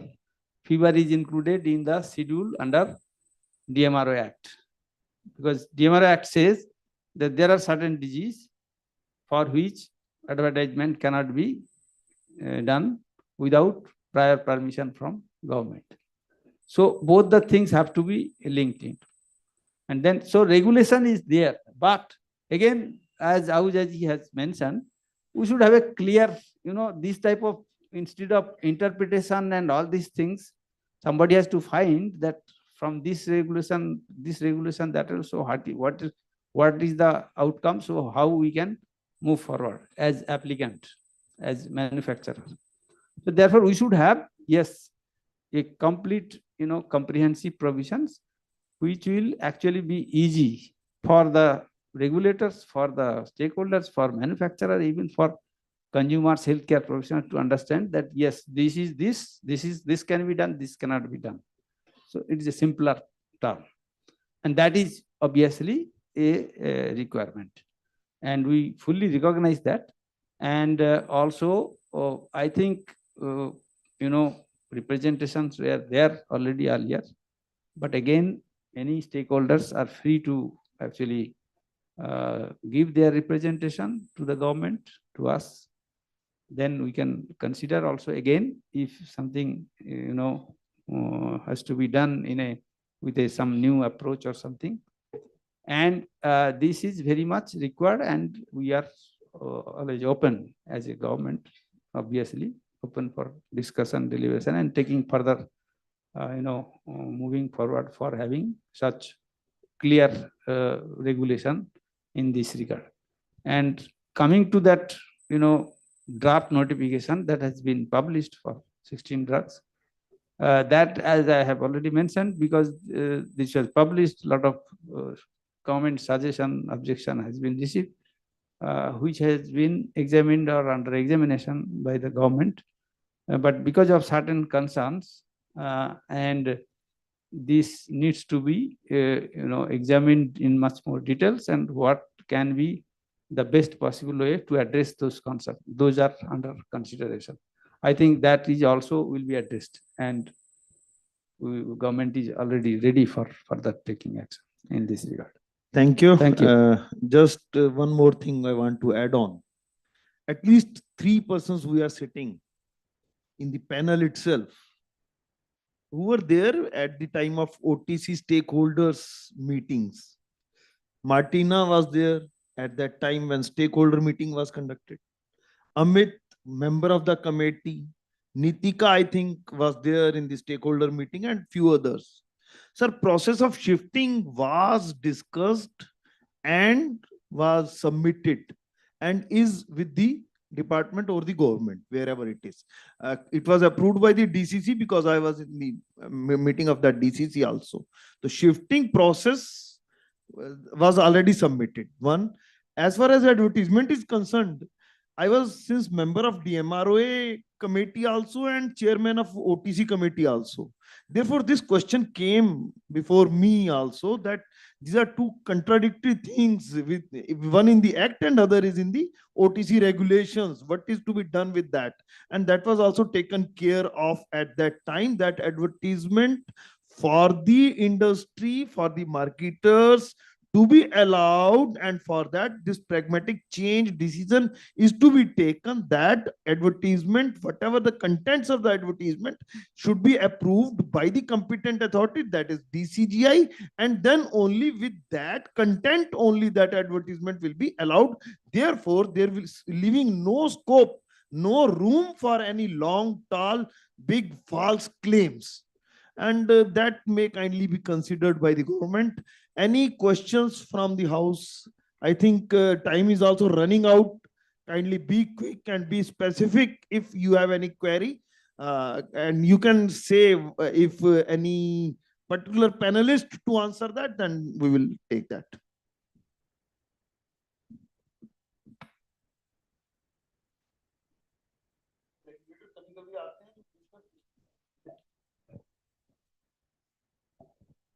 All right, then here's the golden chance. If you have a question, quickly raise your hand so that our volunteers can bring you the mic and you may ask the question. Anyone? I think the discussion has been so fruitful that There every is no question question. has been addressed. I'm teacher also, just 1 minute. Give them a joke. I'm teacher also.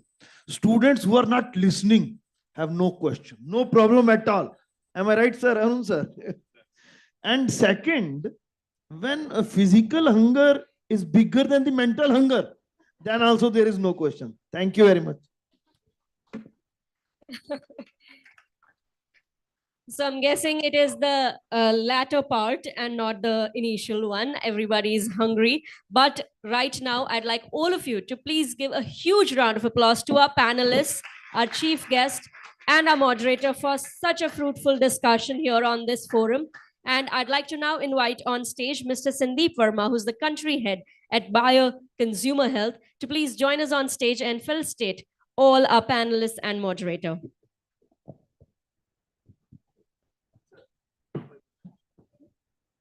May I request Shri A.K. Pradhan ji to please step forward.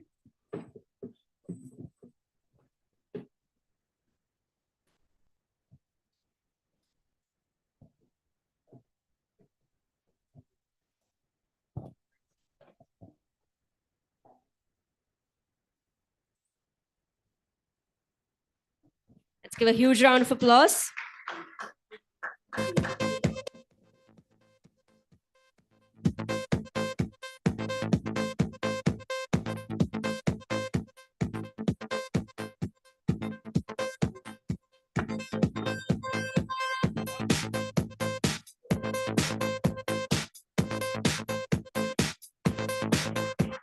Thank you so much, sir.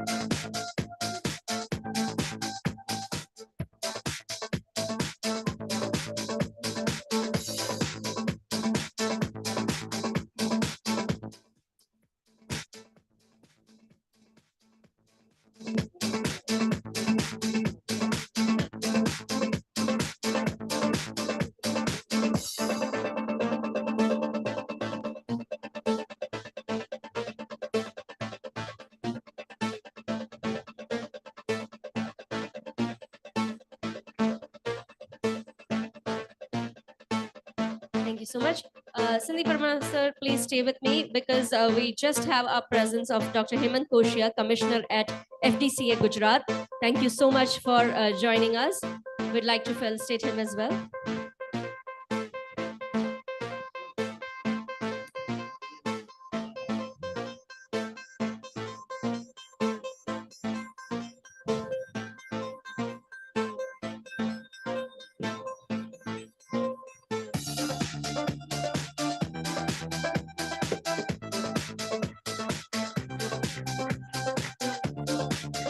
May I request all our dignitaries to please step forward for a picture together. You may leave the plants and the books on the table. I request you to please join forward for a picture together.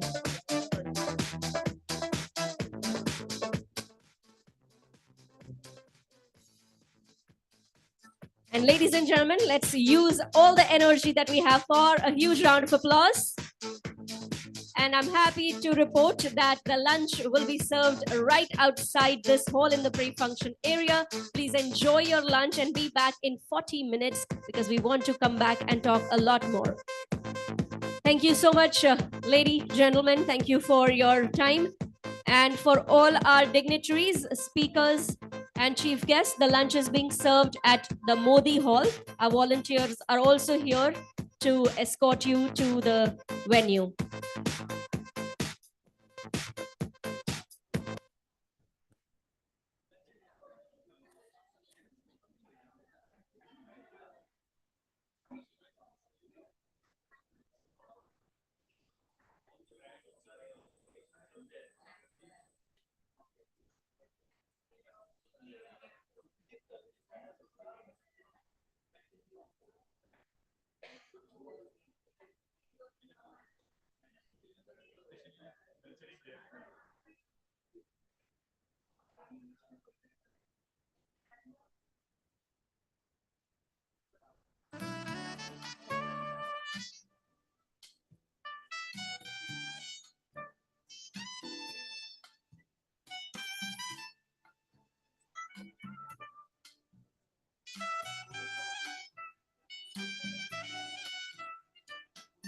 quick relief is just a pill away.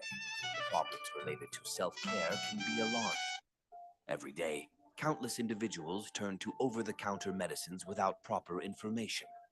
Customer symptom लेके आते हैं, खांसी, बुखार, diarrhoea और headache, तो जूना prescription लेके आते हैं और बोलते हैं कि मेरे को ये दवा दीजिए। वो टाइम पे जो आपको हुआ तो वैसा ही होता है, ऐसा नहीं है। हम कस्टमर को समझाते हैं कि खुद से मेडिसिन नहीं लेना है, तो हम लोग क्या करता है, तब तक उनको कुछ बिकॉसूल, डाइजिन, जेलुसिल, सेरेडॉन, कॉम्बिफ्लाम ऐसा थोड़ा सा मेडिसिन देते हैं हम। Ignorance about products for self-care leaves people vulnerable. Most of them are unsure about which products are best for their conditions. या हम फार्मासिस्ट एक इम्पोर्टेंट रोल प्ले कर सकते हैं कि हम लोगों को बता सकते हैं सेल्फ केयर करने से प्रॉब्लम बढ़ सकता है। Enter Channel Pay by GoActive, a platform that connects digitally with more than 1.8 lakh pharmacies across India. We are committed to the continuous education of pharmacists. We spread awareness on responsible dispensing, information about healthcare products, promoting self-checks using point-of-care self-monitoring devices, and supporting the setup of separate OTC counters in pharmacies. Channel पे से हमको पता चलता है कि कौन सा product कहाँ मिलता है और उसकी वजह से हमको हमारी स्टोर में क्वालिटी प्रोडक्ट रखने में मदद होती है। Channel Pay by GoActive boasts an extensive network, collaborating with more than 35,000 distributors and 1.8 lakh retailers and healthcare providers. We're harnessing this network to bring access to healthcare products, proper information, continuous education to last mile healthcare providers. Channel Pay by GoActive, promoting healthcare, promoting access.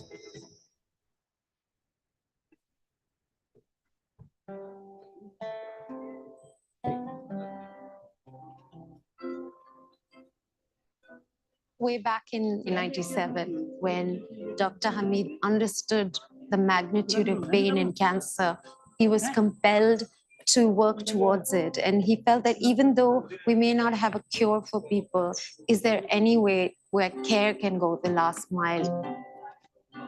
Test केल्यानंतर आम्हाला कळालं की she is suffering from 3rd stage of cancer. नंतर day by day ती जास्त सफर होत होती problems मध्ये. तिला तो पेन सहन होत नव्हता. ती रात्र रात्र जागत होती. शेवटी माझ्या फ्रेंडनी सजेस्ट केलं की आपण सिप्ला मध्ये येऊयात, कारण तो एक बेस्ट ऑप्शन आहे पेनलेस राहण्यासाठी. Dr. Hamid was very, very keen that since family is so integral to our life here in India, that the palliative care center that he was building be built around the concept of a family. And so from the very beginning, it was understood that you would come here and your family would come with you. She's admitted with bilateral lower limb pain and dyspnea. Pain score is almost 4/10. The most remarkable thing here is the multidisciplinary approach to medicine. When you come here, you are here with an entire team that takes care of you and your family. Whether it's your pain management, your diet, your physiotherapy, your social and emotional needs. It's comprehensive, it's holistic, and most importantly, it doesn't begin at the end of your life. It begins at the time of your diagnosis. सकाळी उठून ready झाल्यानंतर every day त्यांच्या एक नवीन activity असतात. त्याच्यामध्ये ते तुम्हाला inspire करतात की तुम्ही अजून कसं हॅपीली राहू शकता. तुम्ही फक्त त्या 4 भिंतींच्या आतमध्ये तुमचं आयुष्य नाहीये. Just come and open your self. Our wards are named after flowers, but we felt that a ward for children should be named after a tree. So it's called the Gulmahar ward. And I think that there are 2 patients, kids and their moms. There's so much you learn about being happy and enjoying their toys and having fun and fulfilling last wishes, making sure that everyone leaves with a sense of peace and strength for the next day. Has anybody heard about palliative care? So what we're really expanding is our training. So we are training doctors and nurses across India. And by investing in that training, we're making hundreds of CPCs, because it's not about bricks and mortar. It's about the people that are taking care of their patients where they need to be, either at home or at a center. It's a place of peace where you can come and spend, whether it's your final moments or difficult moments during your illness, and be surrounded by a team that cares for you with a lot of warmth and with a lot of love.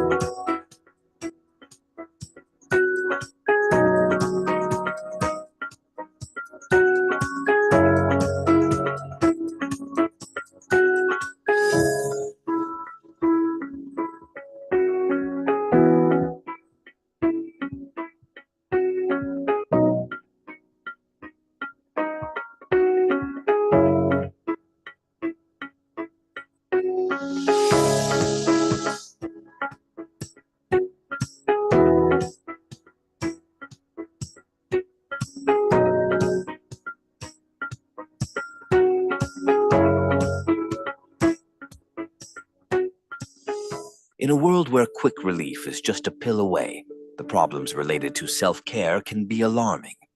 Every day, countless individuals turn to over-the-counter medicines without proper information. Customer symptom लेके आते हैं, खांसी, बुखार, diarrhoea और headache, तो जूना prescription लेके आते हैं और बोलते हैं कि मेरे को ये दवा दीजिए। वो टाइम पे जो आपको हुआ तो वैसा ही होता है, ऐसा नहीं है।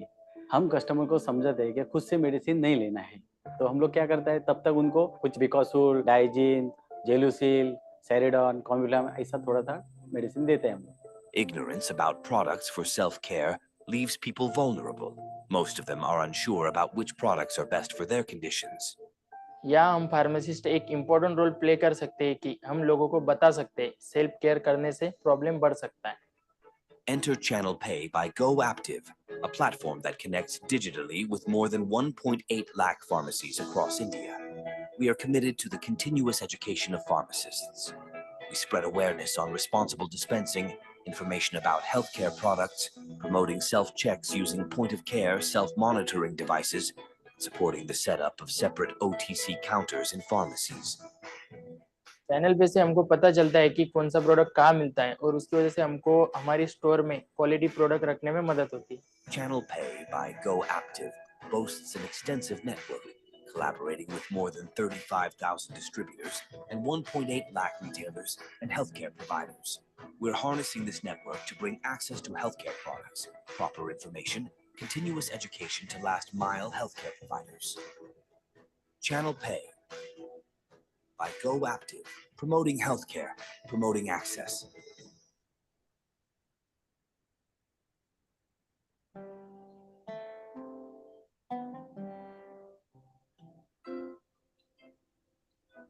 Way back in 97, when Dr. Hamid understood the magnitude of pain in cancer, he was compelled to work towards it. And he felt that even though we may not have a cure for people, is there any way where care can go the last mile?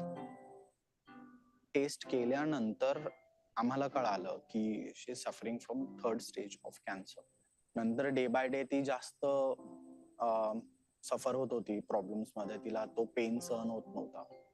ती रात्र रात्र जागत होती. शेवटी माझ्या फ्रेंडनी suggest केलं की आपण सिप्ला मध्ये येऊयात, कारण तो एक बेस्ट ऑप्शन आहे पेनलेस राहण्यासाठी. Dr. Hamid was very, very keen that since family is so integral to our life here in India, that the palliative care center that he was building be built around the concept of a family. And so from the very beginning, it was understood that you would come here and your family would come with you.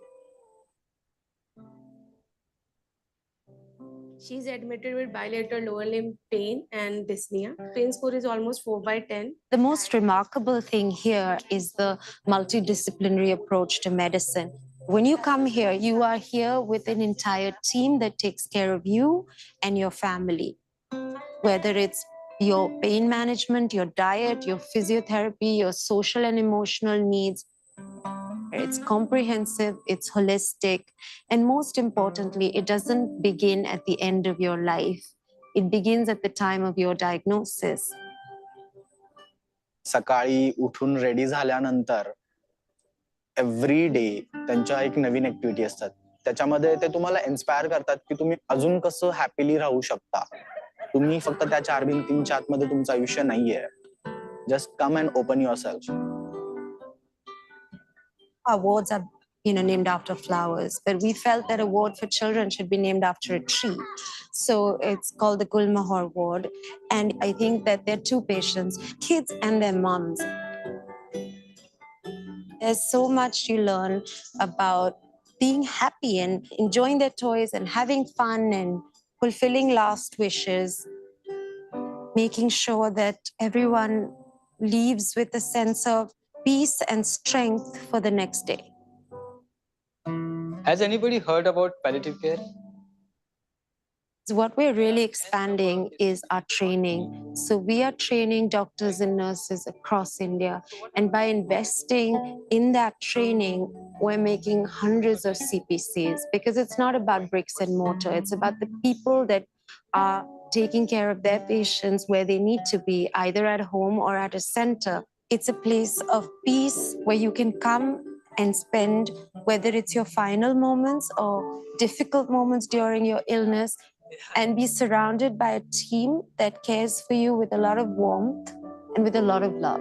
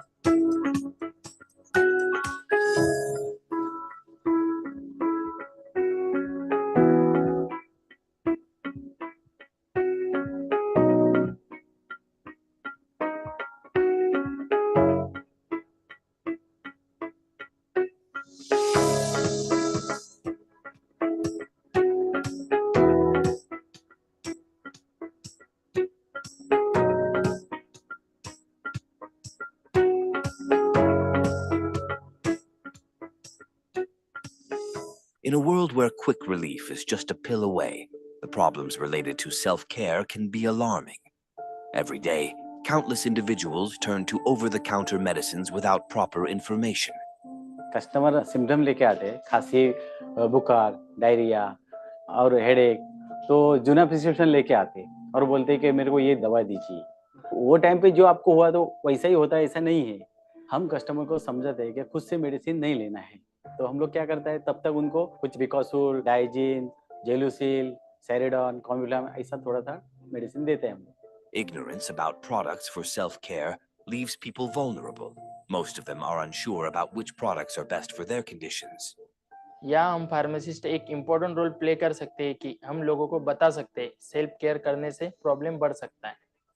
Enter Channel Pay by GoActive, a platform that connects digitally with more than 1.8 lakh pharmacies across India. We are committed to the continuous education of pharmacists.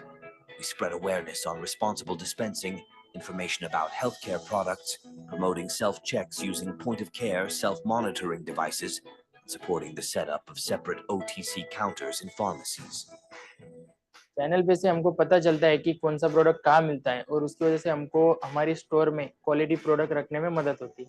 Channel Pay by GoActive boasts an extensive network, collaborating with more than 35,000 distributors and 1.8 lakh retailers and healthcare providers. We're harnessing this network to bring access to healthcare products, proper information, continuous education to last mile healthcare providers. Channel Pay by GoActive, promoting healthcare, promoting access.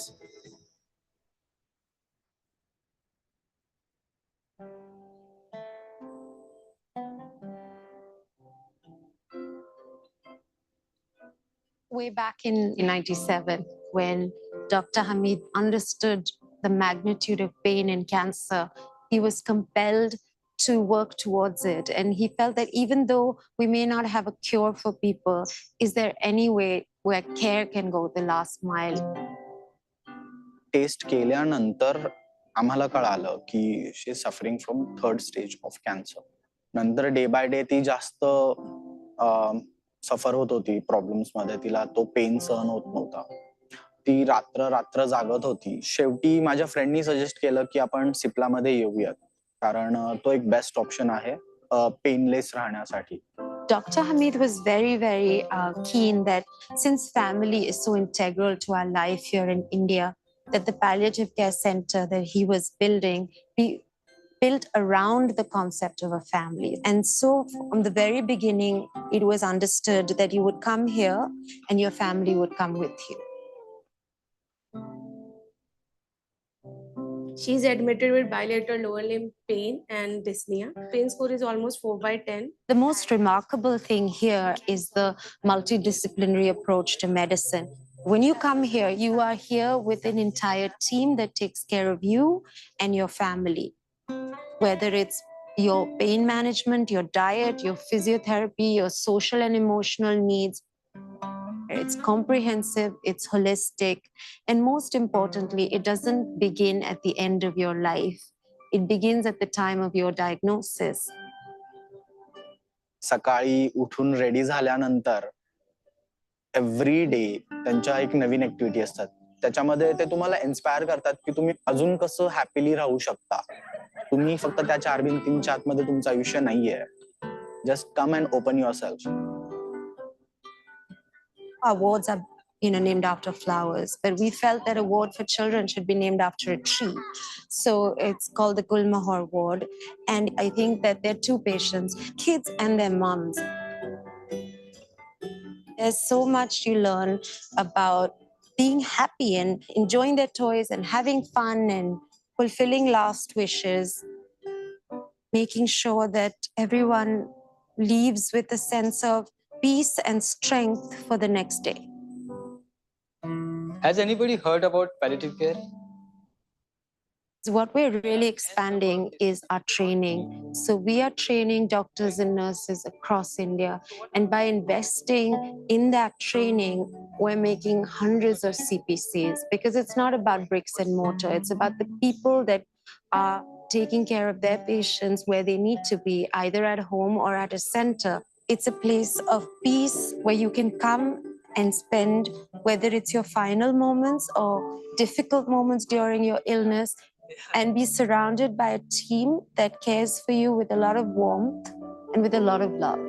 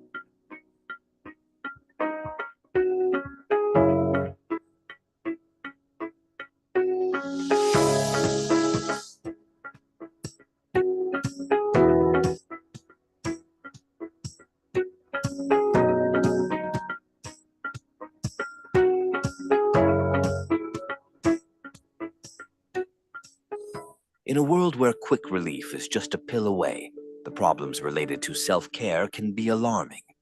Every day, countless individuals turn to over-the-counter medicines without proper information. Customer symptom लेके आते हैं, खांसी, बुखार, diarrhoea और headache, तो जूना prescription लेके आते हैं और बोलते हैं कि मेरे को ये दवा दीजिए। वो टाइम पे जो आपको हुआ तो वैसा ही होता है, ऐसा नहीं है। हम कस्टमर को समझाते हैं कि खुद से मेडिसिन नहीं लेना है, तो हम लोग क्या करता है, तब तक उनको कुछ बिकॉसूल, डाइजिन, जेलुसिल, सेरिडॉन, कॉम्बिफ्लाम ऐसा थोड़ा सा मेडिसिन देते हैं हम लोग। Ignorance about products for self-care leaves people vulnerable. Most of them are unsure about which products are best for their conditions. या हम फार्मासिस्ट एक इम्पोर्टेंट रोल प्ले कर सकते हैं कि हम लोगों को बता सकते हैं सेल्फ केयर करने से प्रॉब्लम बढ़ सकता है। Enter Channel Pay by GoActive, a platform that connects digitally with more than 1.8 lakh pharmacies across India. We are committed to the continuous education of pharmacists. We spread awareness on responsible dispensing, information about healthcare products, promoting self-checks using point-of-care self-monitoring devices, and supporting the setup of separate OTC counters in pharmacies.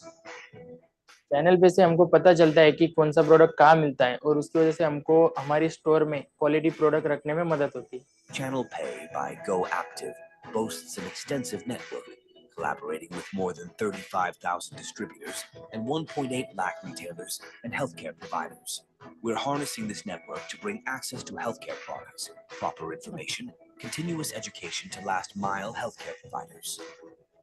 Channel Pay by GoActive, promoting healthcare, promoting access.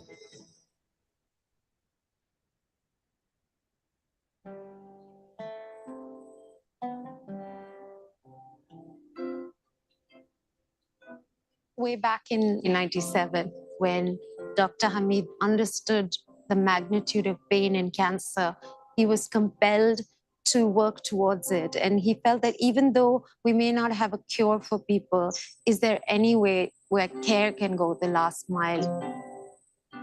Test केल्यानंतर आम्हाला कळालं की she is suffering from 3rd stage of cancer. नंतर day by day ती जास्त सफर होत होती problems मध्ये. तिला तो पेन सहन होत नव्हता. ती रात्र रात्र जागत होती. शेवटी माझ्या फ्रेंडनी सजेस्ट केलं की आपण सिप्लामध्ये येऊयात, कारण तो एक बेस्ट ऑप्शन आहे पेनलेस राहण्यासाठी. Dr. Hamid was very, very keen that since family is so integral to our life here in India, that the palliative care center that he was building be built around the concept of a family. And so from the very beginning, it was understood that you would come here and your family would come with you.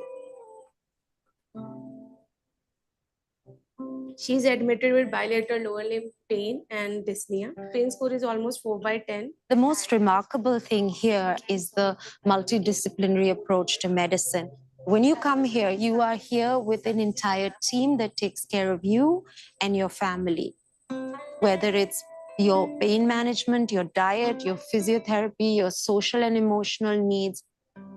It's comprehensive, it's holistic, and most importantly, it doesn't begin at the end of your life. It begins at the time of your diagnosis. सकाळी उठून ready झाल्यानंतर every day त्यांच्या एक नवीन activity असतात.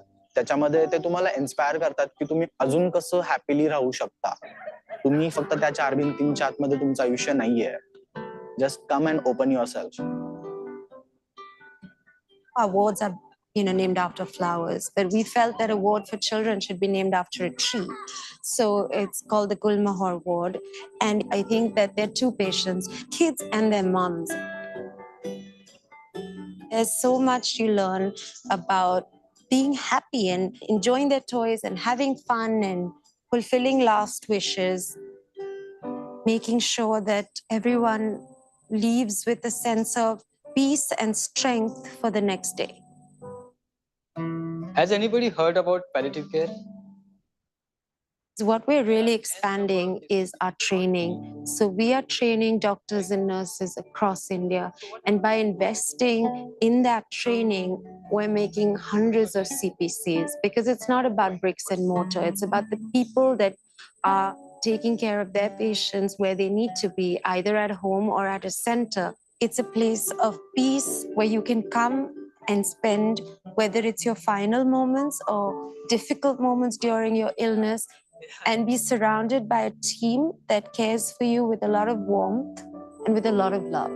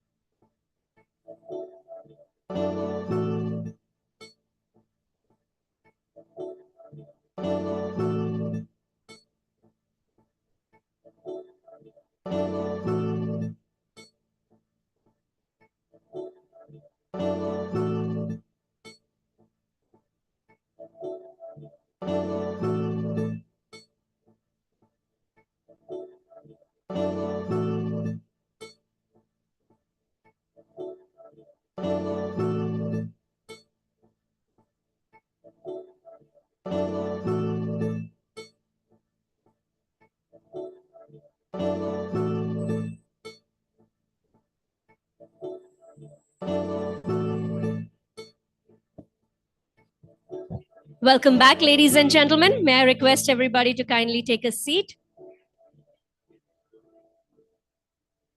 We are ready to reconvene the conference post-lunch, requesting all of you to please take a seat.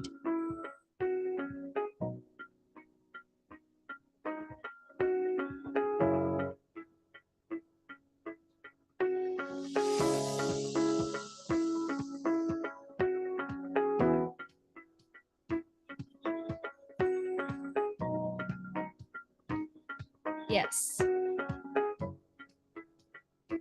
Ladies and gentlemen, dignitary speakers, requesting everybody to please join us back in the auditorium, and those who are here in the auditorium, request you to please take a seat. Thank you very much. My sincere apologies on being the time monitor here, but we are delayed from the agenda, so we gotta quickly circle back. Ladies and gentlemen, we are moving towards our next keynote session, which will talk about global consumer healthcare market trends. It's a little change in the agenda due to the time difference for our international speakers. We're going to have Mr. Nicholas Hall, Executive Chairman and Creative Solutions Director at Nicholas Hall Group of Companies, who will be joining us virtually. So I request everybody to please join us back and grab a seat, please.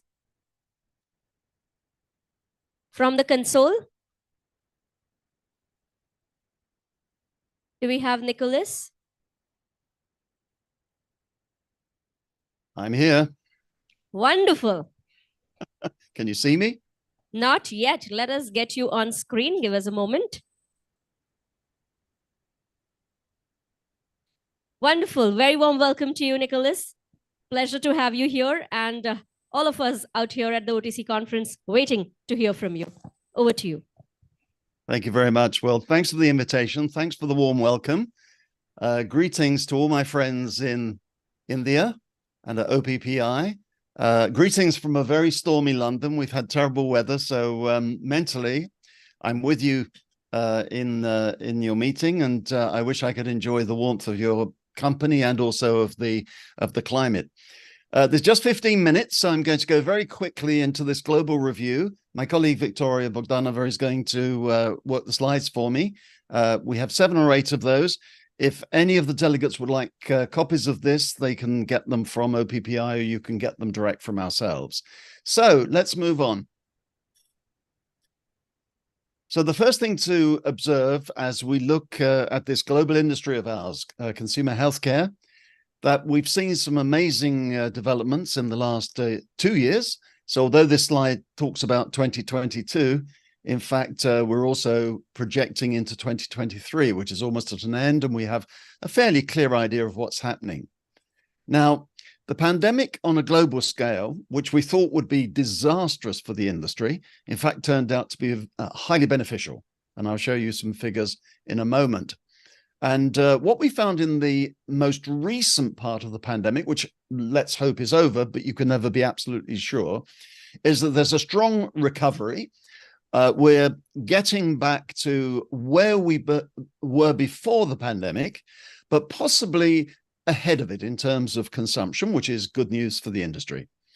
Now, in Asia, India, of course, very important market and overtaking China in terms of population, but the China OTC market is considerably larger. It's a market of high interest to the global industry, and it performs another very important part of the functioning of the market, which is that China tourists are a very significant source of domestic demand in other parts of Asia. For example, the Japanese OTC market, which has been highly recessive over the years, depends on China tourists for 10% of consumption. Now, the China tourists haven't been going to Japan, they haven't been going to Korea, Taiwan, Australia, New Zealand, and that really has affected these markets. But the good news is that those tourists are back. We're also seeing, as I'm sure you know, and indeed you are experiencing, the strength of the cough, cold, allergy market. During the pandemic, we all took those steps to prevent being contaminated with the COVID-19 virus. And in doing so, in social distancing and using of face masks and hand sanitizers and all of that, we reduced our body's immunity. And we've seen that the world population has been wide open for the return of the simple cough and cold and flu. And the market has boomed. And that's been an important boost to the industry. We also found that the consumer cut some of the links with the doctor, which in some parts of the world is an important part of recommendation for consumer healthcare products. So the consumer became more interested in Dr. Google than the local doctor. And in many instances, patients couldn't go to see the doctor in person. And so became more self-sufficient, which has been a terrific boost for the whole concept of self-care. And it means that the industry has been better able to take care of these expanded consumer needs. So that we now think in terms of the concept of prevent, treat, and protect. And I'll show you some data that explains how the market has moved to an extent away from prevention and back to treatment, and with a high interest in overall protection and the concept of immunity. So all of that, I think, is the upside of what happened in the past 2 years and before that with the pandemic. Let's take a look at some of the downside. Of course, we have in Europe this very difficult situation with the Russian invasion of Ukraine, which has upset many things, including international energy prices. It's caused an economic crisis. That in turn seems to have affected supply chain. Across the world, we see high out of stocks in a way that we didn't before. It also means that consumers are facing considerable inflationary pressures. And although health comes after food, it's the second must-have category in the whole of the purchasing spectrum. The fact is that consumers, although they want to buy medicines, they don't necessarily have to buy the famous brands. Now, India is a market that offers very good value in terms of the pricing of its consumer health products. In the rest of the world, it doesn't quite work like that. We have a lot of premium price products, and consumers are definitely re-evaluating the price value concept, and we're seeing a big move towards branded generics, to pure generics in consumer health, and also to private labels in those countries which have an organized trade sector with chain pharmacies or chain supermarkets.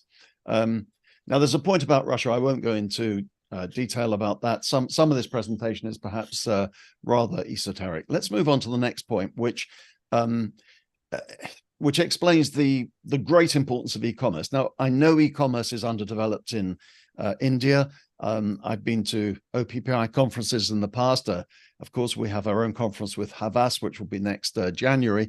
And we've made the point many, many times that India will catch up and will have the benefits and will have the threats that comes from e-commerce, which at the moment is about 17% of all sales globally of consumer healthcare products, and is forecast to grow to well over 30% in the next 10 years, with India possibly catching up with what we see in the rest of Asia, in markets like Japan, Korea, and particularly China.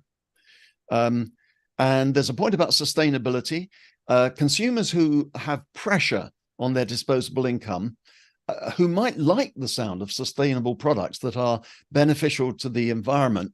But on the other hand, they have to make their rupees go further. And so sustainability may well be sacrificed to lower price economy brands, as long as they have efficacy. That's what consumer research is telling us. Nice to have, but the most important thing is to have a product that works, that's there when you need it, and at an affordable price. Now, the next slide, please. Lots of information. I'm only going to pick out a few highlights. This is in US dollars at factory prices based on our proprietary database, DB6. And what we see, if you look at the green boxes at the top, the percentages of the growth year on year. So before the pandemic, the OTC market was growing at about 4 to 5%, 4% in 2019. And then we started to see the high growth engendered by the pandemic, 6.7% in 2020. We thought that couldn't last, but it went to 7.1% in 2021. We thought that couldn't last, and we had a record year last year, 2022, 8.2%, a mix of price increase, which was approximately 60% of the growth, and organic growth, higher volume consumption, which was about 40% of the growth. It looks like in 2023 that the organic growth has gone, that the market is flat in unit terms, but will grow through price increase, matching inflation rates in the various countries. But we're still optimistic. 2023 will be, as I say, a tough year. We expect sales to be much more like 6%. When we get quarter four in and quarter three, we only have half year figures at the moment, and the year on year was 6.4% growth globally. But the long-term prognosis is about 7%. And I think the rest of the information on that chart I've already gone over. So pressed for time as we are, I'll move on. Next slide, please. This shows the major growth by country. Now I'm looking, I've changed the perspective somewhat. I'm looking here just at the store retail sector. So shops, pharmacies, supermarkets, health food stores, mom and pop shops, where those are legal. We're not looking at e-commerce in this segment. The total market year on year, and we're looking to the 12 months to June 2023 against previous year, the total market was up by 6.4%. In a total market that was up somewhat more than that. And the key takeaway from this, I think, is that India, halfway down in red, because we're counting it here as an Asian market, grew by 8.6%, and that's very good. And there's a lot of organic growth in that. But the big growth came in Europe, Europe catching up where it was, mainly by price, but also some volume growth. And all the markets look good except Russia, which had a great 2022, but doesn't look so good in 2023 for reasons that are fairly obvious, to do really with sanctions and lack of exports, lack of investment by foreign companies and the like. And the next slide, please. Now here I'm looking at the growth categories, not necessarily the biggest categories, in the first year of the pandemic, 2020, and the color coding is prevention. So high growth categories were very much aligned to prevention, to immune supplements, vitamin C, vitamin D, zinc, and the like, which consumers believe will give them some immunity against the new disease they'd heard of, COVID-19. Well, for various reasons, COVID-19, although it was tragic for many families, we did get over it as a world population. And what's happened now is that consumers have actually moved into a totally different purchasing mood.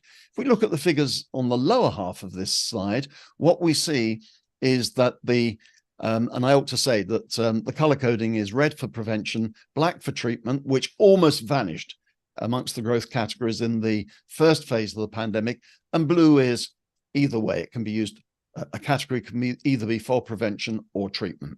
Look at 2022, the bottom scale, and you see that treatment is coming back strongly, mainly cough cold, but there are other parts of that as well. Some of the GI categories coming back, some of the derm categories coming back, and only two categories which are pure prevention in the top growth categories. Magnesium, fairly small, and probiotics coming back extremely strongly.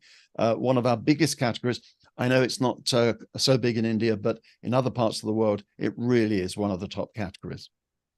Moving on, very conscious of the clock here.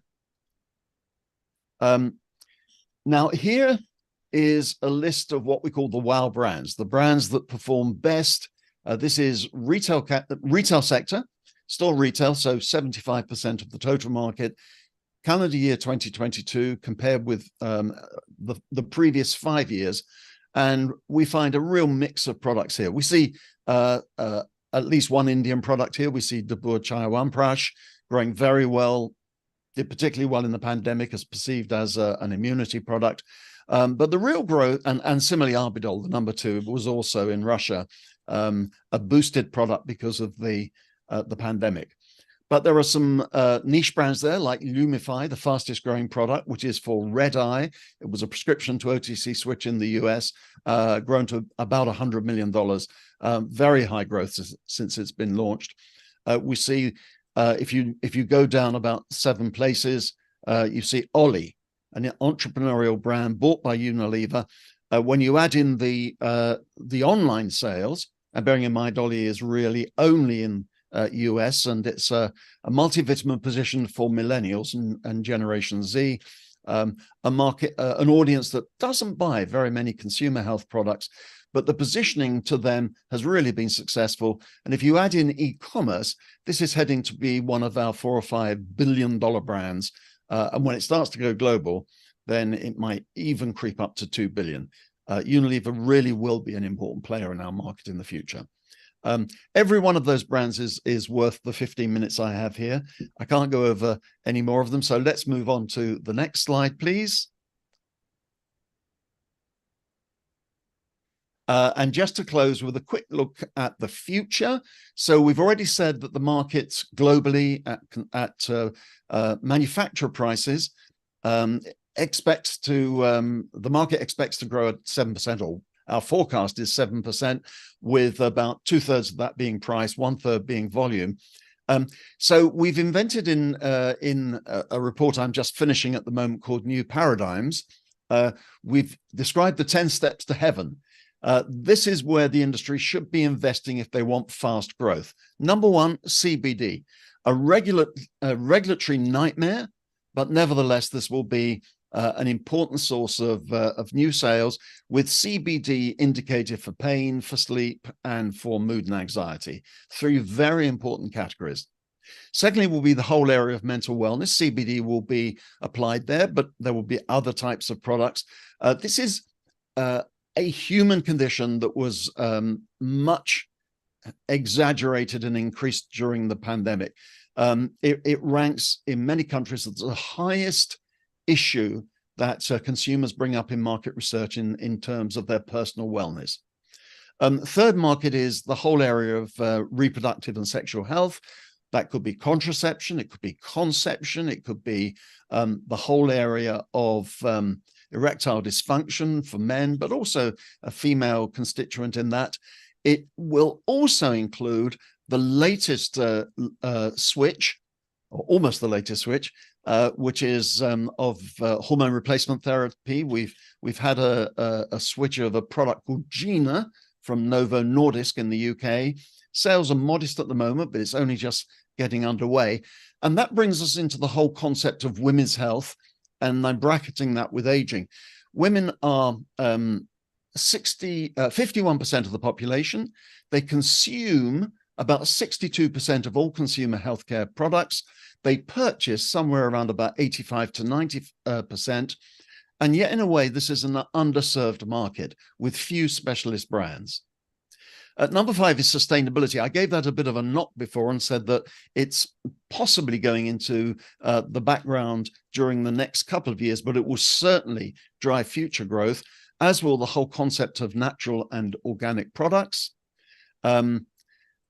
A new area completely. Well, I say new, we have a couple of products in the US and a couple of products in China. And then there's from Sanofi, we have Essentiale. These add up to a few $100 million, but this is a category that will grow to, we think, about $10 billion. We already have a sector for food allergy, but not for food intolerance. The unfortunate effect on your body of eating certain foods, whether it be peanuts or lactic acid, gluten or whatever. I see this as a brand new category with diagnostics up front to tell you what you shouldn't eat, curative products if by any chance you do eat one of those forbidden products when you go out, and some maintenance products as well. A few products exist, as I say, Essenziale, Lactaid from J&J in the United States, Beano, which is for consumers who get rashes for eating certain types of beans. That's from Prestige Health. So those seven categories are type of product. The next three steps to heaven are routes to market. E-commerce, a no-brainer. It's already 17%. It will grow to over 30%.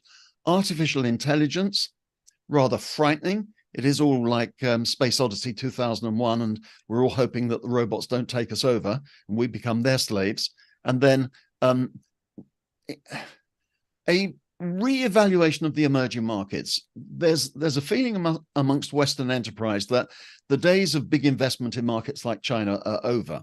And there's what's called reshoring, which is bringing back the jobs that were sent to Asia and to Eastern Europe and increasingly other markets, bringing them back into markets like the US and Western Europe. That's probably a short-term trend, a knee-jerk reaction to the problems that have been experienced recently. So there are some advice we give to our bigger clients on the right-hand side, and indeed to all clients of all size. Emphasize brand values and show your points of difference if you want to defend against these high-growth generics and private labels. Back your innovations with clinical evidence. There's too little trusted science in this market. Launch fewer, bigger new products if you want to gain scale, and which company doesn't want to. Transfer your innovations globally. If you don't have an international organization, talk to companies like us that can steer you in the right direction to find international marketing partners. And very importantly, build up your e-commerce program. Unilever has 50% of its health and wellness business in e-commerce. Nestle Health Science, we estimate it's about 40%. Unilever has actually said in a podcast that their health and wellness business is already at 50%. That's amazing. And there's more to come as we study 2023 figures in the early part of next year. So I don't know where I am for time because I lost track of the lateness. I hope I haven't overrun. I'm just going to end with a final slide, which I end all my presentations with. Victoria, if you can just go to that. I love to quote this old Persian, now Iranian saying of, and this too shall pass. I was saying this in the pandemic when we thought it was the end of the world. It certainly, well, it was for some families, unfortunately. They had a great tragedy. I think we were all affected personally. But as an industry, it was a good time. But we have to take into account things are never as bad as they seem, but then perhaps they're never as good as they seem.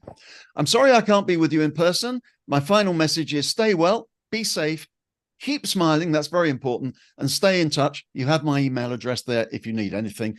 This presentation is available through the office of OPPI.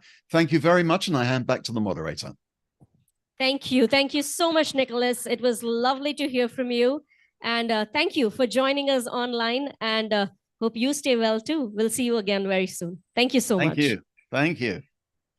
Ladies and gentlemen, with that, we are moving forward with a presentation on the India narrative in the Self-Care Readiness Index, the SCRI Phase 2 study that was conducted by GSCF.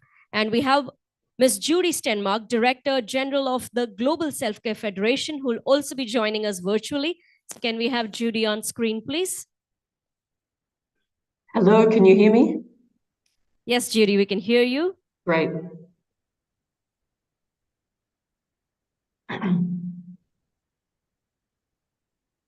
Wonderful. Very warm welcome to you, Judy.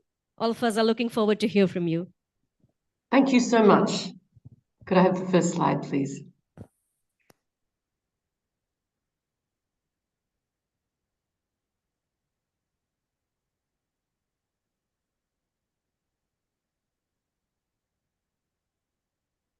Can I have the first slide?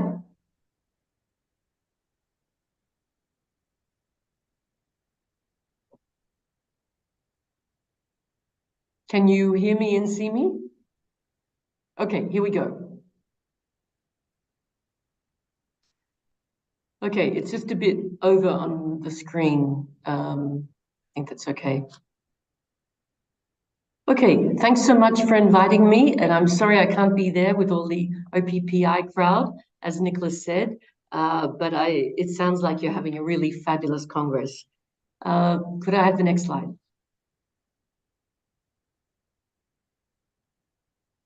Yeah, that's better. Yeah, we're in sync. Bring it back in a tiny bit. Over. Yep. Okay, good, good. Okay, perfect. So, thank you. Okay, so we're the Global Self-Care Federation. Some of you may have known us as the World Self-Medication Industry, but because we became GSCF in 2019 because we realized the focus is really not on self-medication as such, but on self-care, doing things to help yourself. So we're established in 1970, in fact, and we've been with WHO in official relations since 1977. So we represent associations and manufacturers in the self-care industry, and we're really all about evidence-based products that provide solutions and also that they're recognized as key contributors to health and well-being. Next slide. Okay, so you can see here our members are all over the world, and as I said, we have associations like OPPI representing the national group, and then we have companies as well, that many of the companies, of course, are your members, OPPI members as well, and probably in the audience today. Next slide.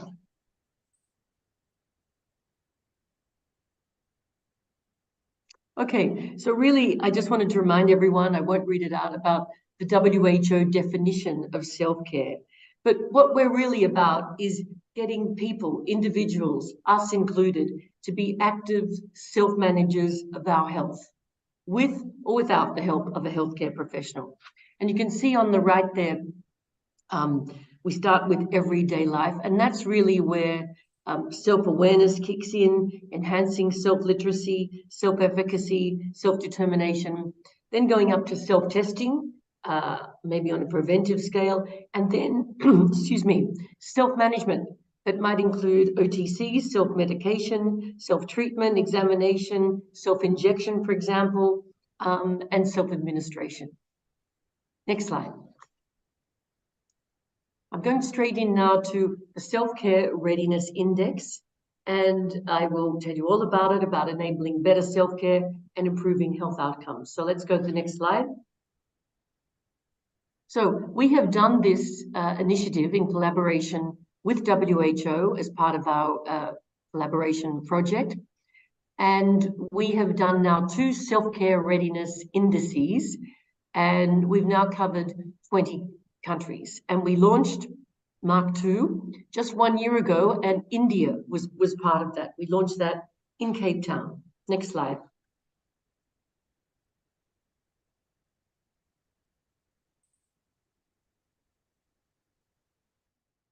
Next slide.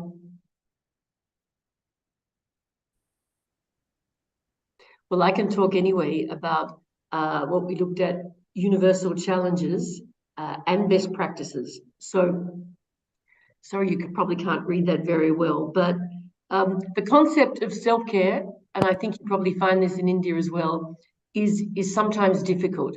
We often get people saying, you know, in blogs and other things online, oh, you know, I'm practicing self-care. I had a lovely bubble bath tonight. That's very nice to do, but that's not really self-care. So we have some problems with definition and people's concept of self-care. As well, governments around the world do not recognize or are not actively recognizing self-care as an important contributor to health systems. But low and middle income countries really lead the way in building self-care into their models. Next slide. So what we looked at were 3 themes, and we analyzed under these themes across the continuum. Maybe just press again so that the wording, yeah, thank you. You could do it all for the next one and the next one. So again, as I just said, self-care as a concept is culturally relative and seen differently. Individual empowerment hinges on continued efforts to build and boost health literacy. And we need consistent sources of information.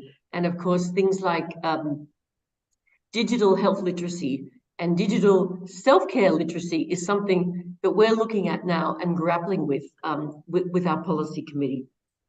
And then self-care is embedded in some national policies around the world, but it's not consistent. And as I said, we don't have legitimacy for self-care right now. Let's go to the next slide and looking at the India profile from the index. Next slide. So what we saw right now, that 82 million can be saved and is saved in physician hours through implementation of self-care practices. And that is just a huge amount. So imagine if more self-care was undertaken, how much the saving was there in terms of quantifying physician hours in savings. 800 million individual hours saved through self-care. So that's not only time, of course, that's money, because people aren't taking perhaps a morning off work, traveling to their GP or their doctor or whatever health person that they're dealing with. And then on the right, we've got a figure there of 90 billion. So what we found was 12 billion productive days gained for the individual, translated from the 800 million hours. And that leads to about 90 billion in welfare gains through current self-care practices. So that's across the continuum. Again, huge numbers. Next slide. So I reported 3.8 million was spent on HCPs for just minor ailments each year. And if there was an appropriate use of self-care, it could result in savings of about 43% for health systems. So again, these are big numbers, but these are important numbers because these are numbers that you can use in talking to policymakers about why we need to embrace self-care and have official policies. Next slide. So mainly I just want to say that what we're highly recommending and have recommended from both self-care readiness indexes is coherent healthcare policy and regulation is needed, supporting self-care as required. Next slide. So, and you could click on it again so all the columns come up as I'm talking. So after the work we did in terms of the Self-Care Readiness Index, we also did the global economic and social value of self-care, and that was released mid last year. Again, we did that in collaboration with WHO. So if we all did what we were meant to do and embrace self-care, people used health systems appropriately, we've got a global figure of 119 billion. Now, you might think that's just ridiculous, but this has just been published in the Frontiers of Public Health, a peer-reviewed journal. Parts of it have been published. And that is the global figure in savings right now that would go up if more OTC products were available, for example. But that's total cost containment. That's total savings for the individual, for doctors, for health systems across the board. So when we've seen all these things, we decided at GSCF about over a year ago, to look at what do we need to really get self-care embedded in policies everywhere. And the thing we came up with was getting a WHO resolution on self-care. And that will give us legitimacy for self-care, and especially for middle income and lower income countries, it will probably make the bigger difference than say the highest income countries. And I think some of you might know that once a resolution is adopted, then WHO goes into action with action plans, with further guidelines and recommendations, and then has people working on it at head office, but also then disseminates that out through their regional and local offices and develops policies and works with countries to develop policies. So countries like India, for example, would be more likely perhaps to embed self-care in policy, to have it in national health policy, if there was a WHO resolution on self-care. So that's in a nutshell what we are calling for right now. Next slide.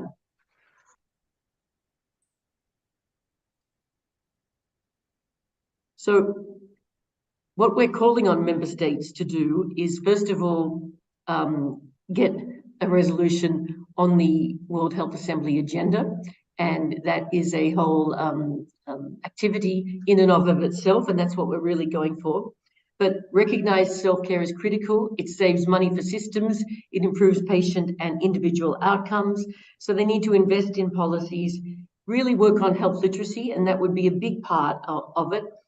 In particular, perhaps digital tools, and build capacity for community workers, community health workers, and also healthcare professionals, particularly the pharmacist and the nurse. And we work very closely with the International Pharmacist Group, and I know you do in OPPI, and I know you've had someone on your agenda speaking several times, because we really see the pharmacist as kind of, the key HCP in the self-care continuum. And COVID really shone a spotlight on self-care, but it also shone a spotlight on the pharmacist, and people realized that the pharmacists are a trusted source of information, but they've been underutilized. I think they're still underutilized. So that's why we work very closely with FIP, and our members work closely with the chapters around the world. So next slide. So just the thing down below, our message, the last box, is that self-care is a core component of the healthcare continuum. It can empower people, optimize health systems, and advance global progress towards better primary healthcare and UHC, universal health coverage. So next slide. I think I've probably covered this actually in terms of what I've said. So let's just move on to my final slide. So in developing our strategy and our plans in terms of driving towards a WHO resolution, about just over a year ago, we formed, besides our internal task force committee, the United for Self-Care Coalition. And that is driven by us, but we have many global partners on there, and we're getting more each day. In fact, there's probably more than is on this slide. But groups like FIP, the International Pharmacists, Imperial College London, International Federation of Aging, PATH, SCARU, White Ribbon Alliance, Self-Care Trailblazer Group, PSI, International Organization of Osteopaths, IAPO, International Patient Alliance, International Self-Care Foundation. And so, of course, there's that saying that Melinda Gates often uses, if you want to go fast, go alone. And if you want to go far, go together.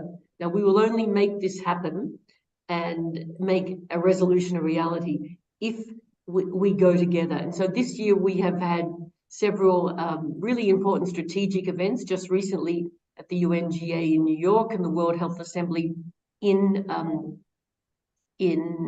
Berlin, just 10 days ago. And in fact, next week, we will be in Sao Paulo for our GSCF regional meeting. And you'll probably see online, we're launching the Sao Paulo Declaration. And we're going to make a big noise about that. But I hope that you will join us, because this is an important thing to strive for, and will only benefit all of us.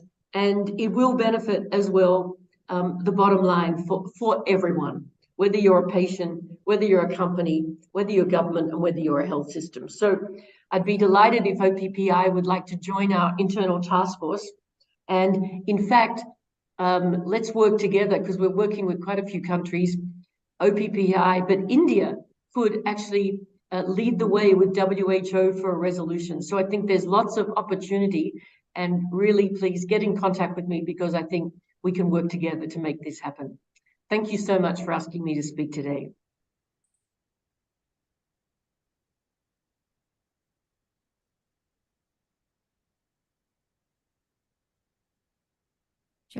Thank you. Thank you so much, Judy, for being present here, even though it was virtual, and sharing your thoughts here with us. Thank you so much. Thank you. Ladies and gentlemen, with that, we will move forward. Yes, please do give a big round of applause to Judy. Thank you. Thank you so much.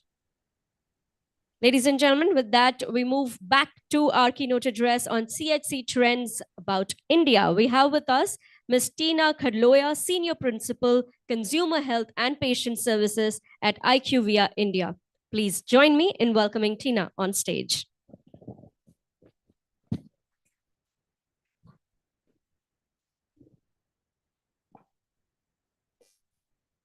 Hello, good afternoon, everybody. Can I have the slides up, please?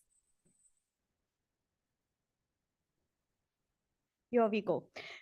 Good afternoon, everybody, to the esteemed audience present here today. I think the first half of the day, we've seen enough mentioned about self-care as a market. What I'm going to do today is attach a dollar value to the self-care behavior by sizing up the consumer health market in India, highlighting opportunities for growth and the potential that it presents for the entire industry present here today that we can leverage. So therefore, I have aptly titled my paper as Thrive and Transform, Propelling the Indian Consumer Health Market. Moving ahead with the slides, if I go to the first slide today, a very interesting trend that I'm going to present to you is the consumer health market. And I'm going to take a step beyond OTC today. So we'll go broader, and we'll see the consumer health market, which is valued at a $12 billion or 1 lakh crore in Indian rupee, and is poised to grow in double the size, or 1.8x the times of the global market. So as you see on the slide, the global market is projected or forecasted to grow at a rate of 6.5% until 2030. The Indian consumer health market is poised to grow double than that of the global market. That's the kind of opportunity that the Indian consumer health market presents today.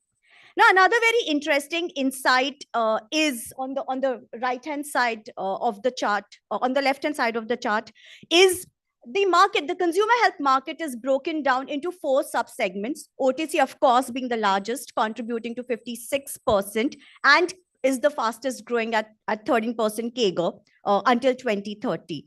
Now, this is, while this has been discussed, this purely translates the self-care into OTC, but we also have other very consumer-dominated, centric, and decision-making markets like a personal care market, the nutrition market, which encompasses the powder nutrition supplements, Ayurvedic supplements, herbal supplements, etc., and also the patient care market, which is comprising wound care and point-of-care devices, right? And therefore, all of these put together constitute the consumer health market today.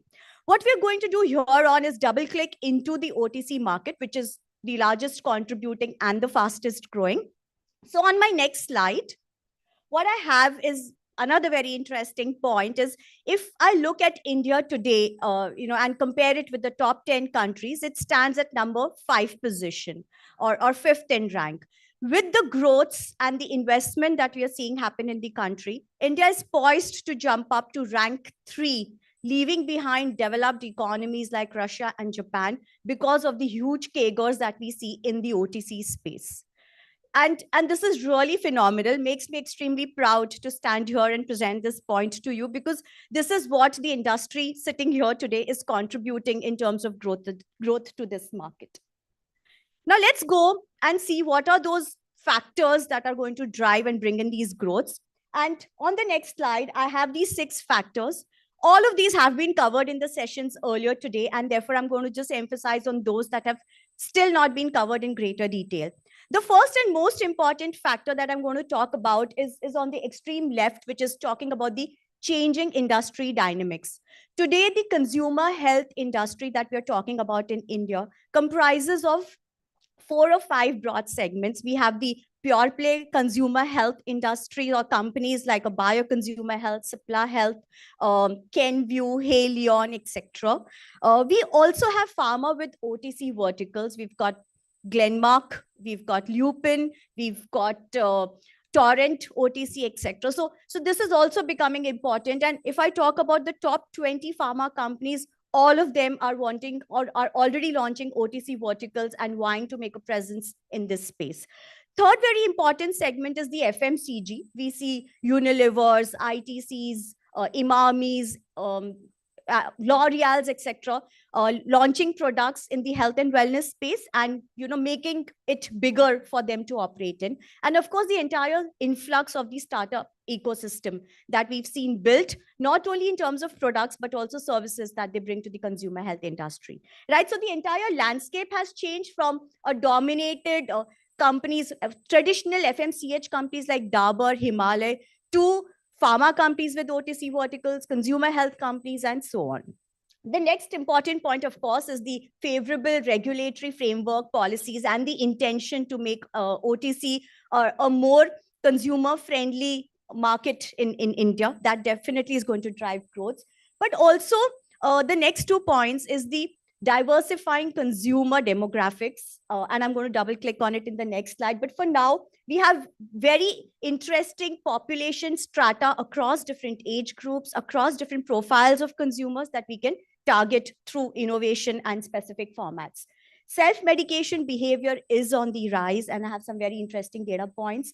Also, what this does is, the demographics and the self-medication behavior drives creation of micro segments. And we saw through various examples in the first half of these sessions of how companies are innovating with their product portfolios and creating very niche, nuanced categories because of the consumer needs that have arisen in this space.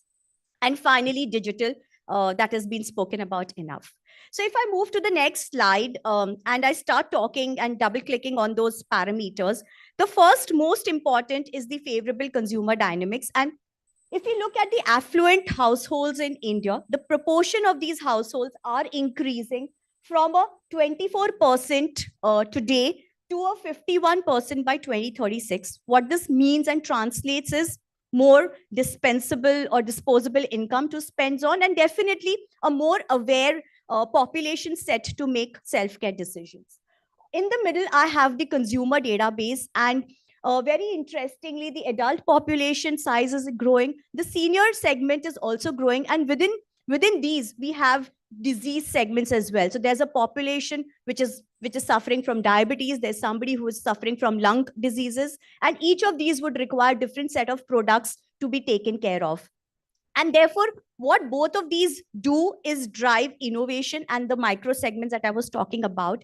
To give certain examples, we have categories like a powder sunscreen, which I don't think was even imagined earlier, or a period pain relief device. We're not talking about pop-in pills, but patches and devices that could be used. We've got chewable toothpaste as a category. We've got diabetic supplements and powders specifically available for that segment of population, a 50+ vitamin supplements in the form of Centrum for our elderly patients, and so on and so forth. So the innovation is being driven by the needs of the consumer. And of course, the access that we have, and enough was spoken about the number of internet users, the kind of social media usage that we have in the country, and the average time that consumers are spending today, which is more than 7 hours per day on the social media. What it does is, through our survey that we did with consumers, we've realized and identified that 25% of the consumers today research online for their self-care needs and to identify the product that would best suit their self-care problems. Right. So that's how interesting this data point is. 50% turn to social media for health-related information, And 40% consumers engage with companies through the social platforms, which we saw our speakers today on how they are creating a two-way dialogue and a network with the consumers, where there are call centers or apps, etc., that are created for consumers to communicate, and that's getting used more widely. On the next slide, what we have is, again, something out of the survey that we have done, and also some of the interesting data points that we had. On the left-hand side, what you see is consumer percentages that have been resorting to self-care practices. From a 23% in 2006, the self-medication practices for minor ailments has more than doubled today. So in 2023, where we are standing, and this is a finding of June survey, 54% consumers resort to self-care medications for minor ailments. Minor ailments that I'm talking about is what you see on the graph: acidity, cold, cough, hair fall, headaches, indigestion, and a whole list is here. Again, what we did was, as an interesting analysis, was understood the incidences of these indications in the consumers' daily lives and their propensity to self-medicate. Now, if analyzing the two, I had to put a dollar value, we arrive at a 3,000 crore self-medication practices in the last 5 years, only in these three segments of digestive, respiratory care, and pain, that has got added to the OTC or the self-care market. It's a huge number. And if I take vitamins, minerals, and supplements, approximately 1,500 crore was added in the self-care practice segment only by that category. So not only is responsible self-care making an impact in the consumer's life and helping them, live their lives more easily without having run to a doctor for every minor ailment, but is also contributing to the industry by adding in more dollars. Moving on. So when we saw those indications on the previous slide, where we saw headaches, etc., how does it translate into category values? And a very interesting chart here is, we see the categorization of the broad OTC segments on the left-hand side. While cough, cold, respiratory today contributes 22%, it is going to increase to 24% by 2030 and has one of the highest CAGR growths of 15%. Second important category with a very high CAGR growth is the digestive remedies, where we have antacids, digestive enzymes, constipation, etc., probiotics kind of ailments, contributing again 15% today, but would increase to 17%. Today, if you look at VMS and tonics as a space, it's the highest contributing. 27% of the contribution comes from this category. But yes, over the period of time, while this sustains its importance, there are other categories which would continue to become more important. And of course, vitamins will always be there, 11% CAGR growth, what it shows. Others, health and hygiene is one segment, and I think our panelist earlier spoke about it, how we are seeing sexual wellness, female hygiene, oral care, eye care become increasingly important.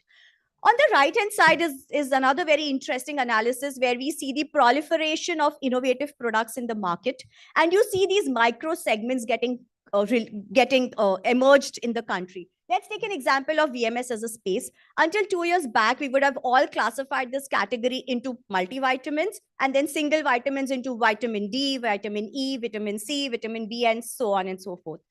Today, that's not the way we look at this market. This market is today classified by the needs of people. So it would be mobility as a need, mental wellness as a need, bone supplementation as a need, hair care products or supplementation as a need. In fact, even a supplement for nail care, if not any other that I talk about. So that's how the definition of these categories are changing very fast. And there's a whole lot of innovation that is driving these. So we don't even have to wait for 2030 to see these products. Even today in the market, if you start looking at modern trade and e-commerce as platforms, a lot of this is already in the market.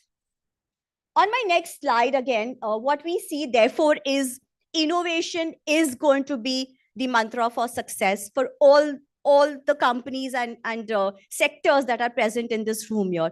No longer will pills, capsules, syrups sustain and bring growths. In fact, when we studied the new launches that have happened in the last 2 years, very interestingly, 60% of the new launches which were Me Too did not make a mark. In fact, a lot of them got even retracted in less than 2 years because they didn't help companies meet their business goals. And therefore, what drives innovation, what drives growth or makes a new product successful is only innovation. Innovation either in terms of ingredient, value proposition, packaging, or a newer format. That's what, as an industry, we have to bring to the market. And some examples of new innovation and the way the companies are driving innovation is seen here. Relaunches that we've seen with either an organic variant or an advanced SKU getting launched in the market. Allied category examples or expansions, for example, lubricants to expand the sexual wellness as an industry. We have flavors and format innovation that's happening. Gummies, soft chews are examples in vitamin space. Flavors, again, if I talk about antacids, powder antacids as a market, there are flavors by local rural markets. Companies are launching flavors that adapt to their taste. Naturals and plant-based products are going to be preferred. Every company I speak to would want a variant or an SKU that claims to be natural and operating in this space. Personalized wellness is becoming more and more important. Very soon there would be these parlors kind of setups where you go and say your problem and they'll customize a product and give it to you. We've seen that happening internationally and not too late when we would see them in India as well. And finally, yes, sustainable packaging, format innovation is going to be driving innovation.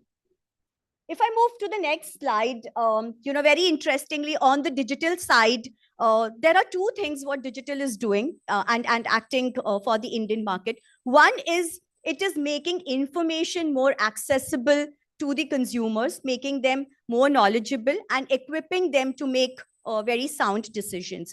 Again, a consumer survey run by IQVIA shows the finding that 86% of the consumers today in smaller markets like Varanasi, Vijayawada, Rajkot would still use multiple health and wellness apps.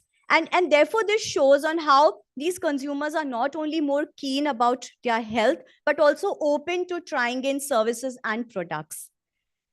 This data point on the middle that I have, 8.7 social platforms are being used per person, which is double than that of getting used in more developed economies. And finally, if I look at how industry is reacting to these demands of the consumers, 60% of the health companies have increased their social media marketing budgets. And not surprisingly, Nitika decided to have a separate category of awards in this space because that's how different the industry is today.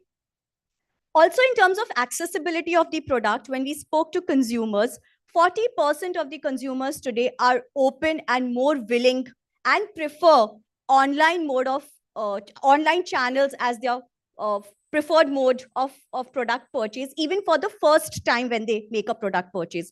So it's no longer that consumers would walk into a pharmacy or a supermarket and make purchases, but even the first time that they have to purchase. In fact, a lot of them get to know of newer products and newer categories through the online modes and channels that we have. So finally, if I go to the next slide, please. We saw how the industry landscape has changed and aligned to the consumer needs, trying to cater through the categories, through innovation, through the demographic diversity that we have in the country. And we saw the dominance and play of each of these 5 sectors today in the market.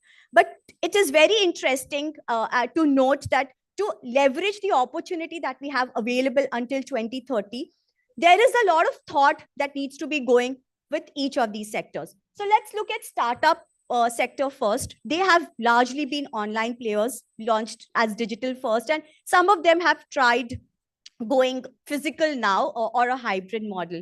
But looking at the opportunity available in the market and the scalability it needs, does this sector have the right resources or the right reach to actually get into the market? And is tie up with a pharma or a consumer health or an FMCG partner the best way to come on ground in terms of operations. If we look at the traditional FMCH companies like Dabur, Baidyanath, Patanjali, Himalaya, they have been largely operating in the health supplement space. Now is the time for these companies to diversify their portfolio beyond health supplements, look at categories which are becoming more and more important, and how do they tap into the expert segment, which is outreach to doctors, and make chemists as a very important channel of product offering as well. For a pure play consumer health companies, I think they've really done very well, especially the spin-offs that we see, Bio-Consumer Health getting formed in 2020. We've got Haleon getting formed, Kenvue getting formed, and now Sanofi Consumer is what we hear is the next in line. So all of these companies have separated out with the vision and mission in mind, and we see them work towards that space. But still, some work needs to be done by these companies as well, especially to balance or get the right balance of portfolio between the mass segments and the micro segments by bringing the global products to the countries, as well as leveraging the local innovation that we have within India. Talking about the pharma companies who have largely relied going the prescription, who've set up OTC verticals, but have really moved their prescription products to OTC. It's a question on whether that will help them sustain and get the right growth in the market, because they still come with a pharma mindset, and that is not going to help them succeed in this market. So definitely the call or the need of the time is to start and bring in a lot of differential mindset, skill set, and capabilities, as well as look beyond the prescription OTC shift to get newer SKUs, at least if they want to continue with the equity of mother brands to leverage the opportunity. And finally, the FMCG sector, which is entering this space, and we have some big names here who've either done acquisitions already or have homegrown brands getting launched, doing doctor outreach as well, but that's at a very small scale. This industry will need to build capabilities both on the doctor front as well as expanding distribution to the chemist channel. So on the final slide, I'm very, very happy to conclude by saying that, the next slide, please. Until now, the healthcare industry was getting classified into these 4 segments, which is healthcare providers, pharma and medtech supply chain, academic or clinical research, and payer private insurance. Consumer health today is now become an important segment in the healthcare industry, contributing significantly to the growth of the industry, balancing the individual responsibility and the industry responsibility towards health and self-care, and has created a mark for itself. It's now on us on how do we continue channelizing our efforts, doing the right innovation, and leveraging the opportunities available to continue the growth of this industry. That's it from me. Thank you.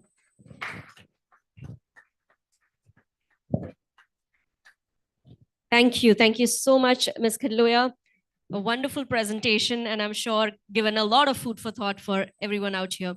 Here, I'd like to welcome on stage Mr. Dhaval Katkar, Senior Vice President, Glenmark Consumer Products and Generics, to please join us on stage and give a small token of appreciation to Ms. Tina Khidloya. And everybody, we can give a big round of applause to her.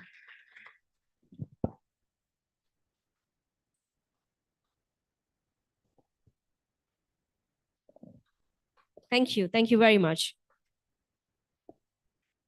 Ladies and gentlemen, here is a quick change in the agenda. We're just swapping the 2 panel discussions. We will have our panel 4 coming up now, which will talk about pharmacists as responsible advisors for self-care. We've been talking about pharmacists for quite some time, and over the lunch table, I heard some of our speakers even discuss it on how important pharmacists are as advisors, and especially in the smaller towns. So ladies and gentlemen, we have stellar panelist and moderator for the session. So let me not take too much of your time and invite them on stage. Our moderator for the session, Ms. Manjari Gharat, Vice President and Chairperson, Community Pharmacy Division, Indian Pharmaceutical Association. Can we have a huge round of applause? And welcome, Manjari. On the panel, we have with us Mr. Ulhas Joshi, who's the director at Stratix Enterprises. Can we all give a warm welcome to Mr. Ulhas Joshi? On the panel with us, we have Mr. Sriram Venkataraman, Officer and Director at Go Aptiv Private Limited. A very warm welcome. We can all be a little generous with our applause. On the panel, we are joined by Ms. Sri Devi Yalamarazu, Manager Consumer Insights at Bayer Consumer Health. Ladies and gentlemen, please welcome Ms. Sri Devi on stage.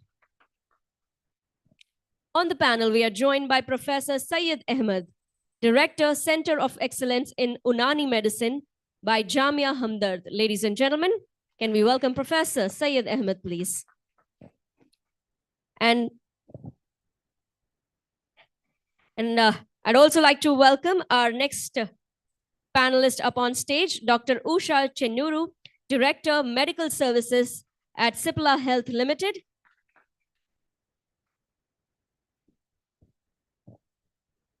And I'd also like to welcome our panelist who's going to join this discussion, Dr. Hemant Koshia, Commissioner at FDCA, Gujarat.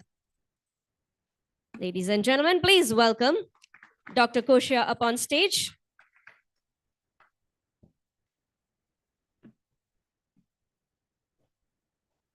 And Ms. Manjari, you're given a very short time, but a discussion so pertinent that we all want to hear from each one present on the dais. Thank Over you. to you. So that's a big challenge, the highest number of panelists and the shortest time available. And that is also the end of the day. But thank you very much. And thanks to my next panelist who had been very accommodative and allowed the pharmacists to be first here before them. So thank you. Thanks to the organizers for organizing this particular session. Pharmacist, giving the focus and bringing the pharmacist in the limelight. It has not been so before much, that as far as I remember. So thank you for this session. And I thank all my panelists to be here, and they're all experts in their field. We have less time, but I would just like to say that the pharmacist, we are talking about the community pharmacist. They are the ones who are coming directly in contact with the people, and people with symptoms visit the counter than going to the OPD clinics of the physicians. And so they are the gateway to the care. And so they have huge opportunity to influence the patient or the consumer behavior. Judy just now very rightly said that the pharmacists are underutilized in the health system and specifically in the self-care. So here I'm representing Indian Pharmaceutical Association, IPA, as well as International Pharmaceutical Federation, who has been doing a lot of work in self-care. Now, coming to the pharmacist as responsible advisors for the self-care, I will take advantage that we have Dr. Hemant Koshia ji, the Commissioner of Gujarat FDA. So thank you for joining. And I would like to ask him, sir, the pharmacist, hello. Yeah, so the pharmacist as responsible advisors for the self-care. So do you think that there needs to be, do you agree that the pharmacists, Indian pharmacists can do this kind of role? And are they already doing it? Or there any need for any regulatory change to empower the pharmacist as the responsible advisors for the self-care? Yes, ma'am, well said, because we deal with the vice profession of the pharmaceuticals. Yeah. By producing the quality medicine, we are serving the humankind. As we know that we'll give life to the patient, yeah. But who will give the life to that pill? And that is pharmacist. Yes. So pharmacist at the core of the center, whether it is a teaching pharmacist or a regulatory pharmacist or in a trade or manufacturing. And I think I'm from a regulatory side, I will give more light on the regulatory part. Because as a regulator, we are a warrior community. We fight for the cause. We fight for the spurious medicine, counterfeit medicine, or without the black sheeps or the black marketing. And in day to day, we really do not go in the battlefield, but we have a lot of priorities in the day-to-day functioning. So in my experience in FDA Commission of the Gujarat since more than a decade of time, because in Gujarat, almost right now, we are 52,000 plus retail wholesale pharmacies. Out of this, almost 32,000 are retail pharmacy where mandatory pharmacist is required. And our inspectors, they are also basically minimum qualification B.Pharm, they are pharmacist. So one pharmacist is going to regulate the pharmacist. So previously there were multiple enrollment of the pharmacists because we have Drug and Cosmetic Act and rules in place since 1940 and 45. That there is a right of the citizen that citizen get the medicine with the trained hand of the pharmacist. Yes. But there were some erring pharmacists. They were not sitting in the place. They are not happy with that income. They're hiring and they're giving their certificate to the different districts. They're not sitting there. They're greedy. They're giving their certificate to open a pharmacy in the third districts. And he's genuinely blocking the job of the 3 genuine pharmacists and depriving the citizens' right to get the medicine at the qualified hand of the pharmacist so that we can rectify if any medication error at the end. So through our online software, excellent software, we have one single node. Even my district assistant commissioner, the inspector want to support the wrongdoer, but software is not allowed to generate or print the license unless until it is removed from that shop. So it's a duty of the pharmacist to elevate the level of the pharmacy because inspectors are the pharmacists. So they are not reporting. That's why it's happening in the market. So one of the pharmacists is damaging the entire profession. So through software, we have taken care of. And I think now Gujarat and almost most of the states have replicated their software and they are doing wonder. And one pharmacist is also taking care of the pharmacist. And as a pharmacist, I think we have to elevate our knowledge and experience because colleagues studying on my same bench, working in US, getting higher remuneration. Why? Because they are competent and caliber they have elevated. Yeah. Because we hardly hear if we ask somebody, some pharmacist, what is the composition of the diazine? I think rarely out of 10, 3 might be able to reply that. So we are lacking that knowledge. So first of all, we have to increase the capacity of our pharmacist. Yes. And then only we can deliver the patient drug-drug interaction, drug-food Right. interaction, and we can play a real role in the society and we can have our own image as a pharmacist because many people know their doctor, many people know their chartered accountant, their lawyer, but hardly people knows about who is their pharmacist. So this is the current scenario of the country. Thank you, ma'am. So thank you so much upon touching upon various aspects that people don't even know who the pharmacist is. So pharmacist is not known to the common public. When they walk in the shop, they do not know exactly who is the pharmacist because they all look same. So we are trying to, trying to advocate for the good pharmacy practices where the pharmacist wears apron, has the registered pharmacist badge, gives counseling. But for all that to happen, the baseline, as Koshiaji said, that the pharmacist needs to be in the shop. As per the Drug Acts, the basic regulation is pharmacists should be present in the shop all the open hours. So that is very important. And then the capacity building of the pharmacist. So we'll come to that. But before I go to Dr. Usha to ask about what she thinks about pharmacists as advisors, I would like to go to Sri Devi and I would like to ask her if she has got any examples of the pharmacist as responsible advisors for self-care from any of the neighboring countries. We are very well aware that globally the role of the pharmacist has expanded way beyond our imagination and they do much more than the dispensing. But when we go to the neighboring countries, especially in Asia, do you have any positive examples from which we can learn from? Yeah, so Sri Devi, thank you.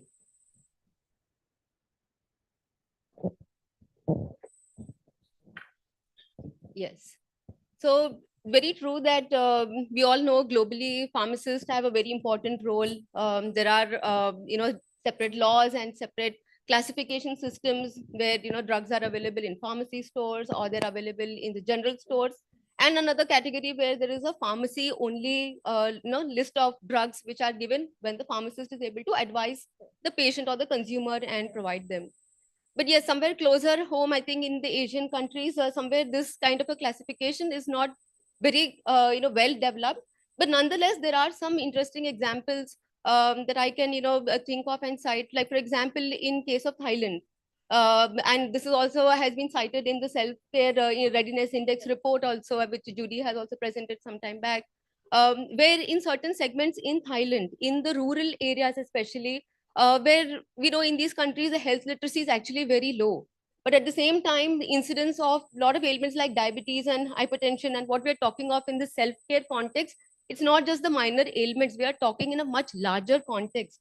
And in places like Thailand, apparently in rural areas, there have been community workers, a whole system of community people have been developed with, along with of course some maybe pharmacists, along with certain other professionals around, but a lot of them are also the village people who have got involved together.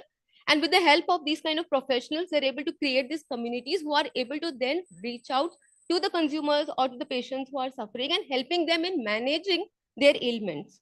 So whether it's about monitoring their glucose, taking care of their diet, and also taking care of certain segments where maybe OTC drugs would be helpful in such cases, that's where they're able to integrate that together and then reach out to a lot more consumers and patients and empowering them in turn to take care of their own health. And I believe even in countries like Indonesia, they have now making it compulsory for students to work in the rural segment to do this kind of counseling work so that they are equipped tomorrow to reach out to consumers in a much larger space in the context of self-care. Yes, exactly. So these are some of the examples. Some of the positive examples where the pharmacists are working along with the other community members to educate the patients, the consumers, and improving the health literacy. So thank you very much, Sri Devi, for that. Coming to Dr. Usha. Dr. Usha is a medical professional and she's going to tell us whether she thinks that the pharmacists whether they are fit to be responsible advisors or can they play a major role in the segment of self-care, especially in our country. Sure. Thanks, Manjari, for the question. So coming from a physician background, this is a question that I get asked several times, especially in the context of the impending OTC draft regulations. So here's what I think. I feel that, there's no contest here. Everybody has a role to play. A pharmacist is well educated. Pharmacy as a course is called paramedical for a reason. It's closest to medicine as are so many other courses. So it's a paramedical course. So they're as close to medicine as is possible. They have a better understanding because of the basic training. And hence I feel that the idea here is not to contest. The idea here is to quote Judy, who quoted Melinda Gates, saying that if we have to go far, we have to work together. So, going with the theme of this session, if the pharmacists are the Antyodaya who will help us reach the last mile, then the Swasthya Udaya can happen when we work together. To quote certain examples, in our country, there are very few people, especially in the rural areas, who know that for a child, fever should not rise above 102 degrees. If it does, then the child is prone to fits and there could be a brain damage. So you need to educate a mother that a child's fever should not go above 102. She can self-care for a few days, but if the fever rises above 102, she has to seek the help of a healthcare practitioner or a doctor. Same with adults. A fever of 2 to 3 days can be managed with crocin at home. So if a pharmacist can impress upon a consumer that if there is fever beyond 3 days, you need to consult a doctor, then that becomes an addition. Also things like simple diseases like diarrhea, dehydration, here where what does a dehydrated patient need? He needs the right ORS. He needs the WHO ORS. Here in our country, we have anything being sold in the name of ORS. So these are things that can really make a difference for the community at large. And hence, I think a pharmacist can definitely play a role along with healthcare practitioners in the Antyodaya that we are seeking to achieve.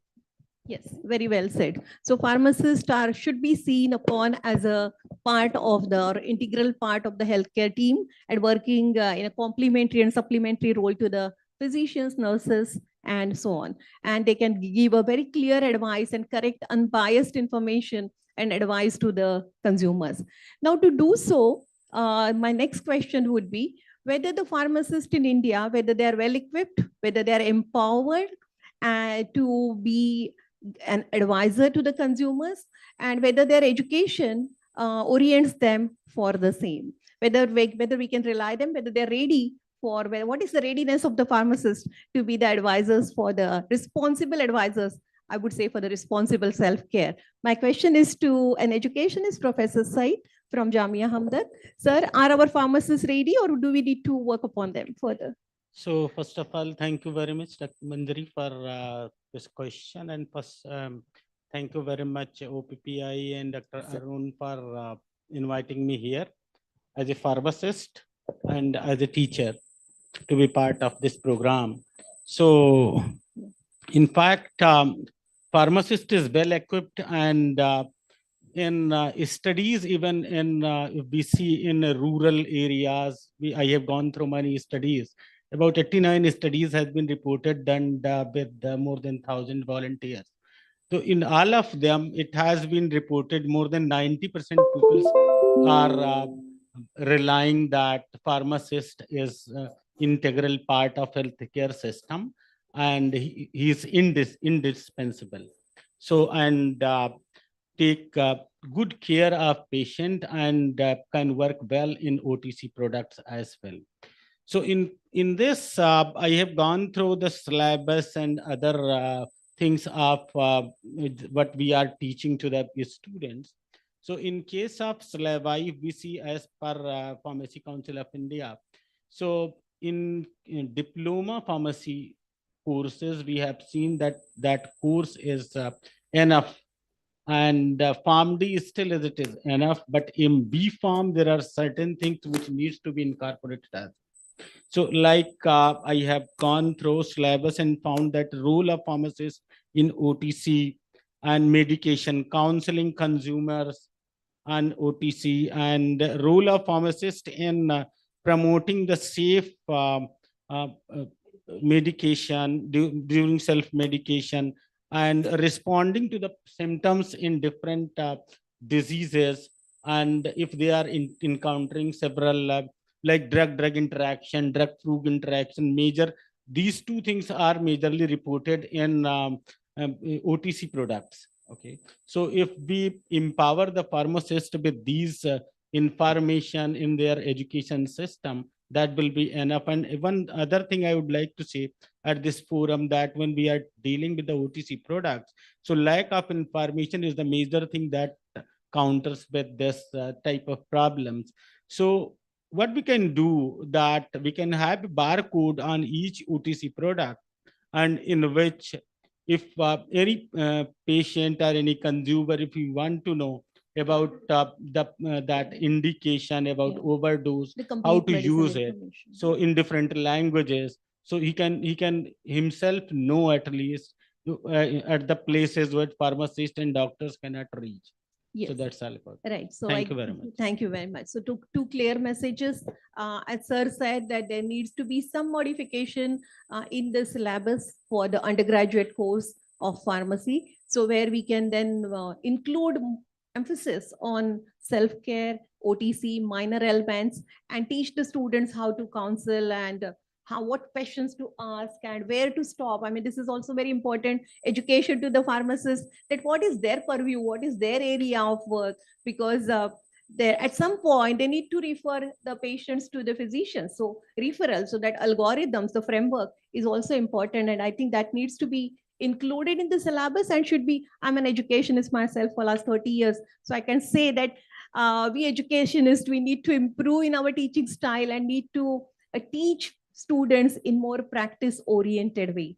And so maybe we also need to have the training of trainers programs, at some point, because everything is changing in last few decades, and the pharmacy practice is changing, and also the education needs to change and our orientation. So thank you, sir, for that point.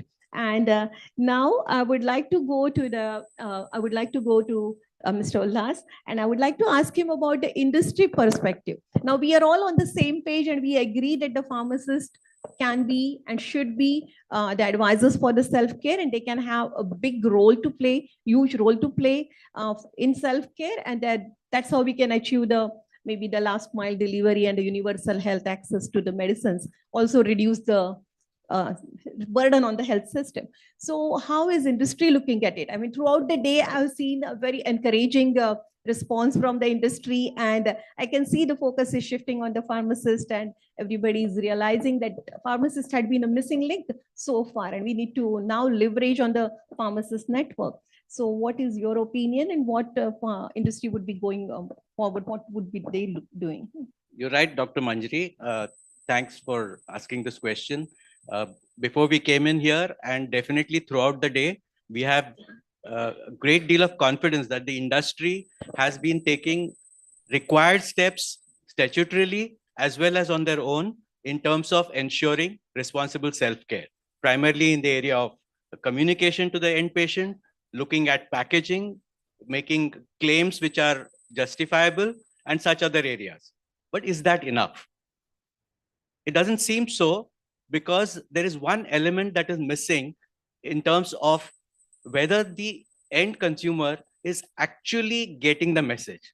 Amana had made a very interesting point about a study done in some country where the percentage of people who actually opened a leaflet or who actually got the information is so low.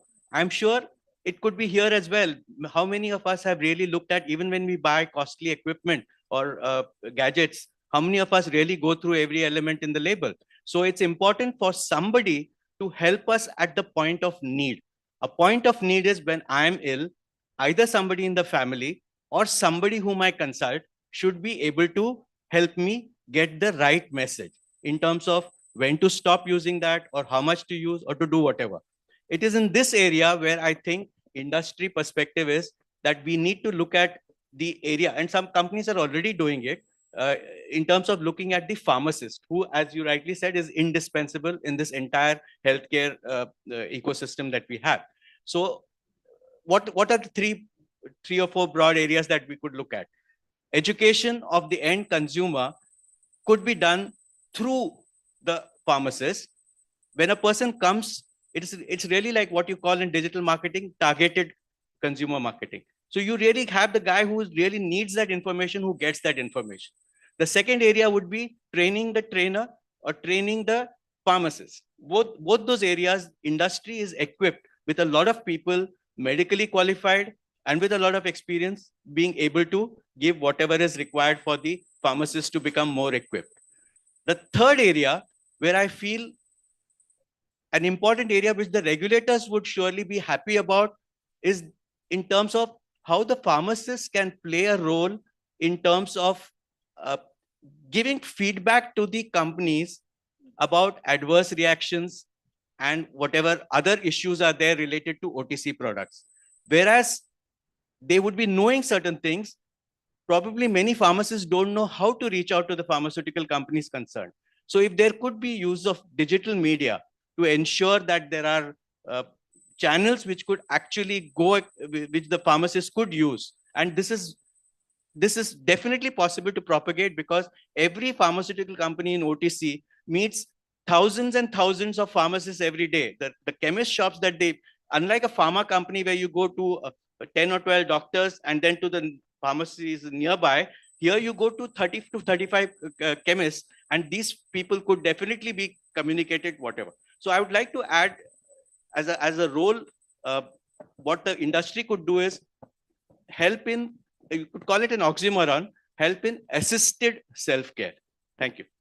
Thank you so much for making that point. Industry can take a lead in educating the pharmacist as well as providing the drug information, unbiased drug information, which pharmacists can pass on to the consumer. So we can strengthen the role of the pharmacist, who in turn can make consumers more aware and they can do the informed decision making.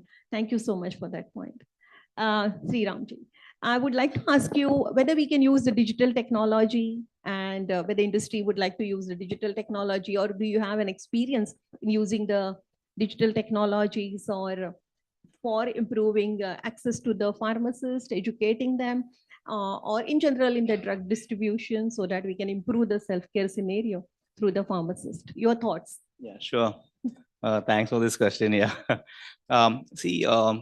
I was from industry and then moved out from the industry to assist industry now. So when I was in industry, today if you see, there are 1 million of pharmacies in India, community pharmacies, and the number of representatives for the company is not that much to go and educate each and every pharmacist. And every urban pharmacies, if you see, there are 2 to 3 pharmacists. So which means the total number of pharmacists across India will be more than around 1.5 to 2 million. So definitely, it's not going to be a train the trainer programs. Can help once, maybe in the conferences or maybe in the We are a institutional. huge country. Yeah. But there are pharmacists who have passed out from the pharma college some 20 years back, and today, if you really see the challenge of pharmacists, because I myself have a medical shop, so I know that there are 9 to 10,000 SKUs, and each and every day there are a lot of new products being added. So it is very difficult challenging. for him Yeah, to, in fact, keep remembering what to do and when. So from a prescription side, it is very easy because he doesn't need to, in fact, remember so many things because the decision of a doctor and he just need to dispense it. But when it comes to an OTC, definitely they should know all these important parameters. So if I call it like what to use, when to use, how to use, and how long to use, these are the 4 things. When we set up the digital health company and applications, one of our prime mission was to see how we can give this knowledge to the pharmacies. And when we went across, I saw in one of the pharmacies, he has some 4 to 5 application in his app. And then he said, see, I can't have each company coming up with one application and then teaching me, sorry, I don't want that. So that's where the other challenge part in the implementation of digital. So digital, of course, is the best way to go at, and would definitely should be that each industry has to come as a closet to create an application or maybe a digital medium or a channel for pharmacy so that he can open one and he can learn everything from that. That's what as a company we try to address through one of our app called Channel Pay, where we say, yeah, it's non-exclusive, but the industry can come together with their informations, product educations and other thing, and directly reach out to the pharmacists and keep educating them ongoing. It's not a one-time program, but you want to do it every time and it has to be very interesting. It has to be like an infotainment rather than passing on a load of information. Right. So that is the experience that I have. Yeah. Thank you. Excellent. That was an excellent addition. And I can see the time up screen has come to me and I can understand that.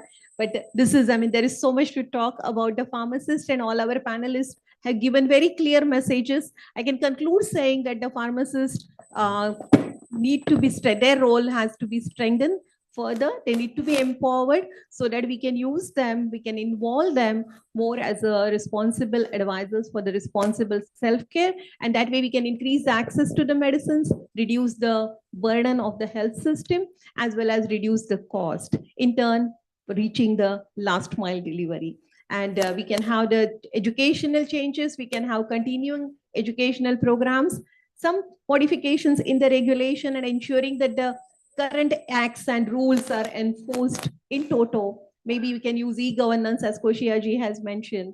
And definitely going forward, I can see a very bright future for the pharmacist and so in turn for the patients through the pharmacist. Thank you very much to all the esteemed panelists for your expertise and time.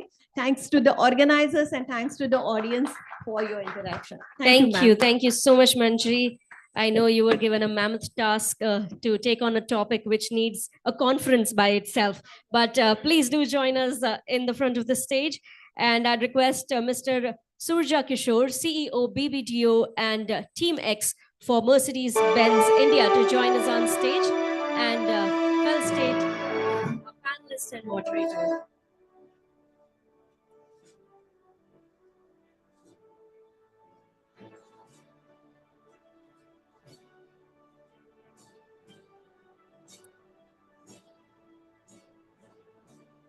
Ladies and gentlemen, we will have one last panel discussion before we wrap up the day, which will now talk about decoding the digital consumer.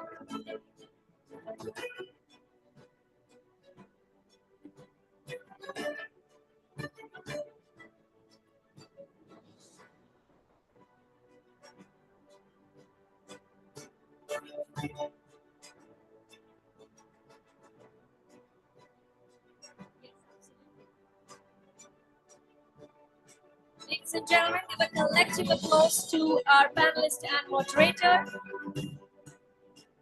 And we'd like all our dignitaries on the desk to please come together for a picture, a group photograph, please.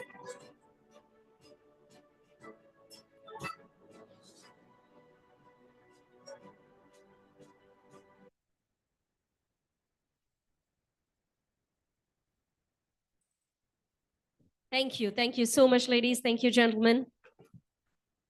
Yes, with that, ladies and gentlemen, we come to the final panel discussion of the day, which will talk about decoding the digital consumer.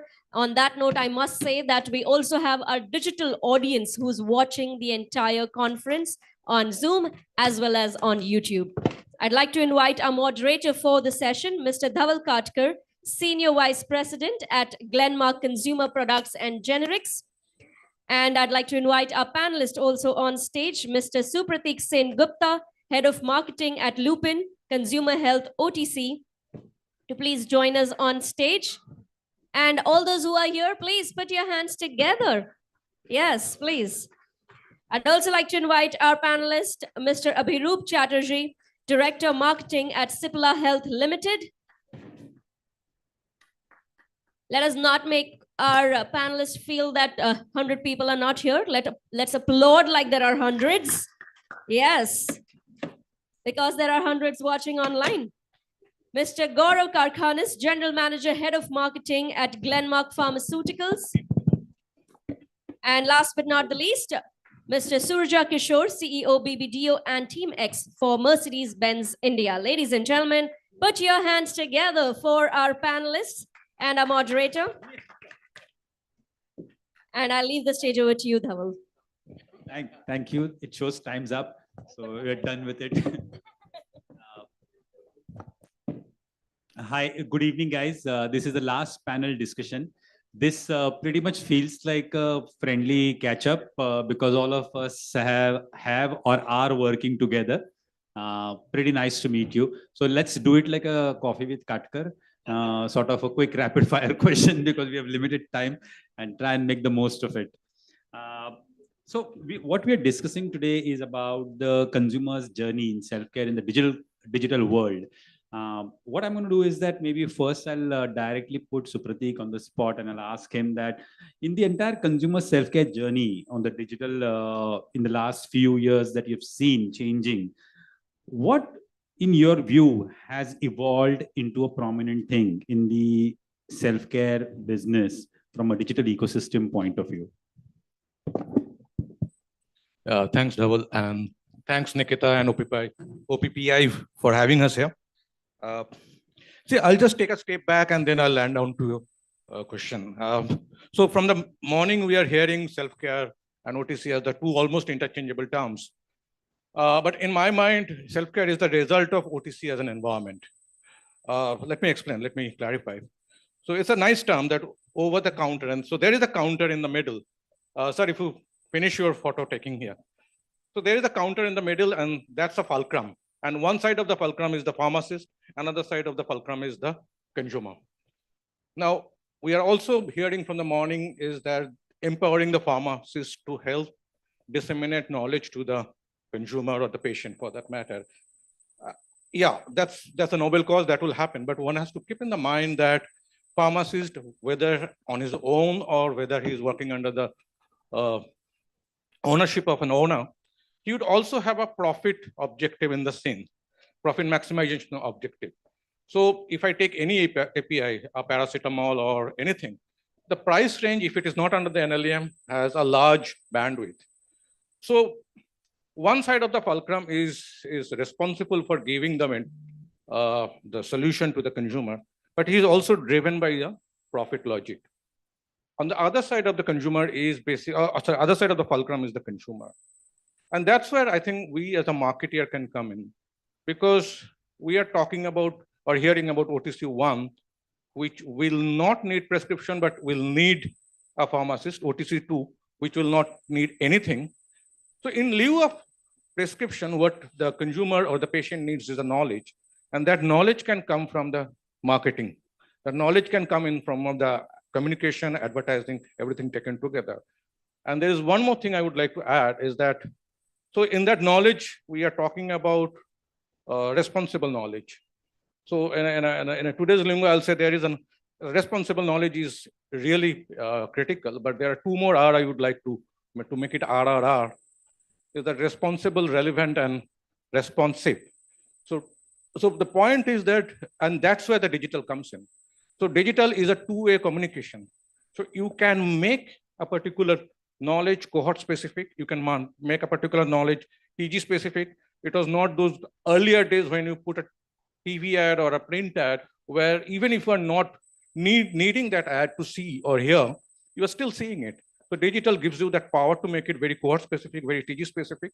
And also it makes you or allows you to be responsive, because it's a two-way communication. So that's where I think a major change is happening, Dhawal, is that as a marketeer, we are needed to give a responsible communication, but at the same time, it has to be relevant, which the digital can give you. We'll have to be responsible. So whenever the consumer wants it, we can give it. Yeah, thanks, Supratik. Next one I'll ask as a build-up to this to Abhirup, because I think from Cipla Health in the morning also we heard Shivam talk about a few things, and I thought you could help us understand this. That how are you guys leveraging in a couple of examples this opportunity of digital, either to connect, engage, or build brands from your portfolio? I mean, brands or businesses. What are the couple of things that you have done to reach out to this entire digital consumer to build and connect with the consumer? Thanks, Dhaval. So yes, I think just before I just directly come to your question, I think echoing from what just Supratik said, consumers across offline, online, they are looking for solutions, and there is plenty of unwanted advice in India, especially. हर चीज के लिए advice है, right? इसकी सलाह है, उसकी सलाह है. So somewhere I think what people are looking at is credible information. People are searching for credible, authentic information, and typically, as on date, the information is scattered, it is scarce, and it is. They are also looking for empathy in their journey to finding the answer to their problem. Most of the problems which they are unable to talk to anybody about, right? For example, if a case in point is a smoker. So one of our brands that we market is Nicotex. So in Nicotex, we've seen, and Shivam already talked about how as a brand we are partnering the smoker in their journey. And as one of the most interesting consumer insights we did was, there are a lot of unanswered questions in the consumer's mind, the smoker's mind. Apart from whether it has side effects or how to use, in terms of whether, how will it have effect emotionally in terms of quitting, because quitting smoking has its own perils in terms of withdrawal symptoms.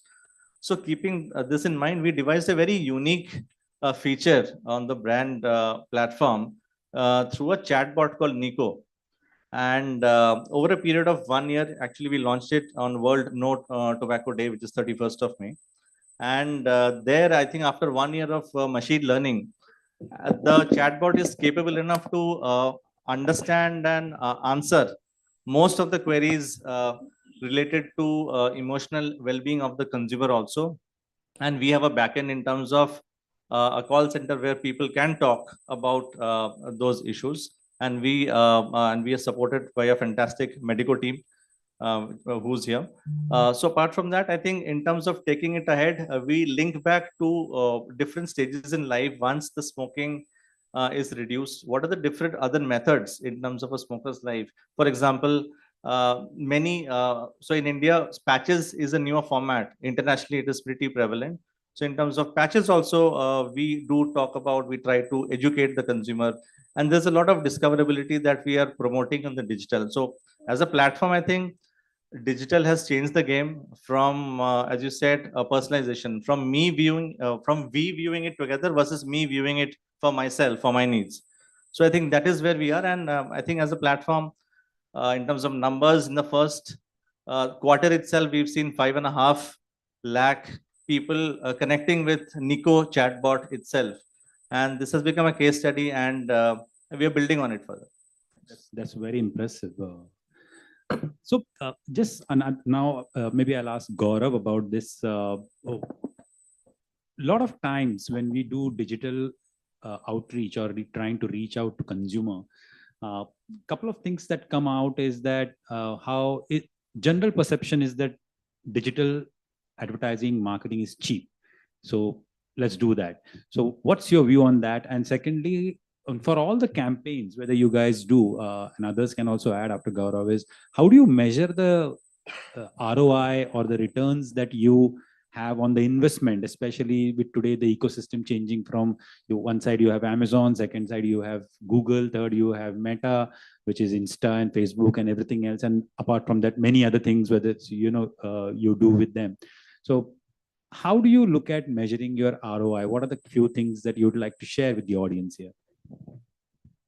I think it's an interesting landscape that has developed in terms of marketing repertoires that are available for any company, and it all depends on what stage your brand is at its life cycle. For example, if there is a brand like Candid, which is a very well established market leader in the antifungal space, I don't have to explain necessarily what Candid does. Therefore, my job becomes how can I efficiently reach to a larger population?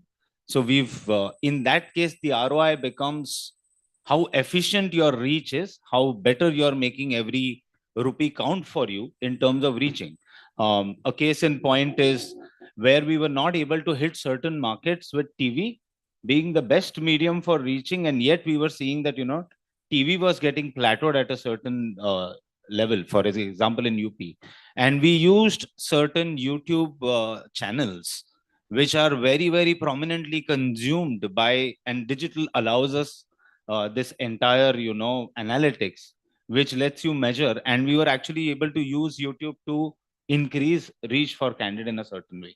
So that's one example of a ROI with a brand where you want to reach is the objective.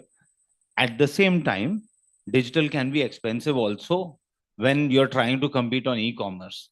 So there are instances when your brand is new and you're fighting with big giants, because if you recall Tina's slide, you have FMCG players and you have startups equally fighting for their share.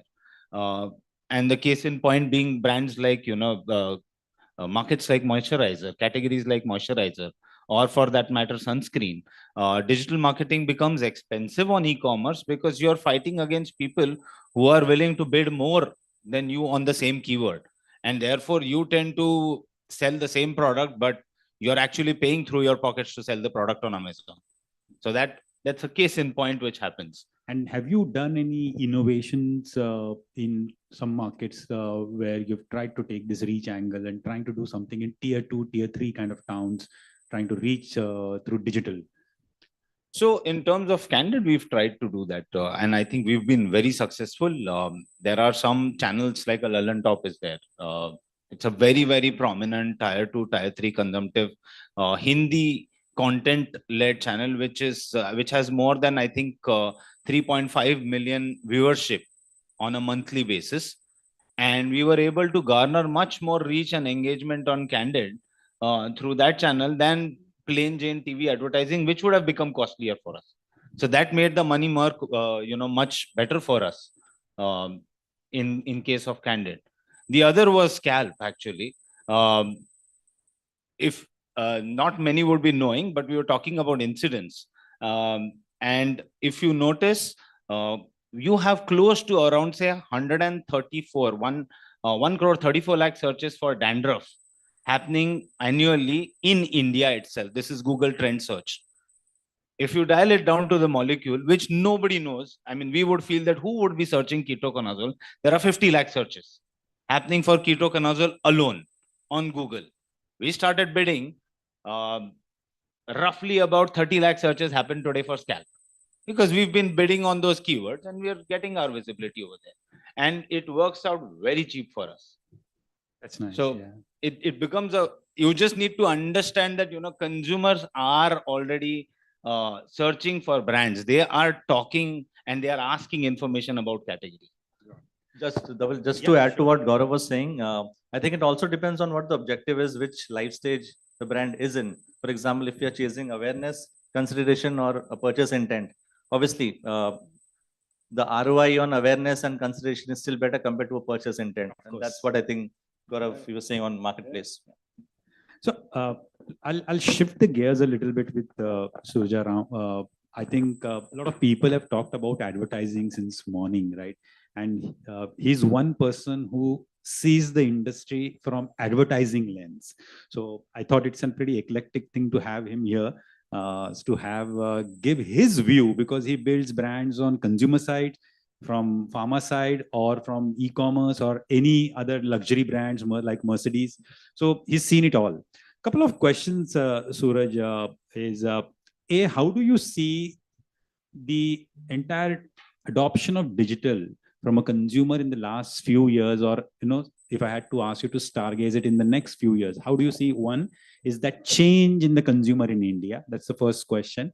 And second follow-up question is that because this is largely a pharma OTC sort of a gathering, you meet a lot of companies like us, and you've worked with many of us in different categories. What's the challenge when you meet companies and try to tell them to consumerize science, or what are your struggles because of which maybe, many a times you joke, I've lost all my hair. So, so what are your challenges that you'd like to kind of show to make the industry understand how to navigate this changing consumer base? Dhaval has warned me that he'll ask one question because time is limited. I've told him I'll answer 4 answers, irrespective. The first thing, I always talk about saying that people don't want better brands. They want better life. You never get up in the morning and say, let me get that brand. This is marketeer's obsession. That's number one. Number two, I always say that when you say consumers, it feels like we are not one. There's somebody outside. Same thing happens in OTC. Most of my purchase funnel, most of the consumer journey starts with patience. It doesn't start with the person. You negate the person completely. And therefore, I would like to introduce a term right now. Instead of ROI, let's talk about ROE, return on empathy, not return on interest. Return on investment, interest are very financially driven. So to me, I feel that not only this particular industry, I work with various categories, people are media obsessed. The chairman is asking, have we put something on Facebook or not? Have we put something on Instagram or not? Marketing person is calling me at 12 in the night. Where is the ad? Where is the post? We have become a market nation of post office. Everybody has become a postman. Let me ask you, and be generous with this. How many of you get irritated by ads when you are searching anything on digital? Just show of hands. You get irritated. You can, if shooting was legal, you could shoot through digital, right? Now that's my point, which is my biggest challenge is when we look at digital, it's just an infrastructure. It's not the best possible way of connecting. If you do not have an insight, if you do not have an empathy, if you don't really connect with me, I will not look at you. How many of you spend half an hour to 1 hour looking at deluge of content on Netflix, and then you don't know what to watch? So my biggest challenge in this category or any other category is that, are we insight focused? Do we have deeper understanding? Not just insight. Are we talking about confessions? Are we listening? We have stopped listening to consumers. I'll give you another way of looking at it, right? Data are not people. Data are just data. When your kith and kin, when your relative is in the hospital, the nurse shouts, bed number 54. Do you like it? You don't like it. But that's what is happening. We are not mining data for insights. And I love to do that. Data gives you very rich insights. Use the insight and not data. That's one big shift I constantly encourage for marketers.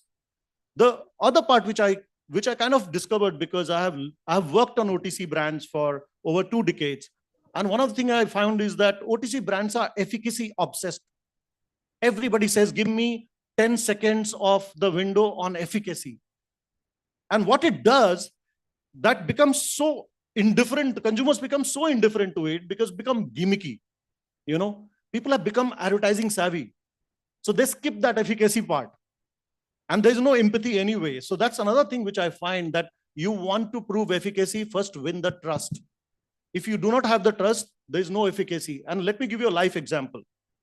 God forbid, if you need a surgeon today, what is the first question you'll ask? Who is the best surgeon in town? You go to the surgeon, He doesn't talk to you. Two of his juniors talk to you. He meets you for 1 minute, doesn't look you in the eye, and you're out. You will never go back to the surgeon, which means efficacy doesn't work. Efficacy has to be combined with empathy. So I think these are few of my way of looking at it, saying be into life and not into category if you want to build brands. I also feel that that will allow a larger penetration for any of the brands in OTC. It will allow market expansion, and a lot of the brands are underpenetrated right now. Yeah, can I just add to what Surja had said? And he used the word trust. See, I think what is the intention of a particular individual to go for a self-care? See, when he's doing self-care, he's taking a major decision of bypassing a doctor. Okay. That bypass is enabled by that empathy, trust, which the brand is bringing on the table for the consumer. And today we are talking a lot about digital. Yes, digital gives you a lot of technical capabilities to speak to a consumer who needs a specific requirement. But at the end of the day, if the brand, any brand, be it Nicotex, be it Candid, and I'm not taking my brand names because I don't think it's a brand selling for. So the point is that any brand which you are talking about, that trust has to happen so that the consumer or the patient can bypass the doctor and pick up that brand. At some point of time, the first time when he or she picks up that brand, that bypassing is happening. And that bypass can only happen if that trust, if that empathy is embedded into that brand communication. Thanks. So just another follow-up question to Suraj from another perspective is that how you've seen many brands from an outside world as well as your global practices that you see with BBDO. What are one or two examples in a, so to say, efficacy obsessed world trying to move towards winning trust with empathy? Maybe you can, if you can share with the audience, it will be a good opening up of a mind for many of the people in terms of how, while it sounds difficult, but it is being done in the world that we live in. Yeah, sure. Till the Google took over, I used to always say that the nearest medical shop is the first doctor. Till Google happened. Now Google has become the first doctor and doctor has become the second opinion, which is sad. And I really request you, any of you have any ailment, don't Google, because you'll die of the ailment which will show up. It has happened to me. Now, what you said, Dhaval, is very interesting. And to me, one of the brands, I'll come local over here instead of going across the world while we work on various brands across the world. If you look at what Sensodyne is doing, it spends all their dollars in empathizing with the person. It doesn't spend dollars in trying to prove the efficacy. If you see all their campaigns, all their semiotics, you will feel, if you have a sensitive tooth, you will feel, hey, that's me. Looks like they're talking to me. You want to talk to them, you know. Have you been in hospitals and suddenly strangers become friends? Oh, you also have hurt over here? I also have. How did you get it? Now you walk out to the cafe of the hospital together. I think Sensodyne is doing very smartly, and that's a great example of how you can empathize with the patient. And that empathy can deepen penetration, it can deepen trust. If you do the reverse, which is what most OTC brands do, they spend 30 seconds, out of 30 seconds, 20 seconds proving efficacy. They'll put one fake white doctor also in that, right? It doesn't work because the consumer is quick to see that, right? That's number one. Number two, I feel that we are living in times where a lot of interactive trust can be built in. You know, whenever I propose a client or propose a marketer saying, why don't you have a toll-free number to have that conversation? Because the first thing which happens is panic. When you have ailments, when you have any disruption, you don't know who to call. But there is no brand today which is addressing that. Are you the first step destination to actually being trustworthy to approach? Currently, we have problem with just accessibility. Forget about trust. So to me, there are many brands in FMCG that are doing it. And what we bring to categories is different cross-category learnings. And that becomes more interesting to me, you know. So I feel that we are still early stages of empathy, and digital will going to spoil this even further. For next 10 years, we are going to miss the empathy and go into ROI and how it is very cheap and quick and we can target them. And all these, by the way, anybody from marketing, these words were taken from war strategy. Look at the word target. ambush, gain, kill, attack, assault. These are marketing terms.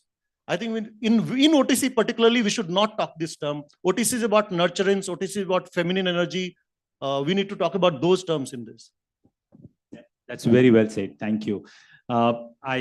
Anything else? Any questions? If I rather not keep questions right now, we are running out of time. But thank you very much, guys, for investing your time with the OPPI and the team here. I think this was a pretty interesting conversation. Appreciate your time. Thank you. Check. Thank you, Dhaval. Thank you. We must give a big round of applause to this panel.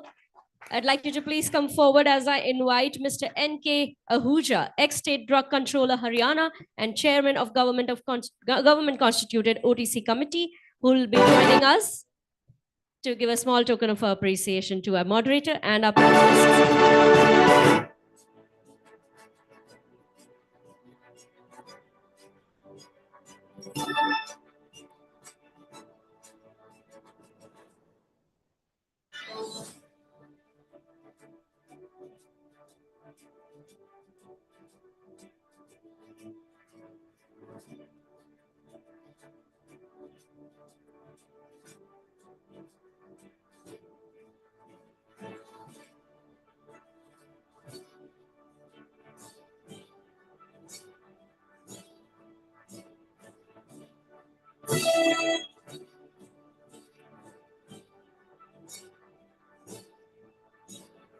I request everybody to please come together on the stage for a picture together, please.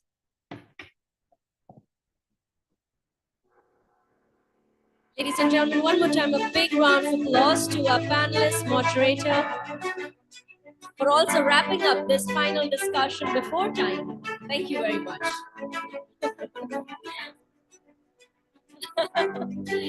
Ladies and gentlemen, as we come to the end of our first edition of OTC Health and Wellness Conference, I'd like to invite once again the lead of the conference, Ms. Nitika Garg, to deliver the conference.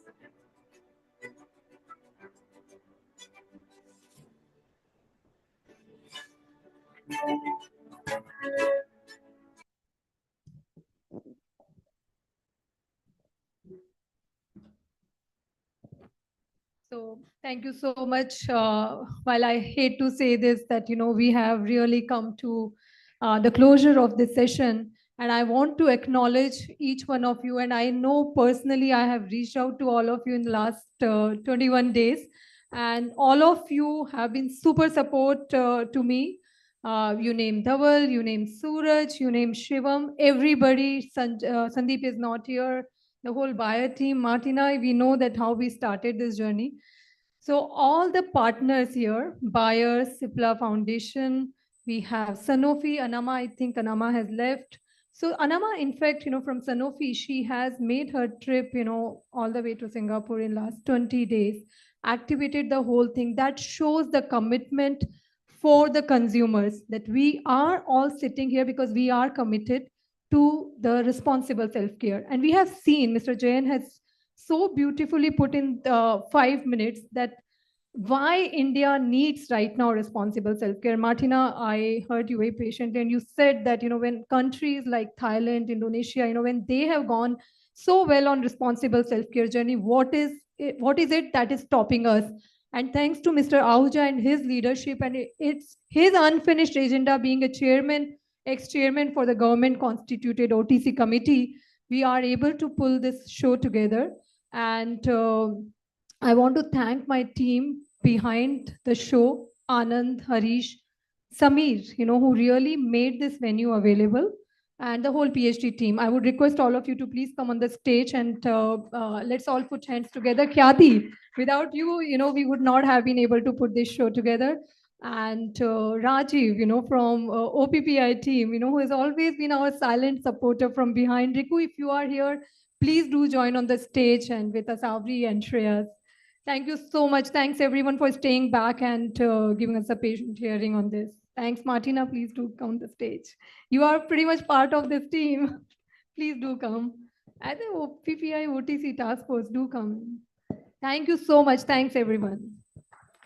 With that, thank you. Yes. We meet everyone in Bombay. Yes. We thank each one of you for being part of this first edition of OTC Health and Wellness Conference. I know some of you have your flights, so we wish you a happy and safe journey.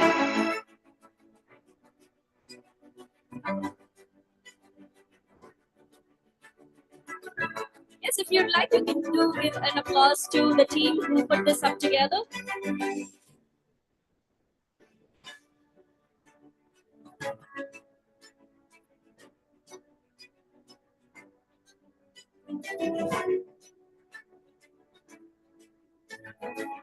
Thank you very much. Thank you, everybody.